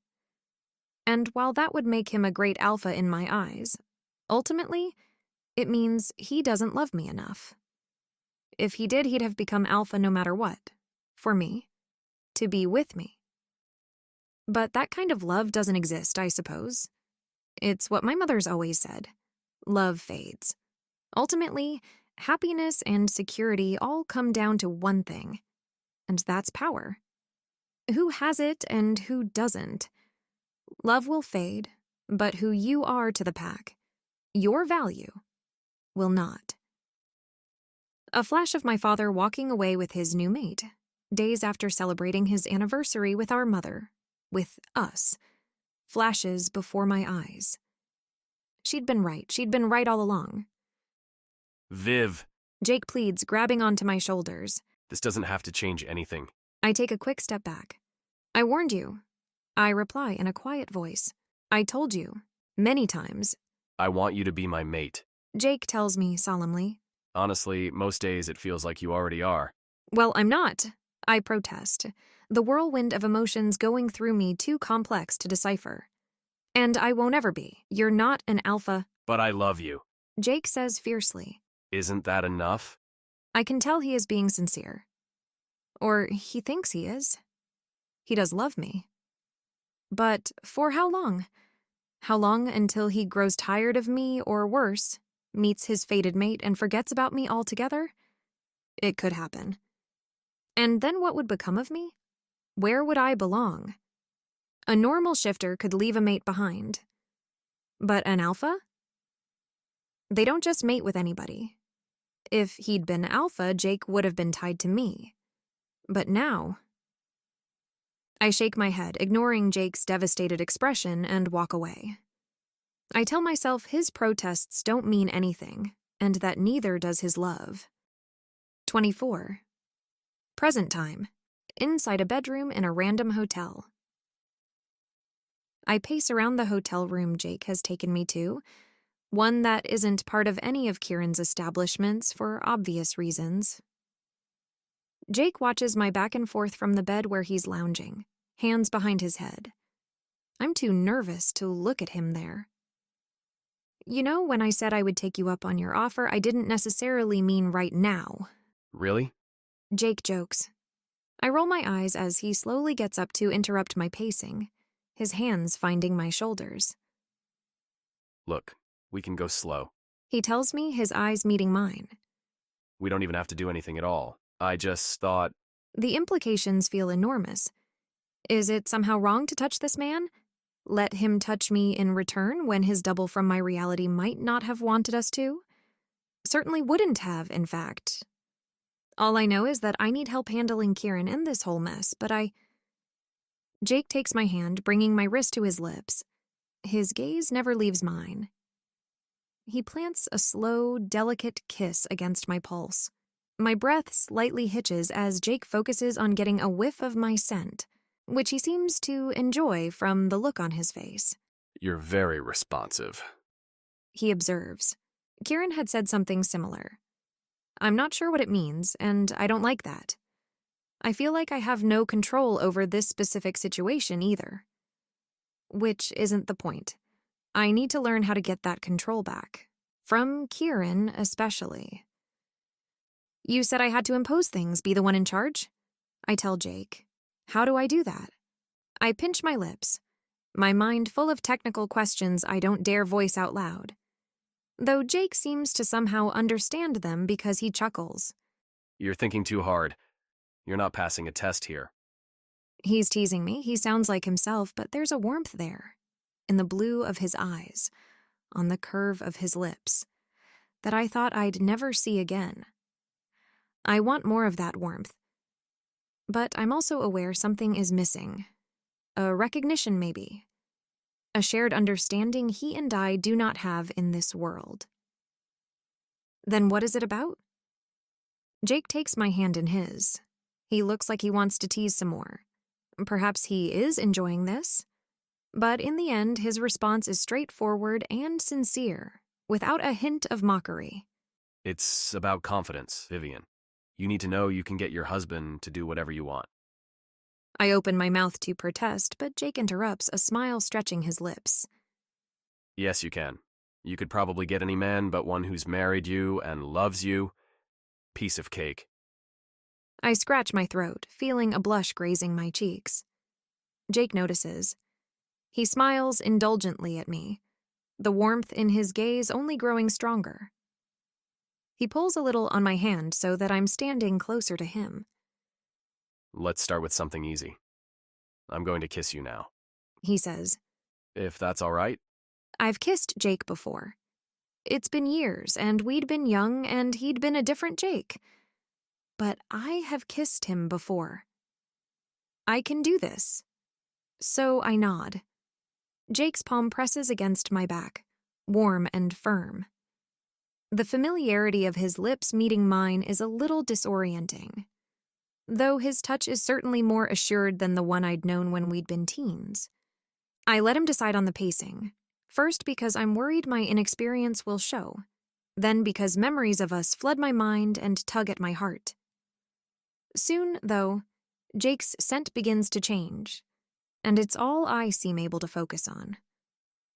I'm tempted to interrupt our kiss to bury my nose in his neck when I know I'll only be able to enjoy it more. I suppose he's no longer the boy I knew, but a man now, one who isn't shy about what he wants. There are new, deep, and woodsy nuances to his arousal. I wonder if it'll sharpen even further, and if so, how much? I pull on Jake's hair, leaning my weight into him, making him groan a low, guttural sound which makes me shiver.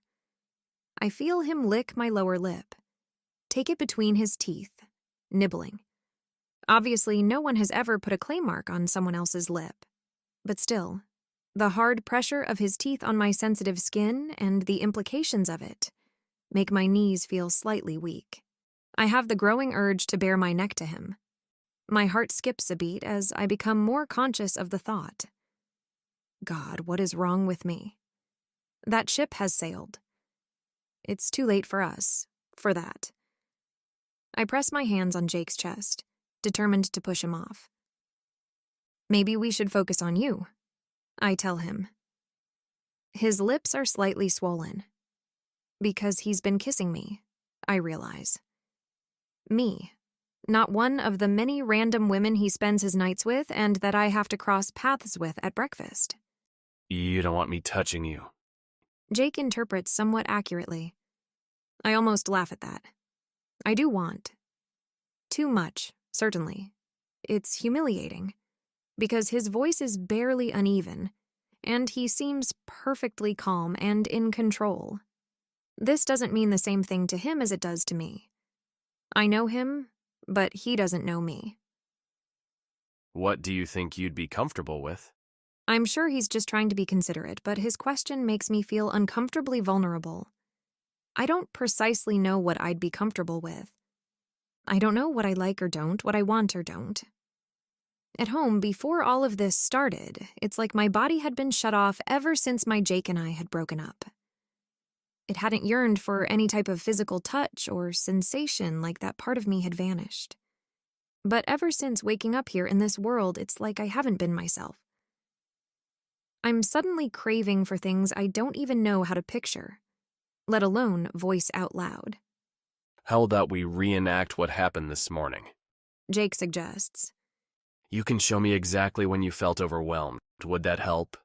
I know he's simply trying to be patient and considerate, and I don't even think his idea is necessarily a bad one, but I end up frustrated nonetheless. Right now, I wish he'd want me as desperately as I want him. But instead, he's treating me like some delicate, inexperienced thing, which I suppose I am, though that doesn't make it any less embarrassing. That said, in my world, our relationship couldn't be more platonic, and it will certainly be that way again when I've fixed things back to how they were. This is it, I tell myself. When I get back home, I won't get to touch him anymore. I plant my hands on his chest. All right, I say, pushing him onto the bed.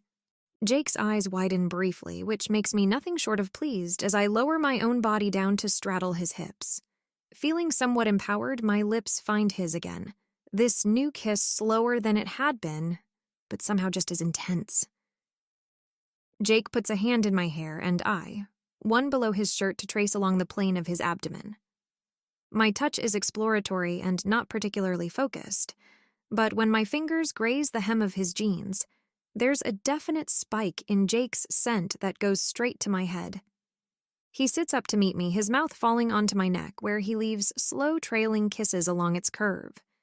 They have me gasping, even more so when his mouth begins to apply more pressure. My hand in his hair pushes him on, Jake's kisses becoming bruising, his mouth sucking onto my skin with more and more vigor as I let out a quiet moan and... Jake asks in a low, unreadable tone. My brain, a bit muddled from the feel of his lips on my skin, takes a second to come up with a response. He hadn't been kissing my neck, I confess, shutting my eyes. I feel Jake pause, removing his lips from my neck carefully. Should I stop? I shake my head.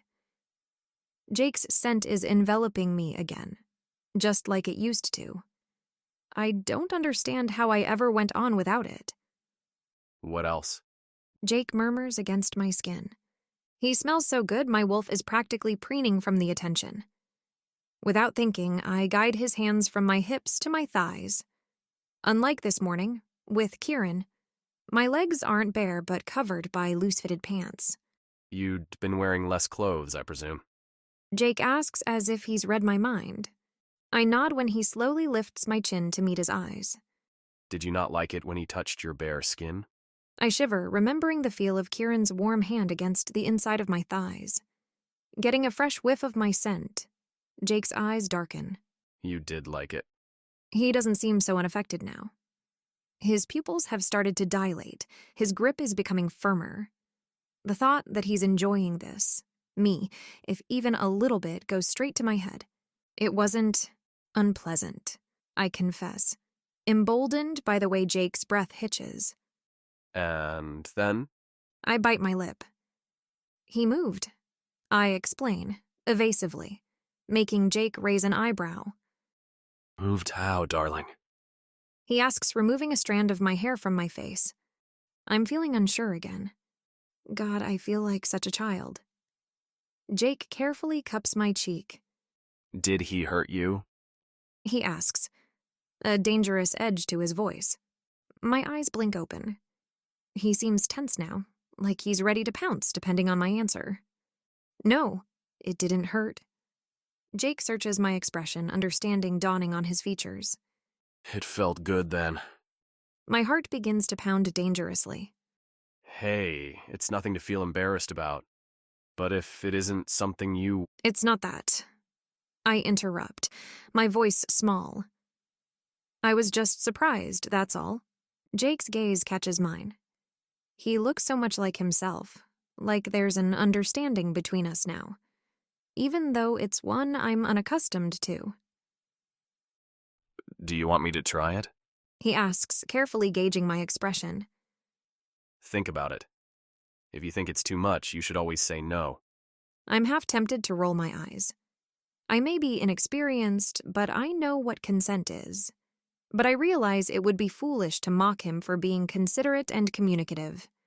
It's making me feel safer, somehow knowing what to expect. I guess you could try it, I whisper, forcing myself to meet his gaze. I'll tell you to stop if I don't like it. Or, more likely, kick you off. Jake smirks. I expect him to try it immediately, but instead he cups my face again, lowering my lips onto his once more. His kiss is slow, almost exploratory, like he's giving me room to take the lead, an opportunity I take with gradually more confidence. My hands end up wrapped around his neck, and I settle more closely against him, lost to the pressure of his mouth against mine. I could kiss him forever, I think. Eventually, I feel his hands find my hips, his touch light at first, then more firm. He lowers me down against him but doesn't move immediately. In fact, he doesn't move at all, instead putting his mouth on my neck again, sucking, hard. I then buck into him, almost on instinct, feeling something akin to relief when a now somewhat more familiar spark of pleasure twists my stomach. The relief is short-lived, however, much too brief. I moan. Are you... Shut up. I snap, pulling Jake's mouth onto mine again before rolling my hips again experimentally. Once, twice, and then continuously, because it feels too nice to stop. I don't know what I like more, how good my body feels or how Jake is obviously enjoying this too. We're both groaning now, Jake's own scent sparking with increasing pleasure. I sigh against Jake's lips. He complies, moving his body against mine again and again, warmth spreading through me like wildfire. His mouth on my neck is sucking onto the skin sloppily like he's losing control, and it feels very, very good. Too good to feel embarrassed about, there's no more room for that.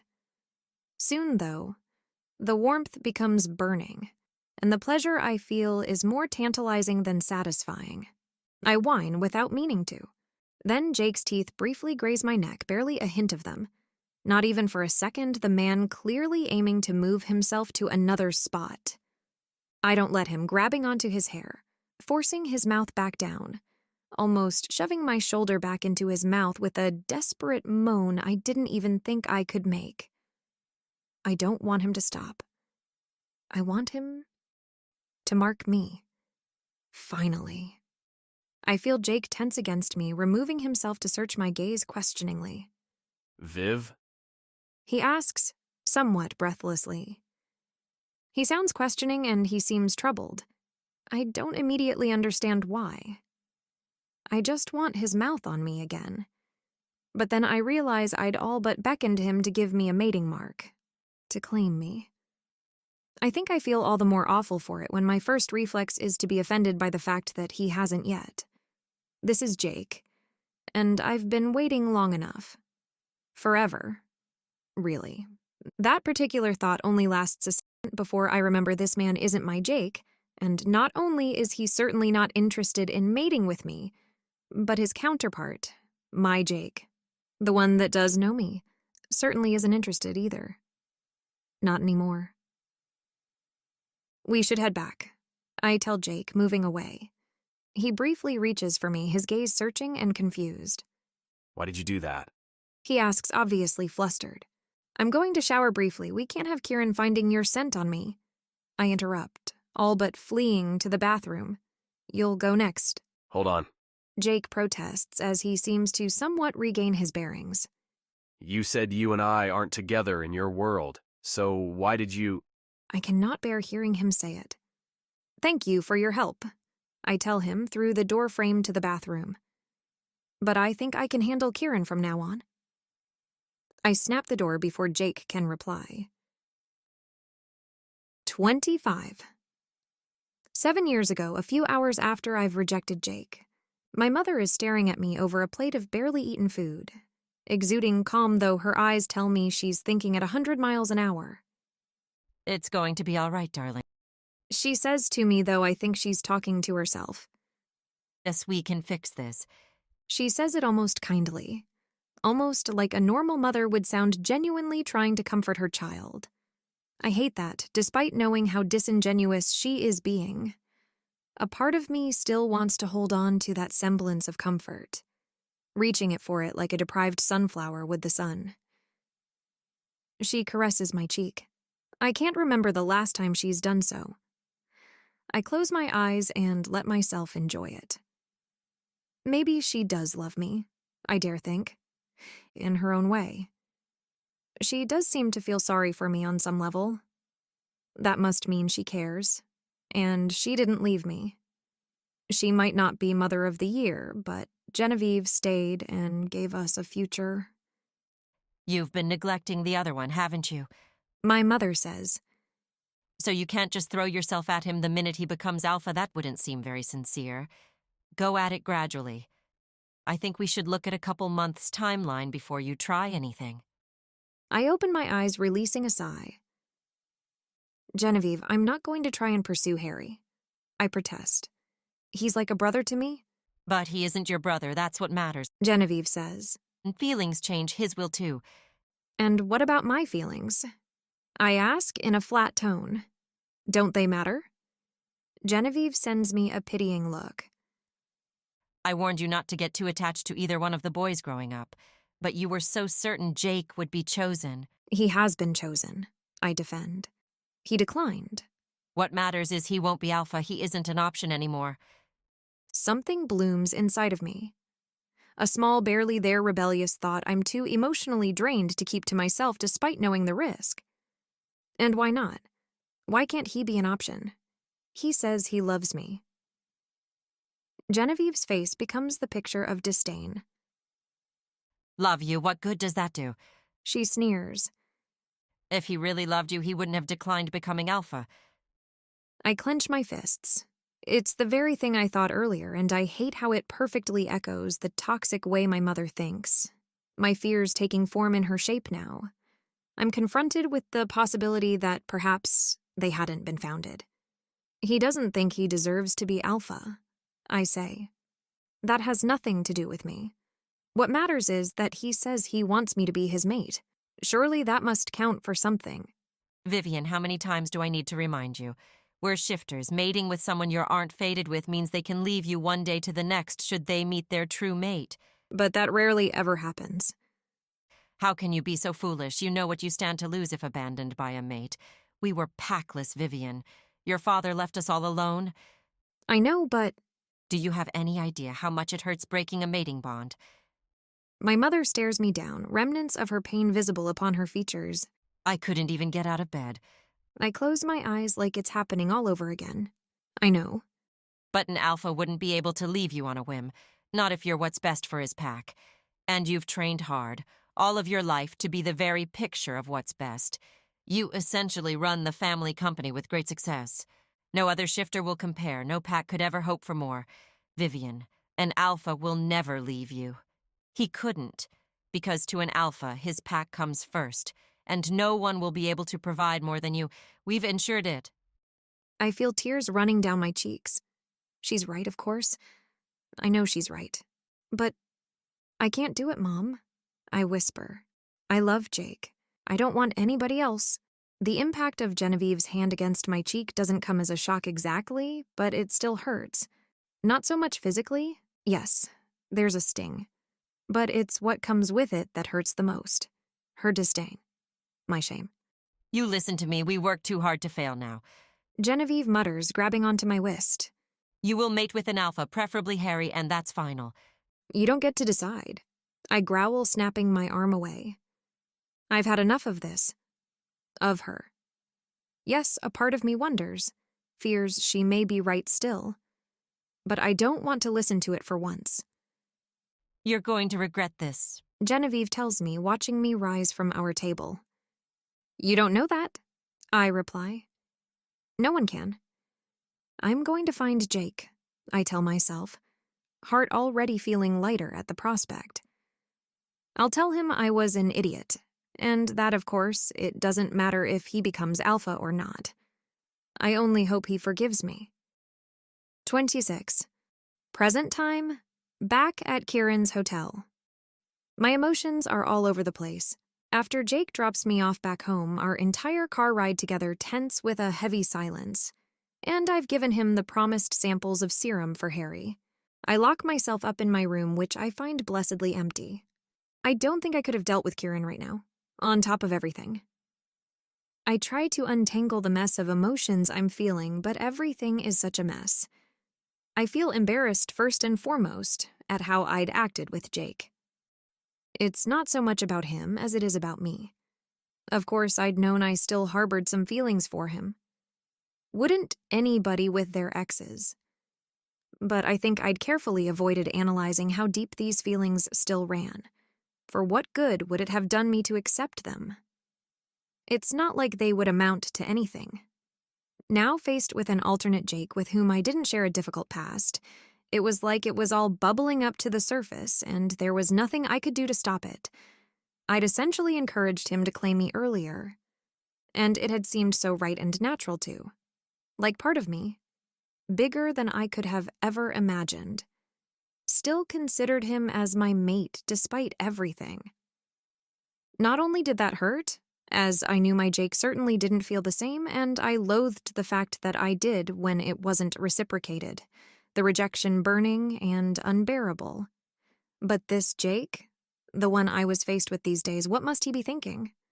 That I'm desperate, sad, and unwanted, surely.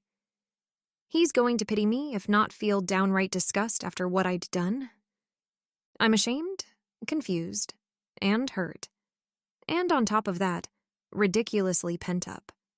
My mind might feel distressed, but all my body feels is yearning, the desire for completion, one I'd been made to yearn for but eventually denied. I feel restless, distracted, and perfectly unable to settle and think rationally while knowing I dangerously need to. I don't know how long I paced the length of this penthouse, only that eventually I'm saved by a knock on my door. Guest for you, Ms. Reeves. A shifter I've never met tells me solemnly. They've told them to wait in your office. Will you see them now? I'm half tempted to decline. I'm in too much of a state to truly want to see anybody. However, no matter who the guest, I can't pass up an opportunity to discover information. Whoever's waiting for me in my office could know something about Seth, the serum, or whatever else. Lead the way, I tell the shifter, following him outside of my room. As I get closer to him, though, the young shifter's eyes widen and his heartbeat suddenly increases painfully to the point where I can hear it even from here. A deep blush begins to spread across his features, though he is quick to turn around, hiding his face from me. This way, please. The young shifter says, his voice suddenly strained. I wonder what is wrong with him that he suddenly looks so uneasy but can't find a smooth way of asking. In the end, I follow him to the ground floor of the hotel as he leads me to the back, down a quiet corridor pointing towards a door near the end of it. Right here.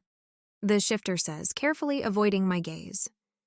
His face is flushed scarlet, and I can't help but notice he is breathing through his mouth. I don't know what to make of it. Thank you, I tell him, confused, before entering my office. What the heck was that about? I don't have time to think much more about it because I'm suddenly faced with my guests, and while seeing my mother lounging behind my desk isn't so much of a surprise, the fact that my father is standing beside her certainly is. Ah, Hello, Pumpkin. He says, smiling warmly at me. But he might as well have punched me in the stomach for how gutting it feels to face him again. I haven't seen my father in years.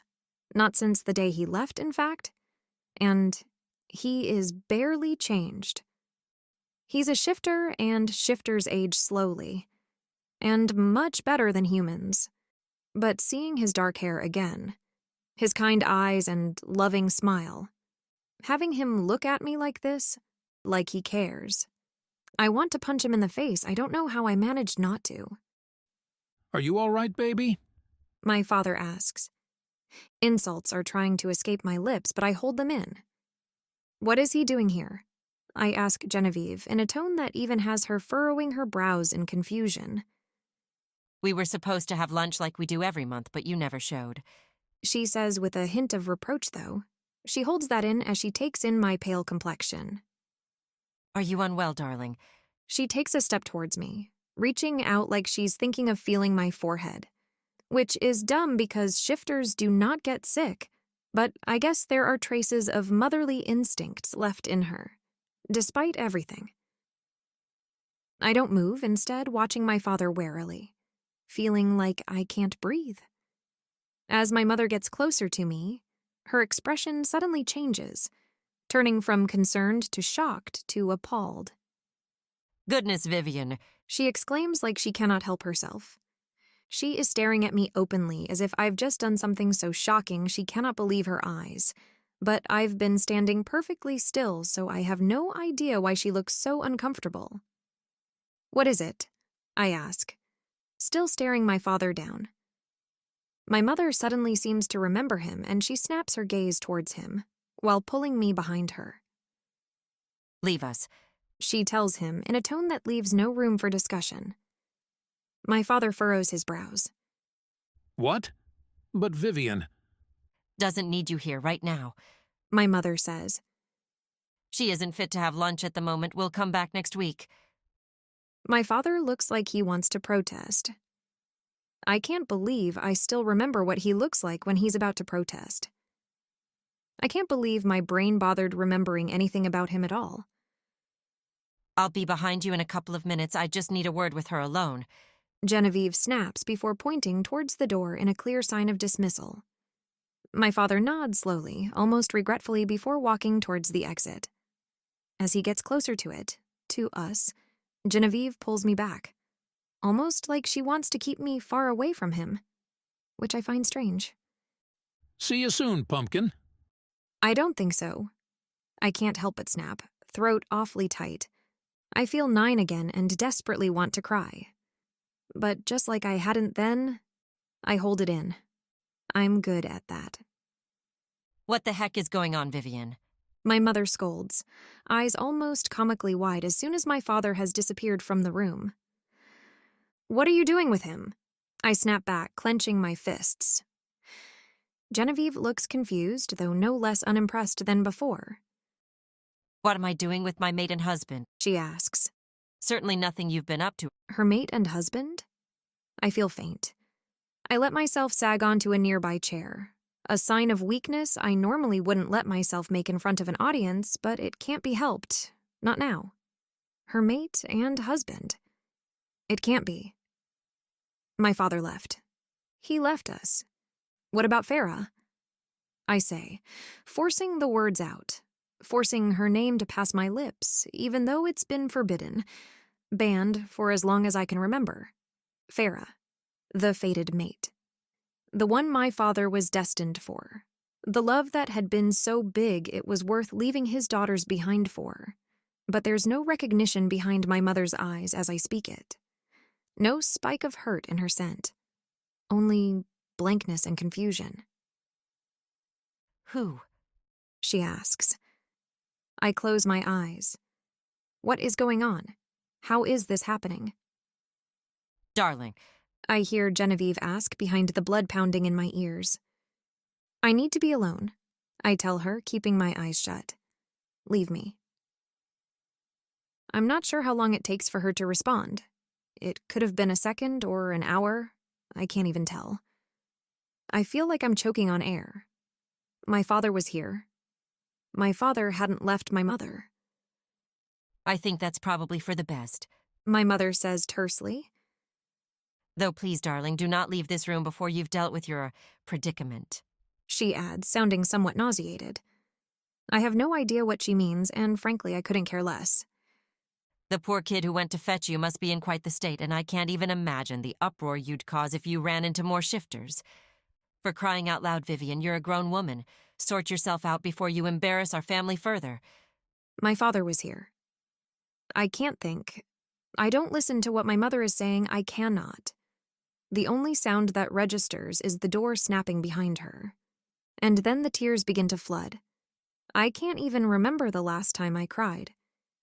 It's like I'd forgotten I even had the ability. What is happening to me? I feel so out of place in this world.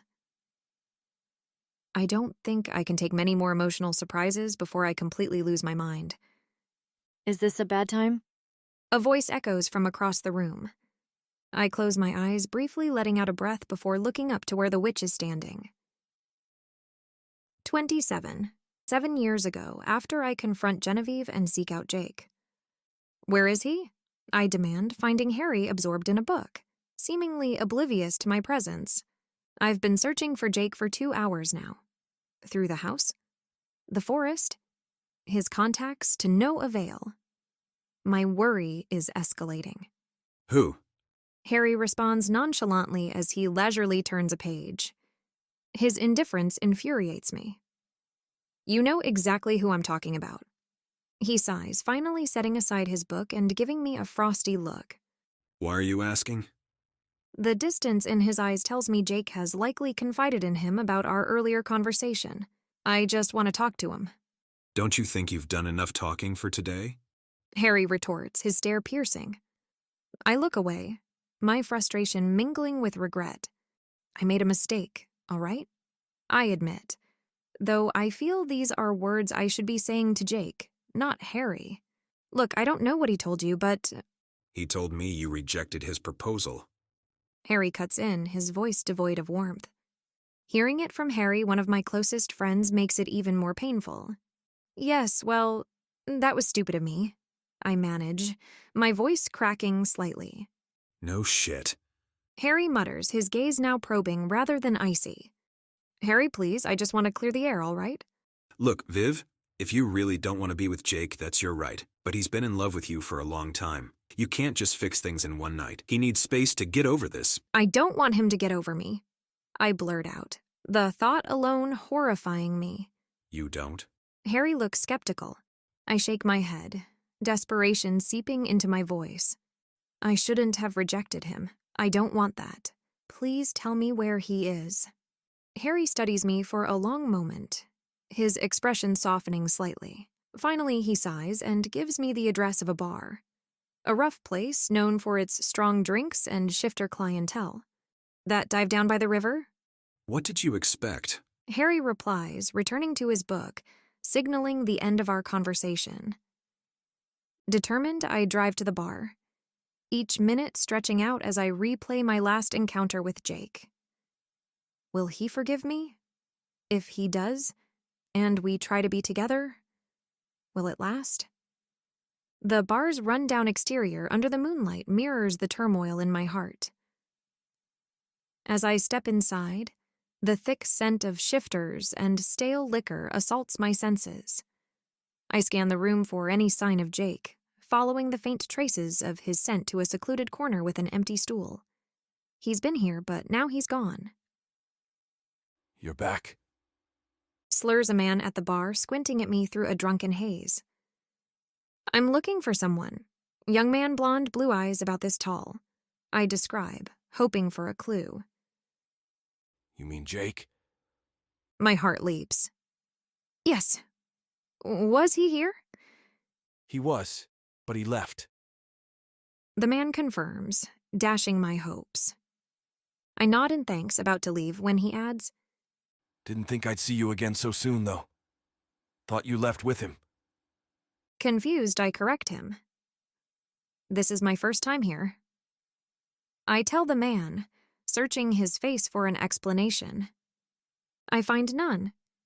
He looks at me with droopy eyes that quickly fall back to his nearly empty bottle.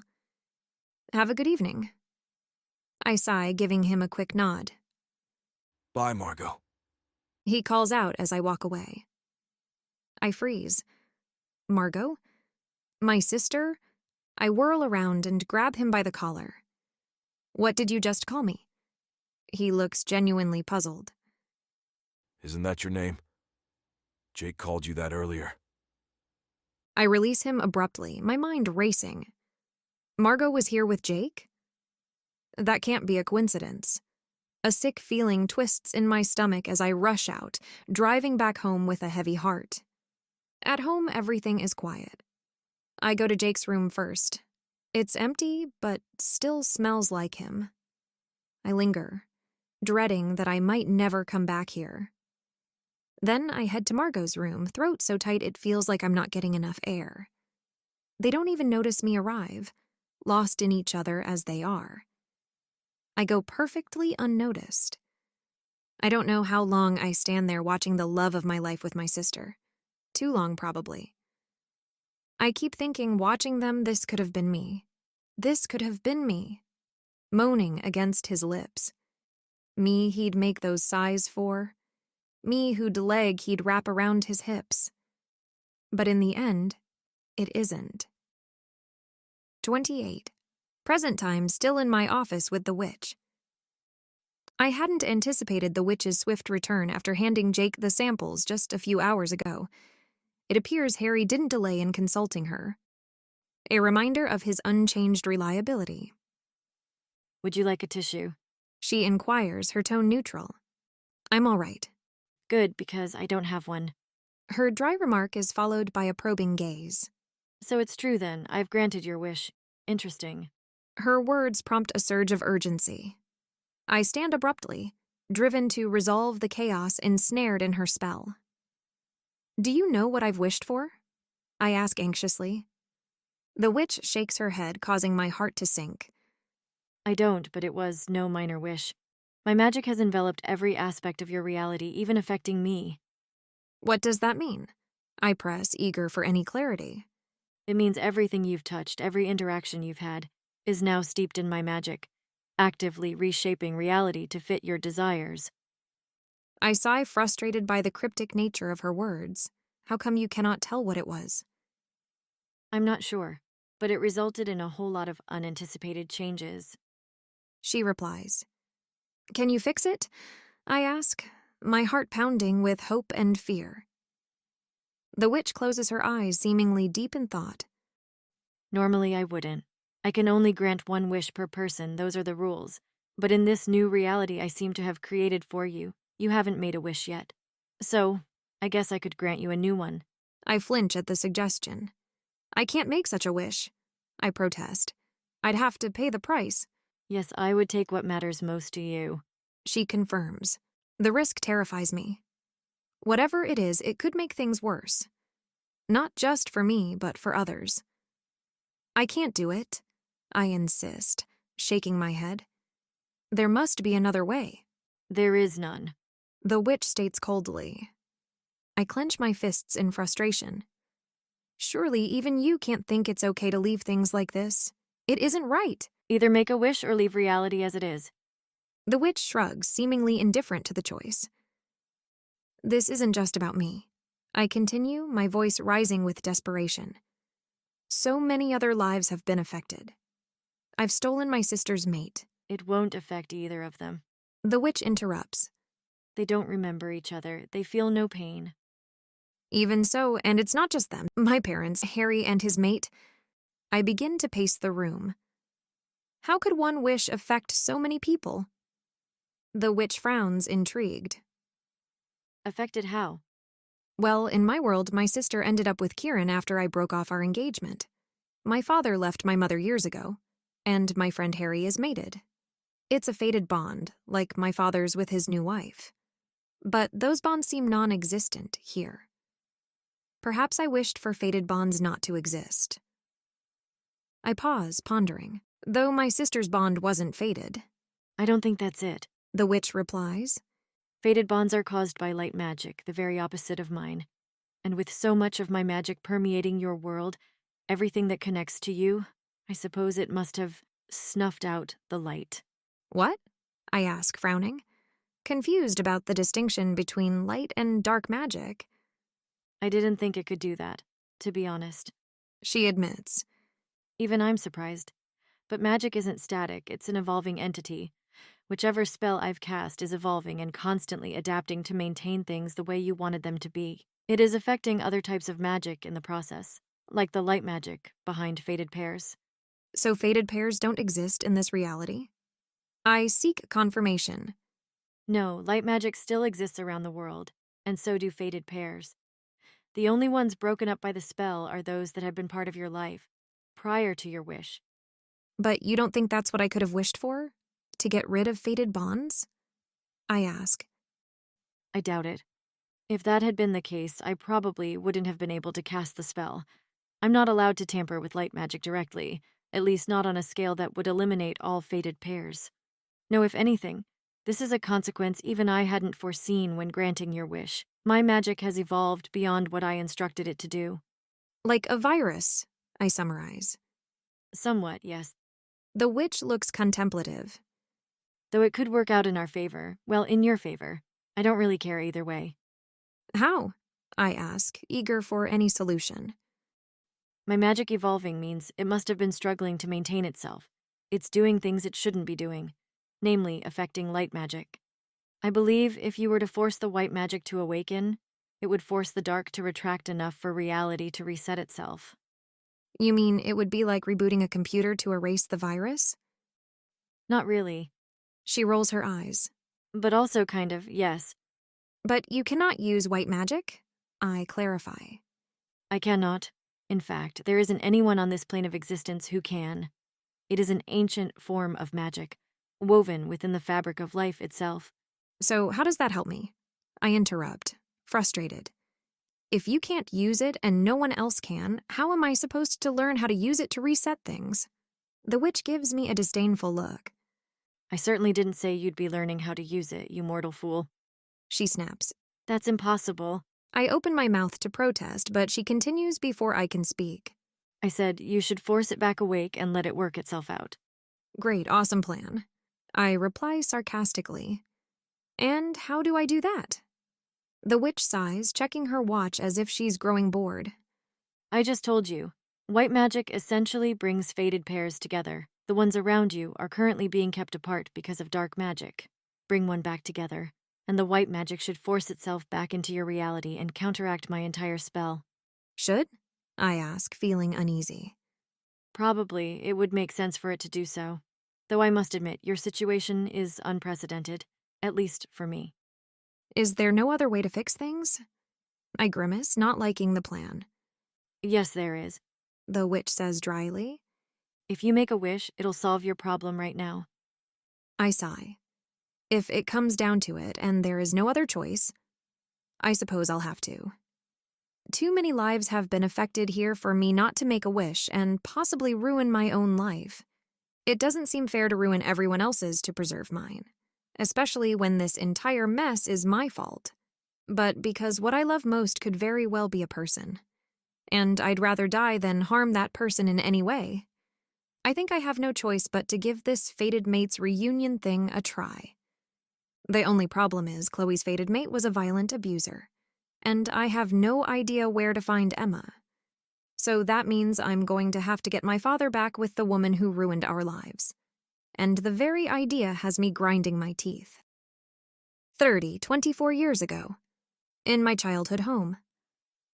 I'm awakened by a hand on my shoulder, which, despite the warm haze of sleep, I instantly grab onto, twisting the wrist it is attached to before my eyes even open. Good, Genevieve says. I think you broke it. She's standing above the bed in her nightgown still. It's still dark outside. Get up, my mother says, resetting her wrist without a trace of a grimace. I always find it impressive how well she masks her pain. When Dad left last year, for many months it was too painful for her to get out of bed most days. Yet, whenever an old packmate would come to visit, she'd make sure to be up, dressed and looking resplendent to welcome them into our new home. It was like a superpower, and I wanted it. Shifters were in open awe of her quick recovery. Meanwhile, they'd all look at me and Margot with pity in their eyes. You're coming or what? It's 2 in the morning, Mother. I complain, briefly glancing at the alarm clock. Well, you can't very well practice during the day. Genevieve shrugs. We don't leave amongst shifters anymore, Vivian. There are humans around. Her nose wrinkles in disgust at the word. She doesn't dislike humans per se. She just doesn't think we should be subjected to them on a daily basis, since, like she explained, they're so beneath us. What if Margot wakes up? I ask as we exit my bedroom. You know she can't fall back asleep if I'm not there. She needs to grow out of it. You're not helping her, coddling her like you are. But she's scared we're going to find our fated mates and forget all about her like Dad has. Genevieve freezes in her tracks. We're in the living room, the dining table next door bathed in moonlight. That's ridiculous, she ends up saying before pulling the door that leads down to the basement open. I gulp nervously at it, hopefully quietly enough so she doesn't hear. My mother hates weakness. After you, she says, pointing the way. I make my way down the stairs, switching on the lights when my feet find the ground. Then I carefully remove my sleep shirt and pants, folding them on a small chair in the corner of the room. Behind me, I hear Genevieve taking out her phone. Ready? She asks. I nod. Then go, my mother says, hitting the start of the timer. I crouch, closing my eyes, beaconing my wolf to the forefront of my mind. It doesn't obey immediately to my frustration, but like my mother told me, I stay focused, and soon it is there, pressing down. Strong emotions help the turn, so I picture that day at the park, my dad walking off to get ice cream, not returning for a while. He'd been back eventually, with no ice cream, and a blonde woman in tow. The two of them had been paled, and their bodies inching closer and closer together the longer the stranger stood there, while my father introduced us. I smiled at her. Margot had too. She'd smiled back. I want to rip out her smile with my teeth. The bones in my shoulders break first, then the ones in my jaw. It's the worst pain in the world, but it fuels the rage and the wolf. It erupts from me, tears itself from every part of me. I fall into pieces to let it free, and then it is there, in my stead. That was longer than a minute. Genevieve comments, eyes glued to her phone. Now change back. A whine tears itself from my wolf's throat, too much resembling a plea. Now, Vivian. My mother snaps, the command in her words shifting my wolf's stance. I emerge from inside it like I would from murky waters. It's like I've been holding my breath, trying not to drown. I stand back up, my human legs only subtly shaking. Again, Mother says. I grind my teeth. My body hasn't fully recovered yet, it is still sore. But not as sore as it had once been when my mother had declared she needed to upgrade my training. No alpha will take me if my children don't meet the standards of his pack, she'd said.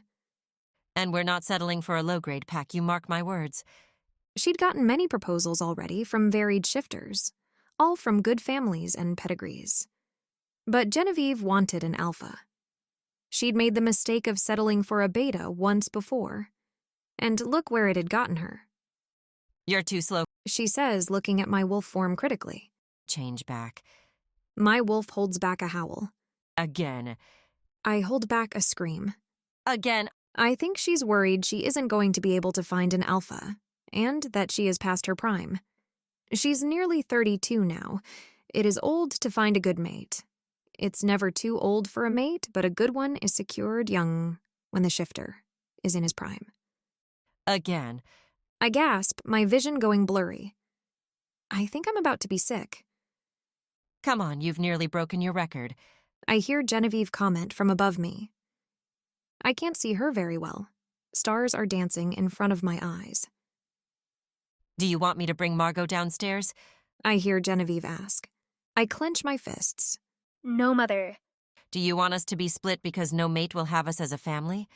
I shake my head. Good, she says. now you go again. I do end up getting sick right after that. But then, I do as she asks. 31. Present time at Kieran's hotel. I've been trying really hard not to despair, but the gravity of my situation is catching up to me. Meeting the witch again hadn't provided the solutions I'd hoped for. Now, I was facing the fact that escaping this mess might be much trickier than anticipated, if not outright impossible. Yes, I could make a new wish, but what if it made everything worse? What if, in trying to return to the old reality, I found out that Jake had been erased from existence, for example? I sigh, watching the olive in my martini glass twirl slowly from the bar stool in Kieran's hotel. A place of high ceilings and vast, sweeping spaces echoing with subdued conversations and the clink of fine glassware. I might have appreciated the artful way the lights cast shimmering patterns across the rich, dark wooden surface of the bar.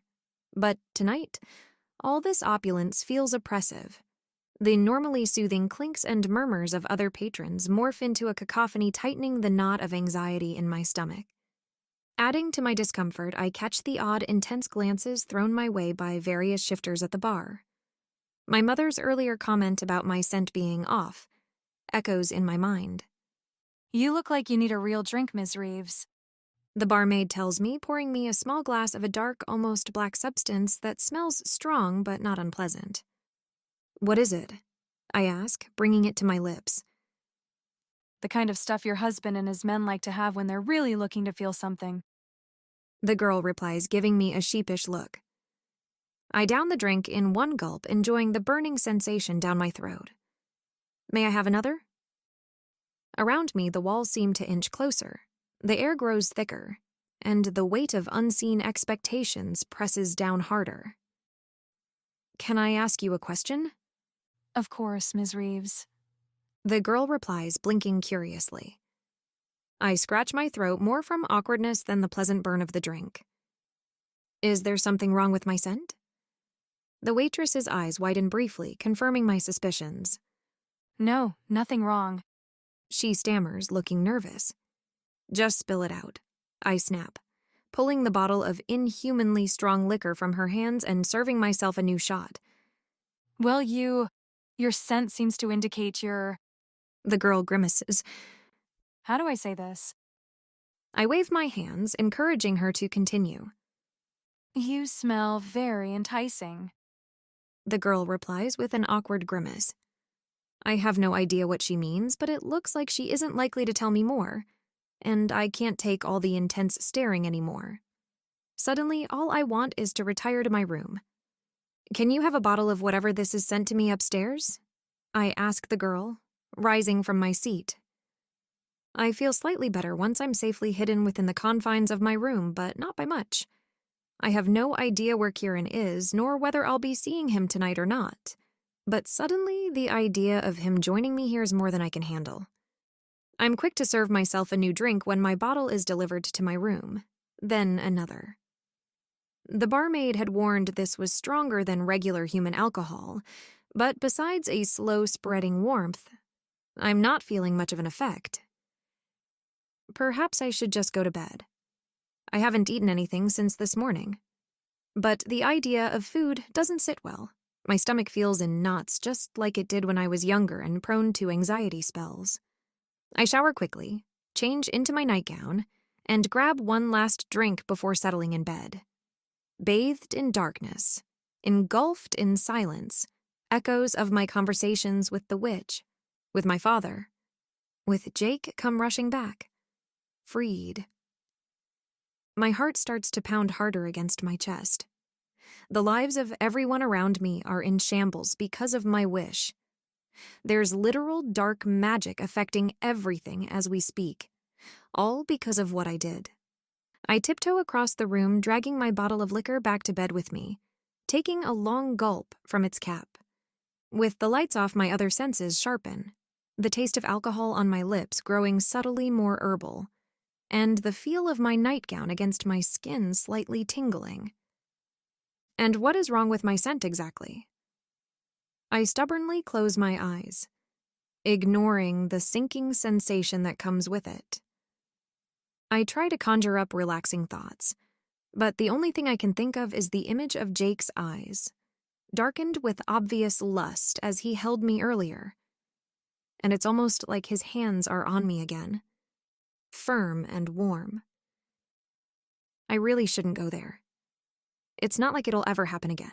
I tell myself as my hand travels up to my neck, grazing the skin. I mean, it could happen again. I suppose there's no reason it shouldn't. Or is there? There must be. But I can't remember what it is right now. The thought sends a pulse of warmth through my veins, my heart beating a little faster, my breath coming a little shorter. I press my fingers down on the spot where he'd kissed me. They don't feel nearly as nice as his lips. I had enjoyed his mouth there, I think, while my hand absently drifts down to my chest, tracing the path his fingers might have taken, sending shivers down my spine. It feels silly not to allow myself to at least think about it. It's just a thought. Thoughts don't mean anything. The room grows warmer, and I leave my bed for the comfort of a plush chair. I attempt to pour myself a new drink for lack of anything better to do, but when half its content ends up outside my glass, I go back to taking sips straight from the source. The alcohol still burns down my throat everywhere all over. It's a pleasant sort of burn that grows into something restless and yearning. The sound of footsteps echo from outside my room, down the hall. Is Kieran coming back? Perhaps I should hide that bottle of whatever it is I've been drinking? Then again, it's empty. Which is quite a shame, really. What I should do is ask Kieran to get me another one. I could seduce him into getting me another one. I'm definitely supposed to seduce him for one reason or another. I push myself out of the chair, a giggle escaping my lips at the unexpected motion.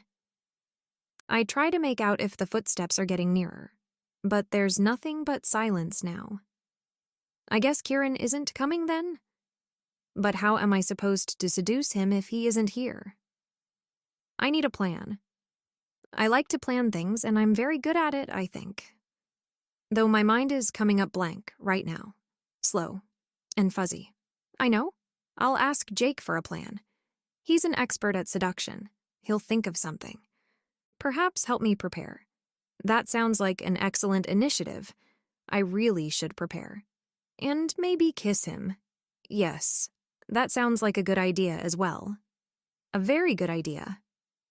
As I stumble out of my room, the hallway extends before me like a funhouse corridor, elongated and wobbly. I can't remember what I'm supposed to be doing when I get inside the elevator, but I think it has something to do with Jake. Jake knows things. Perhaps he can even fix this ridiculously wobbly hotel. I giggle again, a hand trailing along the wall of the hallway for support. Jake? I sing-song, banging on his door. The one on my left opens instead, revealing Jake's stupefied expression. "What are you doing in that other room?" I ask, glancing back and forth between the doors. Jake doesn't reply immediately, blinking in surprise before his eyes begin to glow a bright gold, his scent thickening dangerously, a mix of anger and something else. Get in here. He growls, grasping my wrist and pulling me towards him. I trip, stumbling into his arms, which I find particularly funny. Jake shuts his door behind us, his other arm wrapped around my back. It's not much. A simple, firm touch to keep me upright, but I enjoy it nonetheless.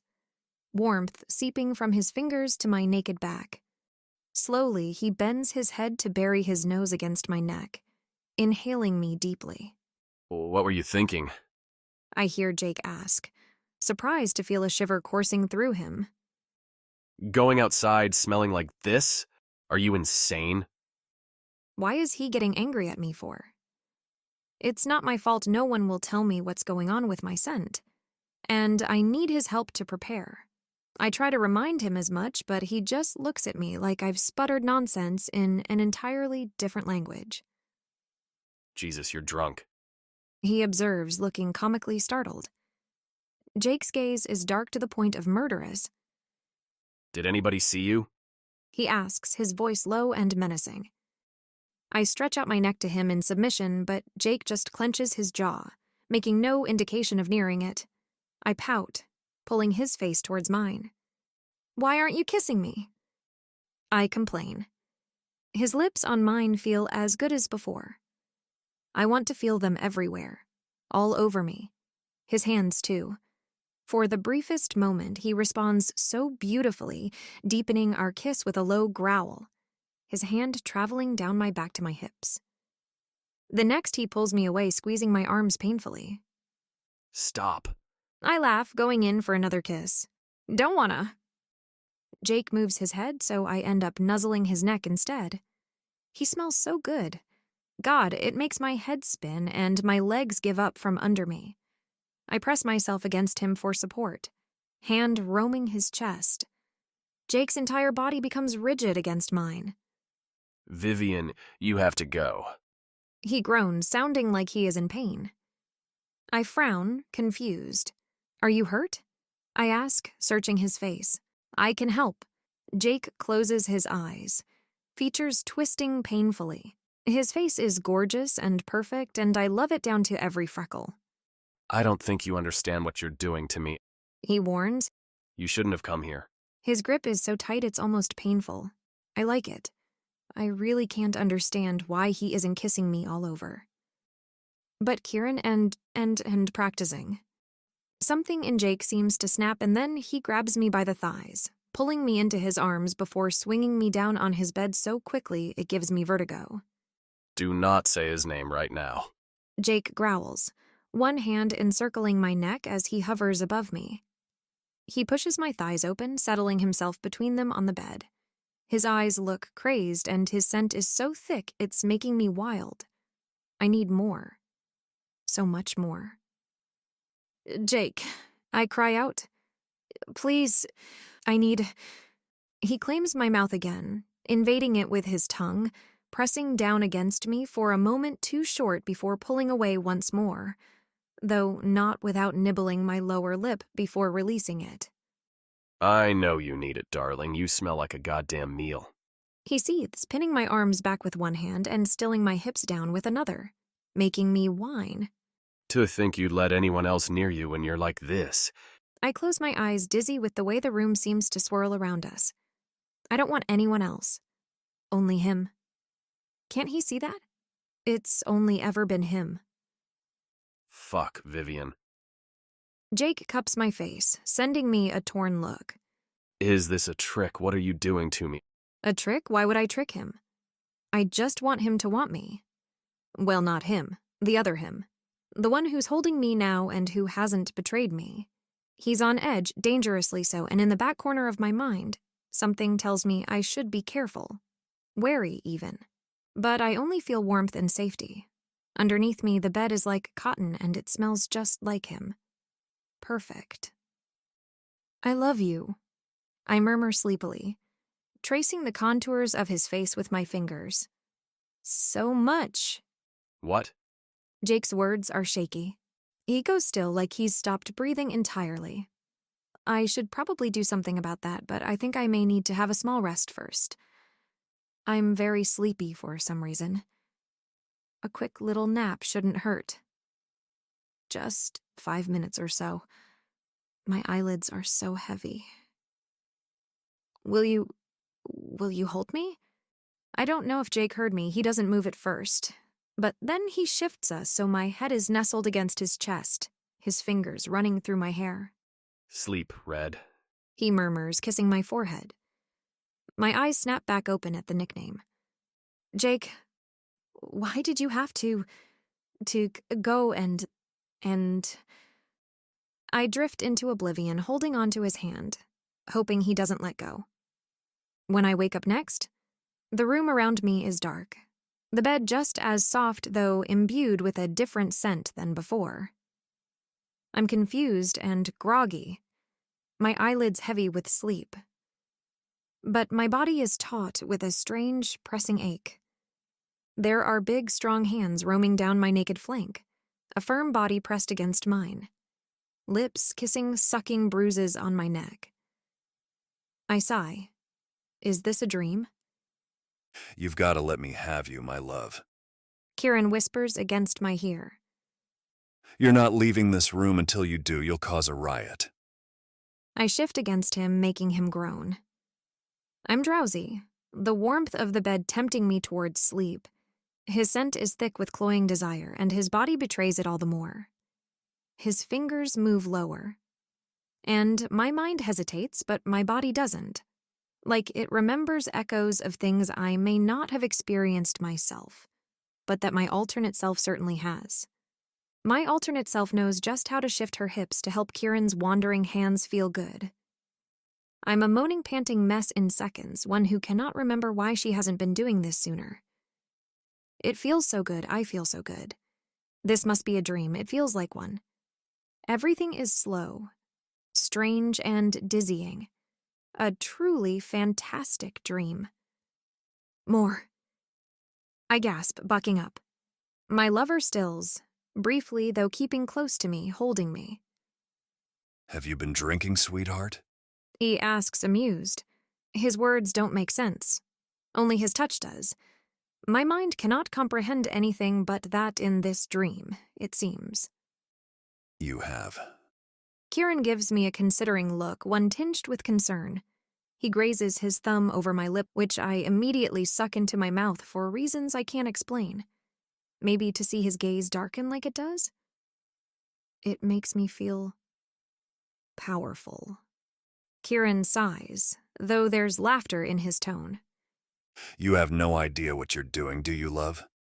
I rub against him in response, muddled pleasure coursing through me. It's nice, but not quite nice enough. I'm going to take good care of you, baby. Kieran says, shushing my pitiful whines. Don't you worry. I've got you. Kieran's mouth is on mine again. Then it's on my neck and my stomach, traveling lower and lower until it's where it's supposed to be. I moan and twist and shake, holding Kieran's face where I want it, feeling more like a wild animal than I ever have in my life. Until suddenly, finally, it all peaks into breathtaking pleasure that has me screaming desperately for someone. I sink into the mattress, spent and purring in relief. I snuggle into the warmth, finding sleep once more in a matter of seconds. 32. Present time in my bedroom. It's well past noon when I open my eyes. My mouth a bit dry, but otherwise feeling much better than I have in days. I feel rested and relaxed, my body tingling pleasantly for reasons I can't quite pinpoint. I don't feel like getting up immediately, allowing myself to stretch in bed for a while. I realize the details of my evening are blurry when I try to remember what I've done the night prior. I suppose I may have had a little too much to drink. I must have fallen asleep in a daze. Still, if I'd known alcohol could end up making one feel so satisfied upon waking up, I'd have indulged much earlier in life. Maybe not to the point of blacking out, though. I close my eyes, my nose buried in my pillow. It smells of Kieran and me, our scents mixing together in a way that slowly brings hazy glimpses of memories to the forefront. I'd been dreaming of him, I think, of his touch and his mouth, and I sit up in bed with a gasp. Oh my God, it wasn't a dream, was it? He actually made me... I hide my face in my hands, feeling my heartbeat pick up. What have I done? What was I thinking? Clearly I wasn't, but still. What a mess. How could I let my sister's mate do all these things to me? Hot shame squeezes my throat, even more so when my body starts to throb traitorously as more memories come back to me. I'm the worst. I suppose in this life Margot and Kieran aren't mates. And it's not like my sister hasn't betrayed me first in our reality. But that doesn't change the fact that what I've done is inexcusable. Kieran is her mate, not mine. And while I can't say I didn't enjoy what happened between us last night, it can never ever happen again. I don't care if I hurt his feelings to the point of endangering our entire operation here. He is never touching me again. I'm going to get my own room, and he won't have anything to say about it. I don't know what reasons to give him yet, but I'll think of something. This entire situation is such a mess, and I'm an even bigger mess. But enough is enough. I'm going to pull myself together before I ruin everyone's lives even more than I already have. At least I haven't messed things up with Jake. I sigh, getting out of bed. How catastrophic would it be if I don't know, gone to see him and spilt all my conflicted feelings to him? That's one crisis averted at least. Now, I need to get my traitorous father back together with his fated mate who isn't and be done with this shit show once and for all. After a quick shower, I head to my office where I'm served lunch by the same shifter I'd seen the day before. He doesn't seem unsettled today, perhaps even somewhat relieved when he lays out my order on my desk. I guess whatever had been troubling him improved. No matter. I need to plan my next move, namely how I'm going to find Farah. I frown in displeasure, just thinking of the name. The very idea of having to reintroduce her to my father and have them falling in love all over again hurts my very soul. But it must be done. I must make him destroy our family all over again, and the sooner the better. Hopefully Farah is still staying with the same pack she'd been a part of when father had met her years ago. But how to get her here, and how to get her alone with my father? I certainly don't want to spend time with or even speak to him. The thought is so uncomfortable that I end up procrastinating, instead considering my second problem at hand, namely how to uncover the alchemist's identity while I'm still here. Kieran could help, though can we trust him? I would need to ask him some questions about Seth, namely why he allowed the Alpha to stay here for so long if he had no ill intentions toward him. As the sun begins to set, I decide to go search for Jake. I feel awkward at the idea, though not as much as I do when I think of Farah and my father, or even Kieran. So, Jake it is. After trying his phone to no avail a couple of times, I make my way towards his room, feeling somewhat apprehensive though determined nonetheless. As I approach his bedroom, I'm surprised to make out his voice echoing through the hallway. I freeze in my tracks, curious to see who he is speaking to, for he sounds agitated.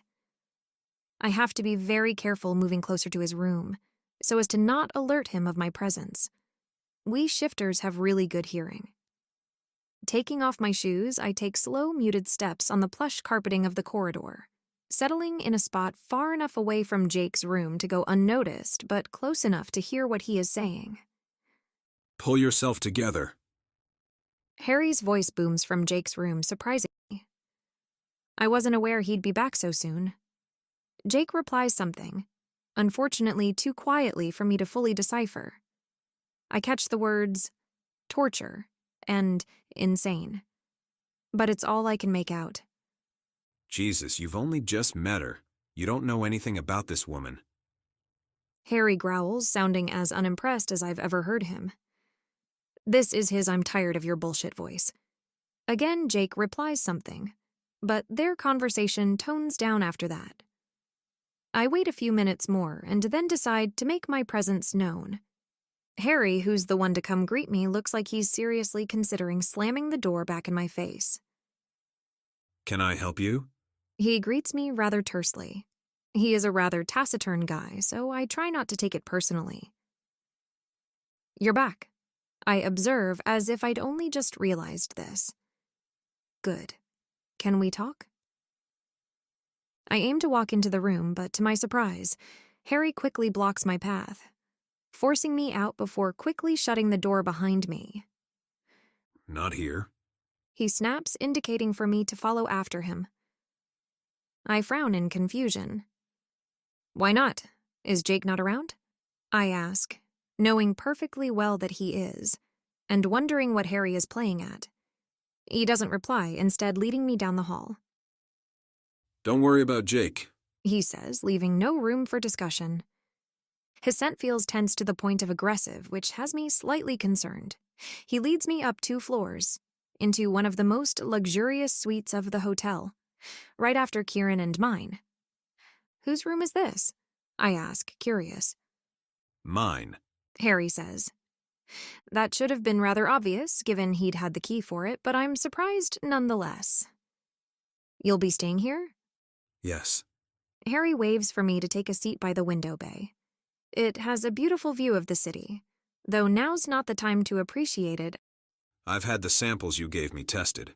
One was indeed the serum I'd suspected, created from Seth's blood. Harry tells me gravely. I'd expected as much, though it doesn't make me feel much better knowing it. So Kieran's been using dark alchemy to get richer. I resume, feeling somewhat disappointed. If not more. I'm still unconvinced he isn't the alchemist himself.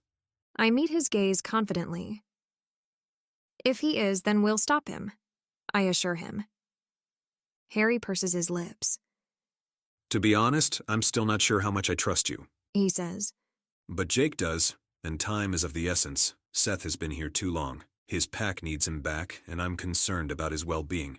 Because they've been draining him of his blood? I ask. That. Harry concedes. And because I've also had your other sample tested, the one that girl gave you. Turns out it's vampire venom. My mind comes to a halt. Vampire venom? This would indeed explain how Kieran and his men had managed to extract blood from different alphas unsuspected. Vampire venom is a very potent poison, which not only affects humans, but shifters too. Perhaps not as strongly, though that would depend on the dosage.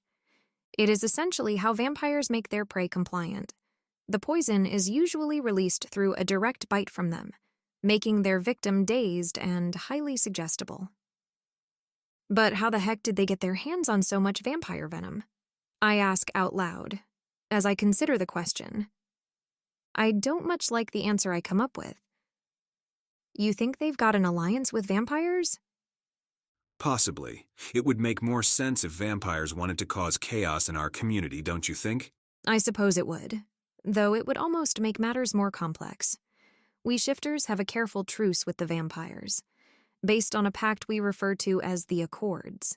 But if the vampire had been breaking our truce to secretly spread chaos amongst us, not only could we be looking at damaging internal conflict, but perhaps even a full-blown war with another species.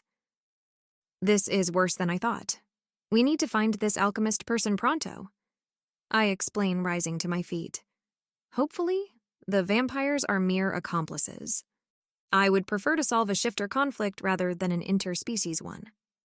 Yes, we need to kill this operation, which is why I'm back. As I've mentioned, Seth has been here a long time, probably because the alchemist hasn't been able to get his hands on anyone else to get the blood he needs for his serum. But it's starting to look more and more suspicious, and he knows it. Oh no, I interrupt, fearing where he is going with this. You don't even know what I'm about to say. Harry says with a small frown. Yeah, I do. You're making your bad decision face. My bad decision face? It's the face you make whenever you're about to martyr yourself into a terrible situation. Harry crosses his arms, looking annoyed and about to speak, but I don't let him. Oh God, you want to set yourself up as bait, don't you? I groan. They need a new alpha, and there you are. Plus, with a perfectly valid excuse for being here. Harry argues. Which is to bring my cousin back to our pack. I sigh, a long-suffering sigh. This is so typical Harry, I don't even know where to start. So what, we wait until they try to dose you with vampire venom. Harry gives me a pointed look, which makes my sinking feeling grow worse. You want to wait until they go through with it? I screech, absolutely furious. It's unsettling how you seem to read minds. I've been your beta for years. I don't read minds, I just know how you think, and by that, I mean that you're an idiot. I rise from my chair, pacing around the room. Harry's plan is ridiculously dangerous. Perhaps even more so than he realizes. In my world, I'd found Seth dead, though I suppose he can't tell him that now. He'd find it suspicious. I should have said something before. And what if they do manage to take some of your blood? I challenge. You said the serum is only as strong as the alpha's blood it's based on. And look at all the damage that's already been caused by Seth's blood.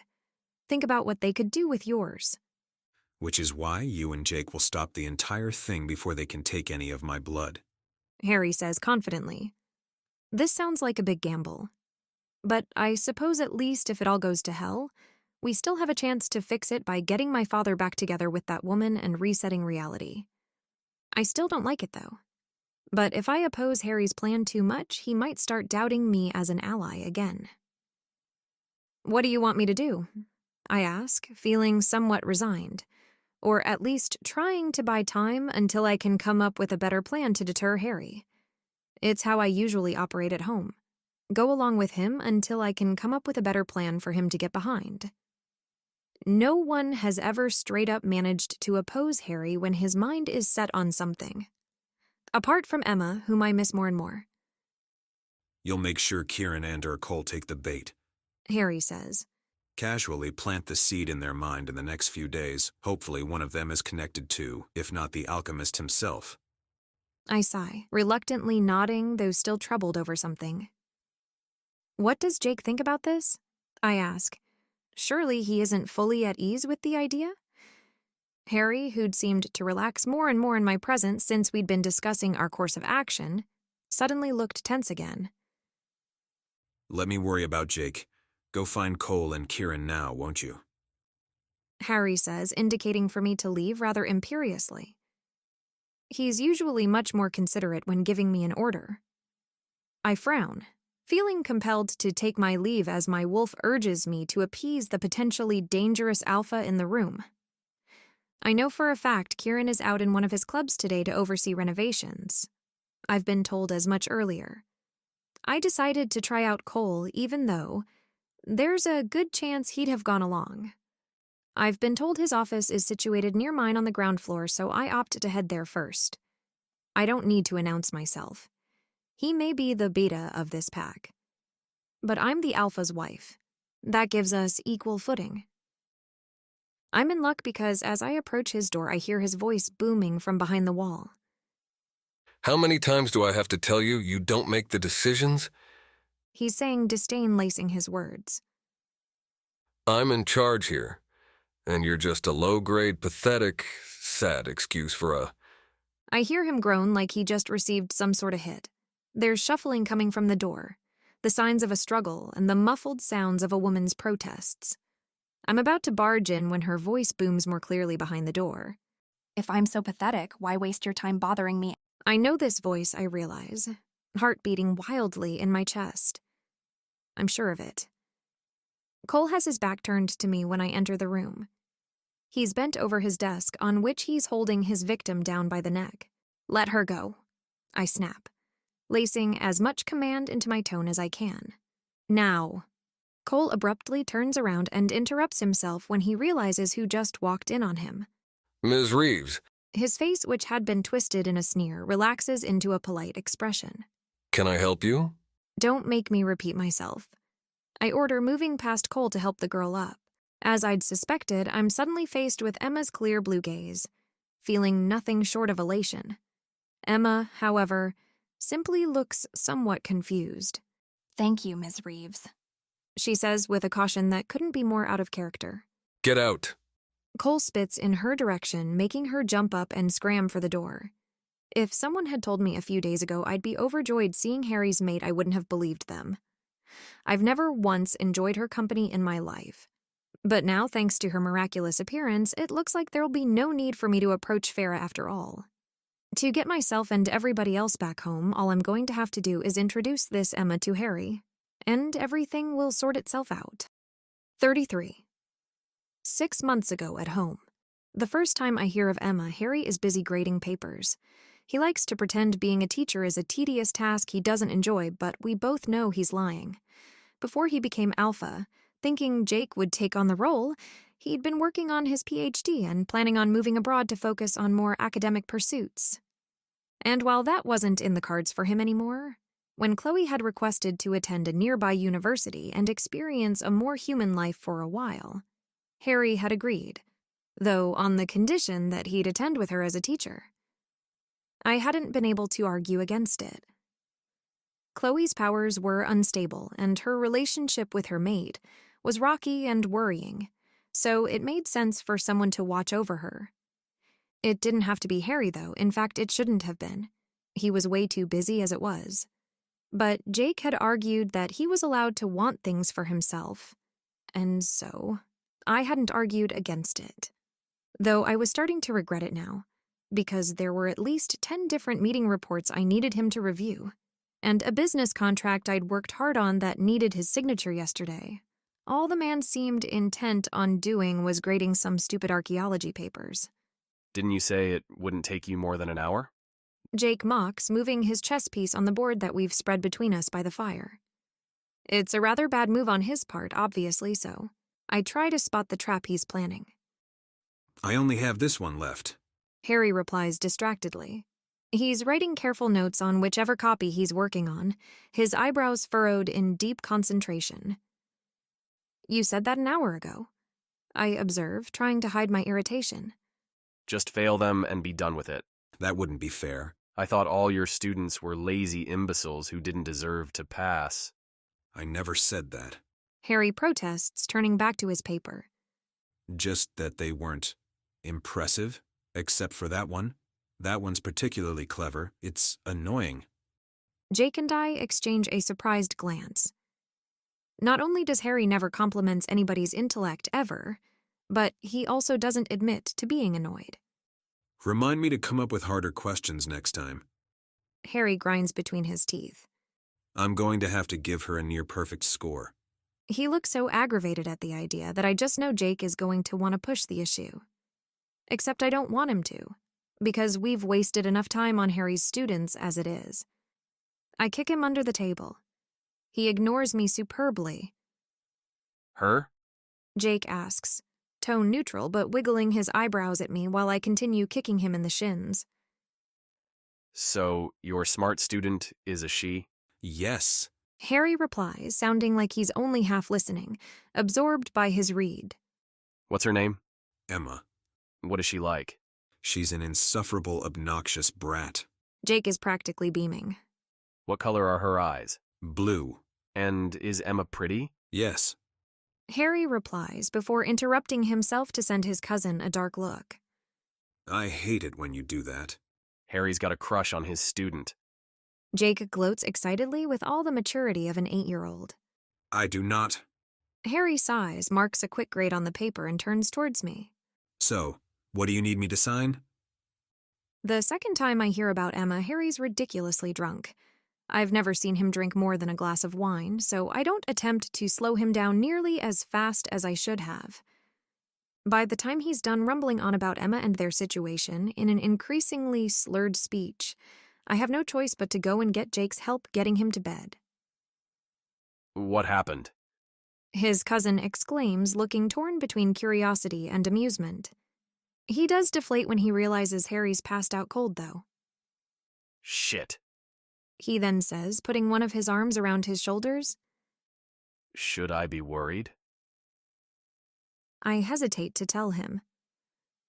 Not only did Harry say I shouldn't, but mostly I didn't want to voice it out loud. Voicing it out loud would make the entire thing real. And I don't want to deal with the fact that our alpha just revealed in a drunken stupor that he's found his fated mate. A mate who, to make matters worse, is a 20-something human girl who couldn't be more unfit for him if she tried. The only upside is that Harry seems determined not to claim her, though I do hope he copes without resulting to intoxication in the future. He'll be fine, I declare as we both drag him upstairs with some difficulty. He's upset because of some human girl. He'll get over it. We should set him up with someone. Jake concludes while dropping Harry onto his bed. The latter groans something incoherent, which I just know is Emma's name. What did he say? Jake asks. Nothing, I reply, pushing him outside the room. The third time I hear about Emma, Harry's scent is as dull and lifeless as his gaze, and he lets me know he's rejected their bond. I don't understand how they could have been bonded in the first place. He swears he's never claimed her, but apparently, that hadn't stopped a bond from forming. I'm silently terrified at the power that these fated bonds seem to have and wonder why I'm the only one who seems to care. I am relieved that Harry has rejected the bond, though. He looks troubled but does seem resolute in keeping it that way. He makes me swear not to tell anybody. Jake is away on a diplomatic assignment, so I don't mention anything for almost a month. When he comes back, though, he takes one look at Harry and all hell breaks loose. What the fuck, Vivian? He made me promise not to tell you. Jake looks like he wants to throttle me. He's fucking dying. Don't you think that kind of precedes whatever he made you promise? He's not dying, I said, though being really careful not to stare too hard at Harry's ashen complexion. He just needs time to recover, that's all. I really wanted to believe it too, that he'd recover. But Jake claimed I was in denial, and he was as furious as I'd ever seen him. The way he looked at me in horror, it was like he didn't know who I was anymore. Suddenly, I couldn't look at him in the eyes. Listen to me. He'd said, grabbing onto my arms. I know you hate fated bonds, and I get it. Your father left you, but perhaps you'll consider that it wasn't all because of some magic bond and more to do with the fact your mother's a total psycho bitch. But if you're not careful, Vivian, you'll end up just like her. I'd slapped him across the face because that was a low blow, even for him. There were things we knew not to say to each other, to keep a semblance of peace. My parents were on that list. Jake knew hearing about my dad still hurt like he'd left yesterday. And he knew there was nothing I feared more than turning into my mother. I see a flicker of regret across his face. But then, he looks at Harry and it's gone. You should have told me. He says gravely before catching my gaze, his icy blue eyes as cold as they ever were. He's the one who decided to break the bond. I defend, though my throat feels tight with guilt. Jake sneers. Don't even act like you haven't been encouraging it. I wouldn't even be surprised to hear it was your idea. It wasn't. Mark my words, Vivian. Jake had warned.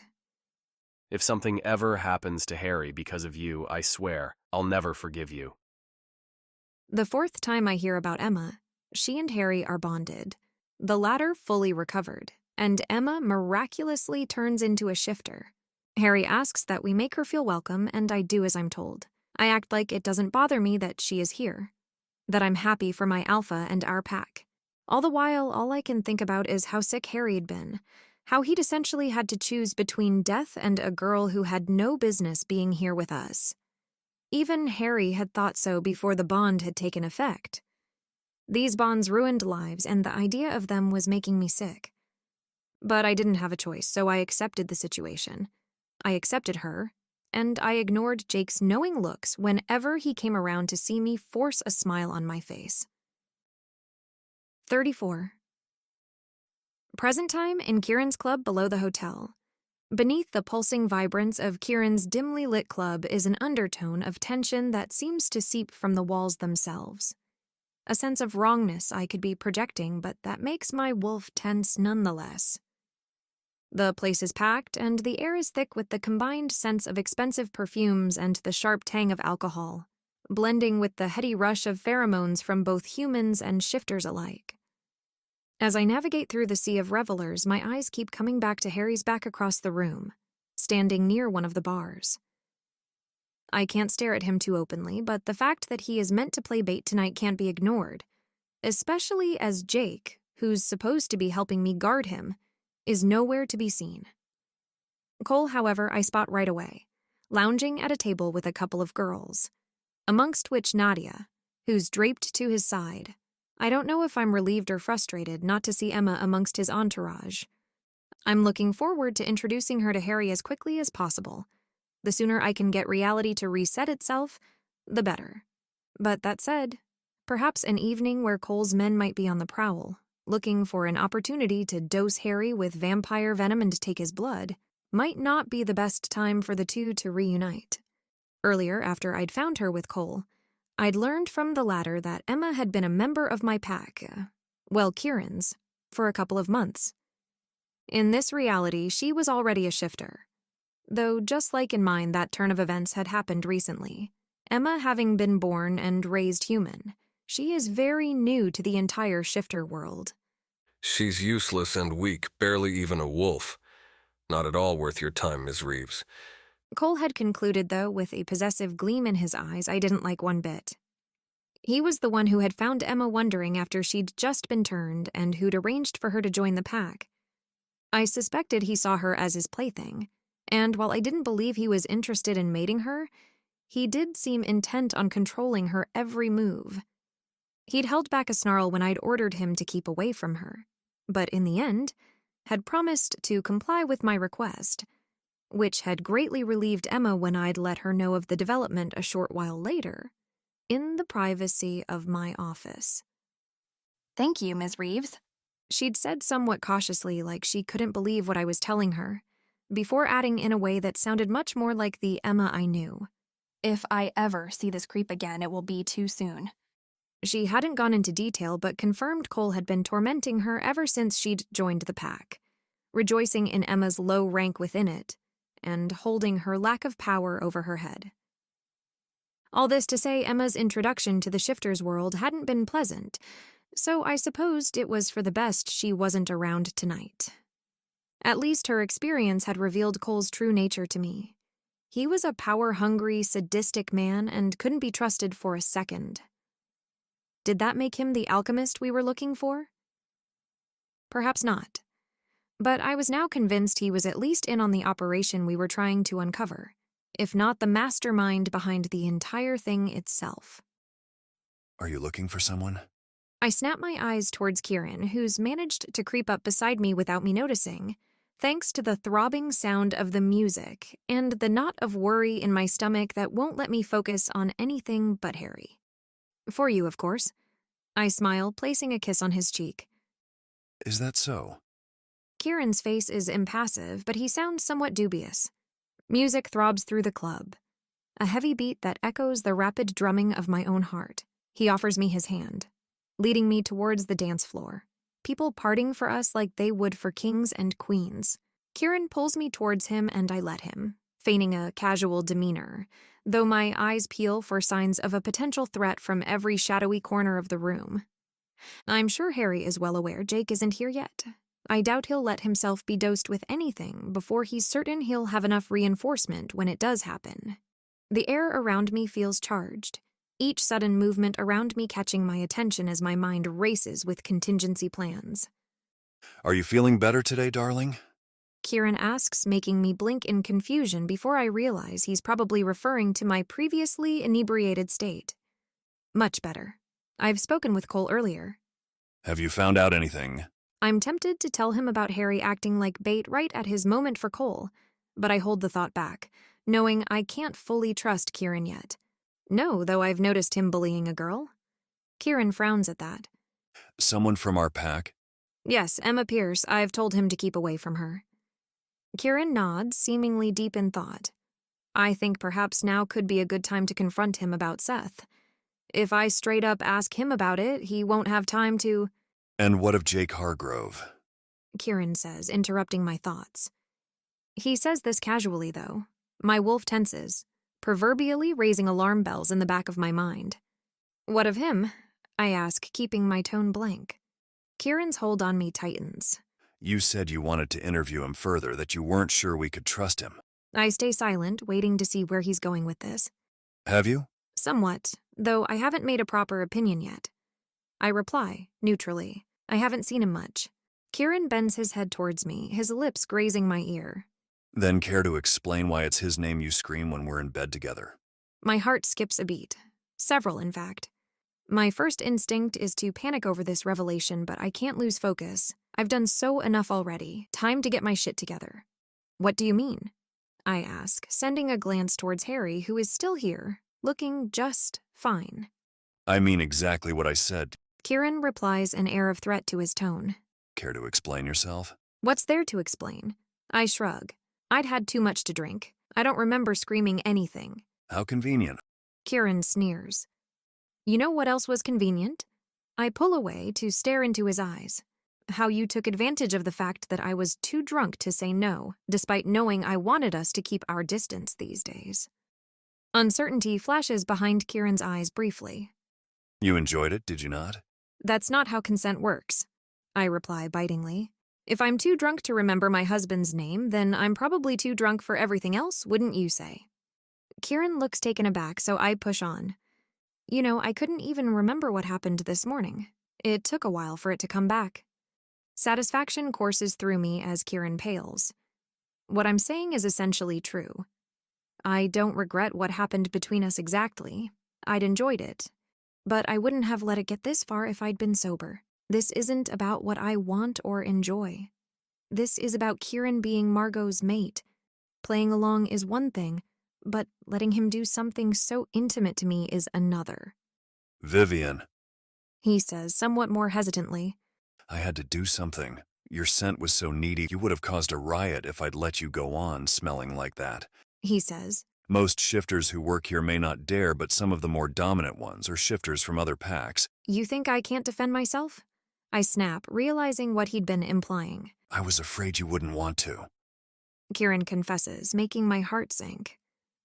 I'm your husband. I should be able to take care of your needs, but I should have waited for you to regain your senses to do so. I'm sorry. I sigh. I don't love what he's done, but in his eyes, I'm his wife. And while I'd been quite intoxicated, I'd certainly shown him very telling signs of my enjoyment. I want to tell him I forgive him. But his guilt is palpable, and this is an opportunity I can't let pass. I think I'd like us to sleep in different rooms for a while. I tell him, avoiding his gaze because it makes me feel a little guilty. I think we need time to rebuild trust. My eyes fall onto Harry again. Sharp anticipation coursing through me as I realize he's speaking to someone. Even more so when that someone turns out to be Jake. He seems agitated. Harry's holding onto his arm like he's trying to keep him in place. I frown in confusion. What's going on? Then Jake's gaze meets mine from across the room, and I freeze in place. His eyes are bright gold, his pupils so large and dilated it makes him look otherworldly. His entire body seems tense, aggression visible from his stance, his hand gripping the edge of the bar to the way his jaw is locked. I gulp nervously. It's ridiculous because this is Jake and I'd trust him anywhere, but there's something about the way he's staring like he's about to pounce over here and... What's wrong? Kieran asks. I'll be back. I reply distractedly. I need to speak to Jake alone. Something's not right, I can tell. I can make out his scent even from all the way here, even amongst a crowd of humans and shifters combined. It's making me dizzy, and I just need to speak to him alone. I point towards a door to the back of the club with my chin.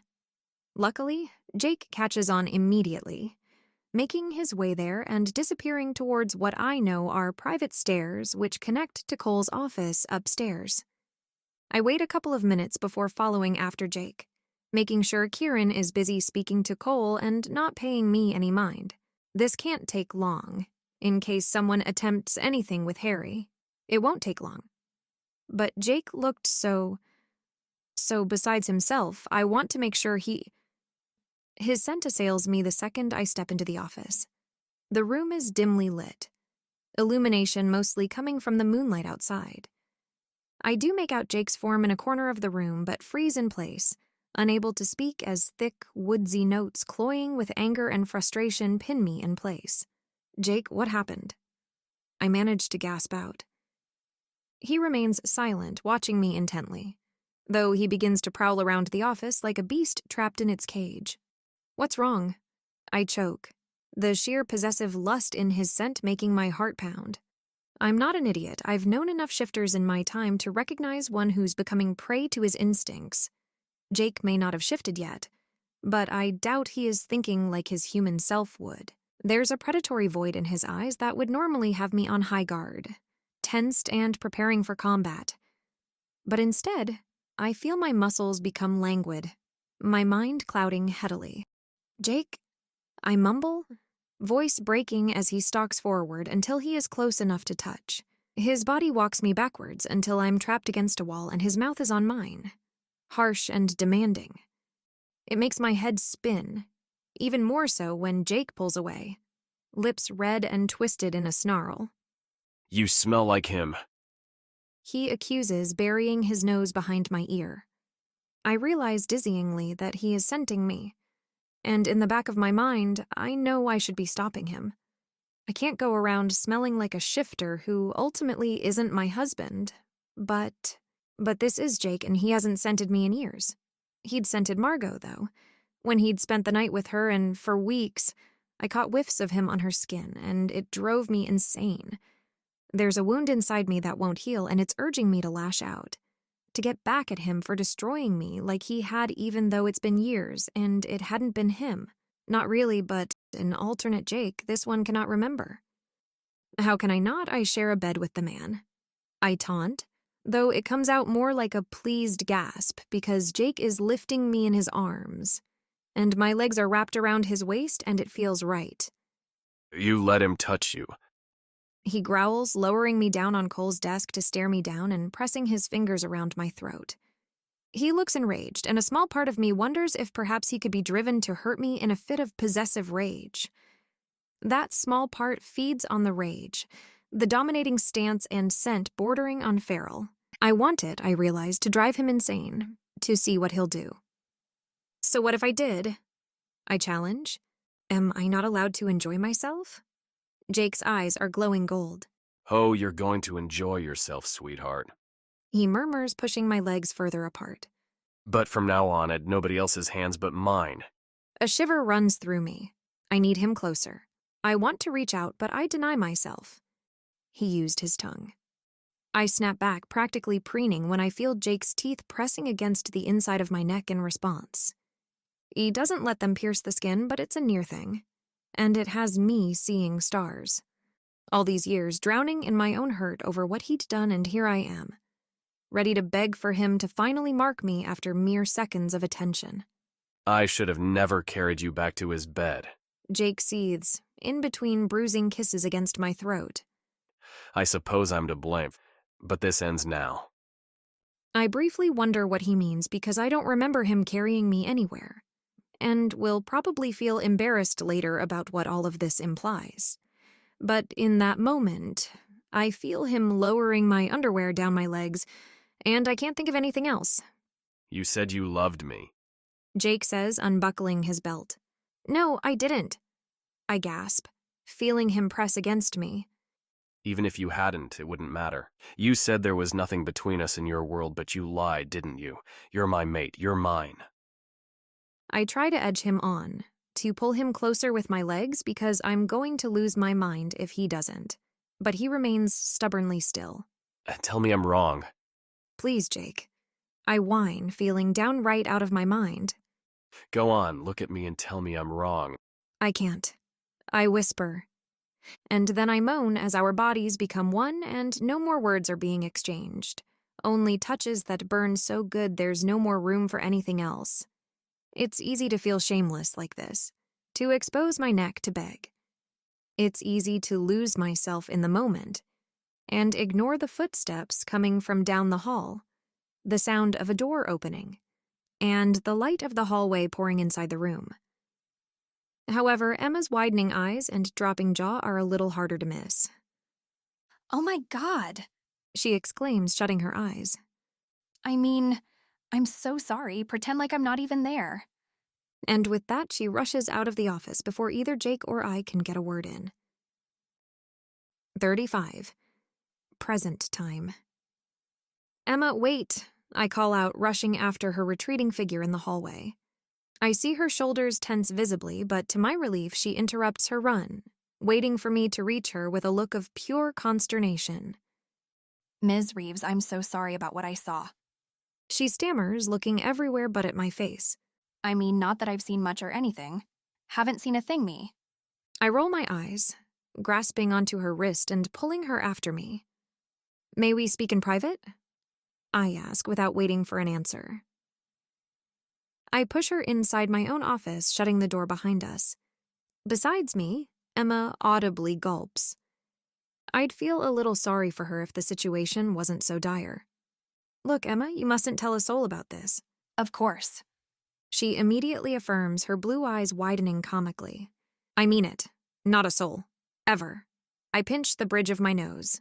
If Kieran finds out about this, To my surprise, Emma reaches for my hand and gives it a light squeeze. Ms. Reeves, I promise your secret is safe with me. She assures me with disarming sincerity. You protected me from Cole. I'd never put you in a dangerous position, I promise. I'm taken aback. There is a protective fire in her gaze I'd never seen from her in my world. At least, not where I was concerned. Emma and I aren't very close. She's my alpha's mate, and I have certain obligations towards her. That's all it is. I'm pretty sure she doesn't like me very much. I heard your voice coming from Cole's office. Emma explains with a pained grimace. I was worried he'd hurt you. For what you'd done. But in this life, I realize she is grateful towards me. And apparently, her gratefulness easily translates to a burning loyalty I hadn't been expecting. She'd sincerely been worried about me then? I feel oddly touched that she'd tried to come to my rescue. Obviously, if I'd known you were just having a good time with some really, really hot guy, All right, thank you, Emma. I interrupt, scratching my throat awkwardly. But then, because she's feeling intimidated and because it is so unlike her to care even the tiniest bit about my feelings towards her, I add, thank you for trying to help it. It's very kind of you. The girl bites her lip briefly before letting out her next words. I'm the one who should be thanking you. She tells me in a low, grave voice. You didn't have to help me with Cole, but you did. Nobody else ever lifts a finger against him. I frown, but before I can ask her to develop, she adds in a hushed tone, Does he hurt you? I blink in surprise. Cole? No, don't worry about him. I assure her. No, I meant... Emma glances over her shoulder nervously. Your husband, the alpha. She grimaces at the word, obviously hating all that it implies. Does she have something against Kieran? He doesn't, I assure her. He isn't like Cole. Ms. Reeves, I don't think you understand what's going on in this pack. Emma interrupts, sounding more like her old self than she's ever had. People disappear one day to the next, others come in sporting bruises. It's like we're no better than slaves to him. She growls, clenching her fists. He's got like this guard of big shifter men always glaring down on us, barking orders, telling us to do things. What things? I ask, not liking where this is going one bit. I don't know. Cole doesn't let me in on anything. I just go around cleaning toilets and scrubbing floors. But there are others who have these haunted looks in their eyes. I think there's something very wrong going on around here. She confesses, sounding more pissed off than scared, which is definitely more like the Emma I know. And do you think Kieran is the one behind all of it? Emma gives me a pointed look. Ms. Reeves, he's the alpha. I may be new to the shifter thing, but even I know nothing ever happens without the alpha's consent. How could he not know? This steals the breath out of my lungs. She's right, of course. But Kieran looked so troubled the other day when he'd mentioned the serum. I can't reconcile this troubled man with the dangerous leader Emma believes him to be. Suddenly, I see her body tense, her scent growing distressed. He's coming. She mutters, fidgeting nervously. Who? Emma says, giving me a pointed look. I don't know what he's been doing to her exactly, but clearly it has her on edge. I want to assure her this is all going to be fine, but I can't go into too much detail without implicating her, which would ultimately put her in danger. But I need her to know she's going to be safe from now on. I'll take care of him, I tell her, putting a reassuring hand on her shoulder. Go home, for now. We'll talk more tomorrow. Cole barges in as she is about to exit the office. The fuck are you doing here, girl? He barks, seeing Emma. Shut up. I snap, making him deflate immediately. She was just on her way home. But her shift isn't... I gave her the night off. Go, Emma. I tell her, waving her out. I need to speak to Cole alone. Emma sends me one last sorry glance before exiting the office hurriedly. Once she is out of ear range, Cole turns to me, crossing his arms. We've got a problem, he says with a somber expression. I think he's going to admonish me for defending Emma, but to my surprise, he waves at me to follow, leading me to his office. You know I'm on board with the whole leading Hargrove on idea, but I think that husband of yours is starting to catch on. You might want to tone it down a notch, unless you're thinking of accelerating the timeline. I frown, glimpsing around the room. Jake is, of course, nowhere to be seen, and somehow he's done a really good job at putting the room back in order and erasing all traces of our scent, but... Hidden cameras? Cole tells me with a smirk. Your idea. Don't tell me you've forgotten. I try to keep my face neutral, even though my heart plummets all the way down to my stomach. Cole didn't seem to care one bit that I'd been with Jake, but...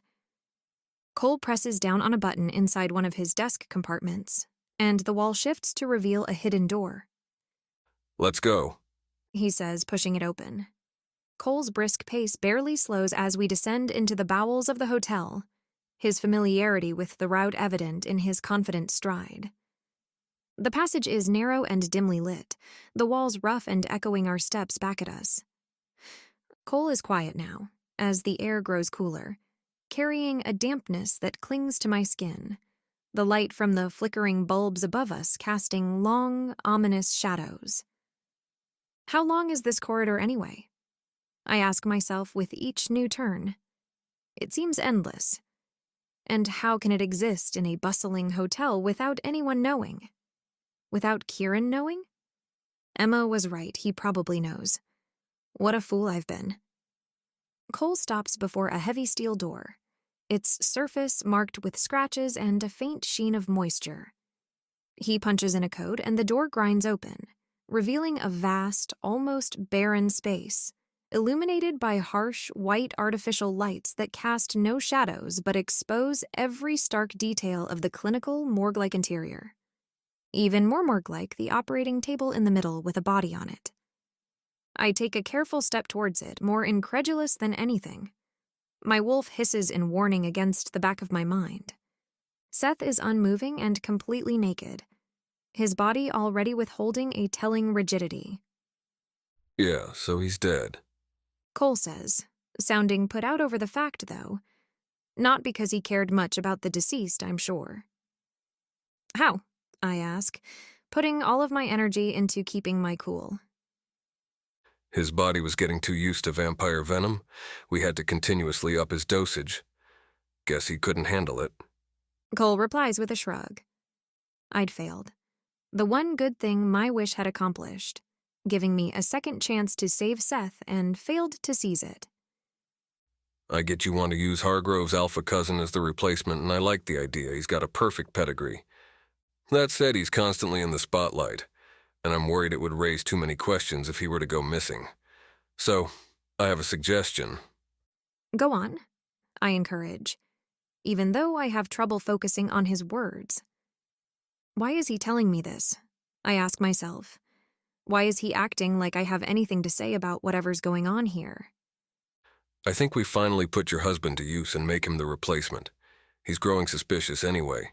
It's about time we get rid of him for good and officially crown you queen. I know he's been a good cover, but he's turning into a liability, and the guys and I are getting tired of acting like he runs the show around here. What do you say, boss? Cole grins at me. Meanwhile, I feel like I need to sit down. Though, of course, now's clearly not the time. Did he just call me boss? Getting no response from me, Cole loses his confident smile, inclining his head in deference instead, like he's suddenly worried about what I'm about to say. You decide, though, Alpha. He says. We'll do as you command, as we've always done. Thank you for watching. To get to the next part of the story, please click the thumbnail on your screen or the link in the description below. And consider supporting the author by giving this video a like or subscribe if you enjoyed it.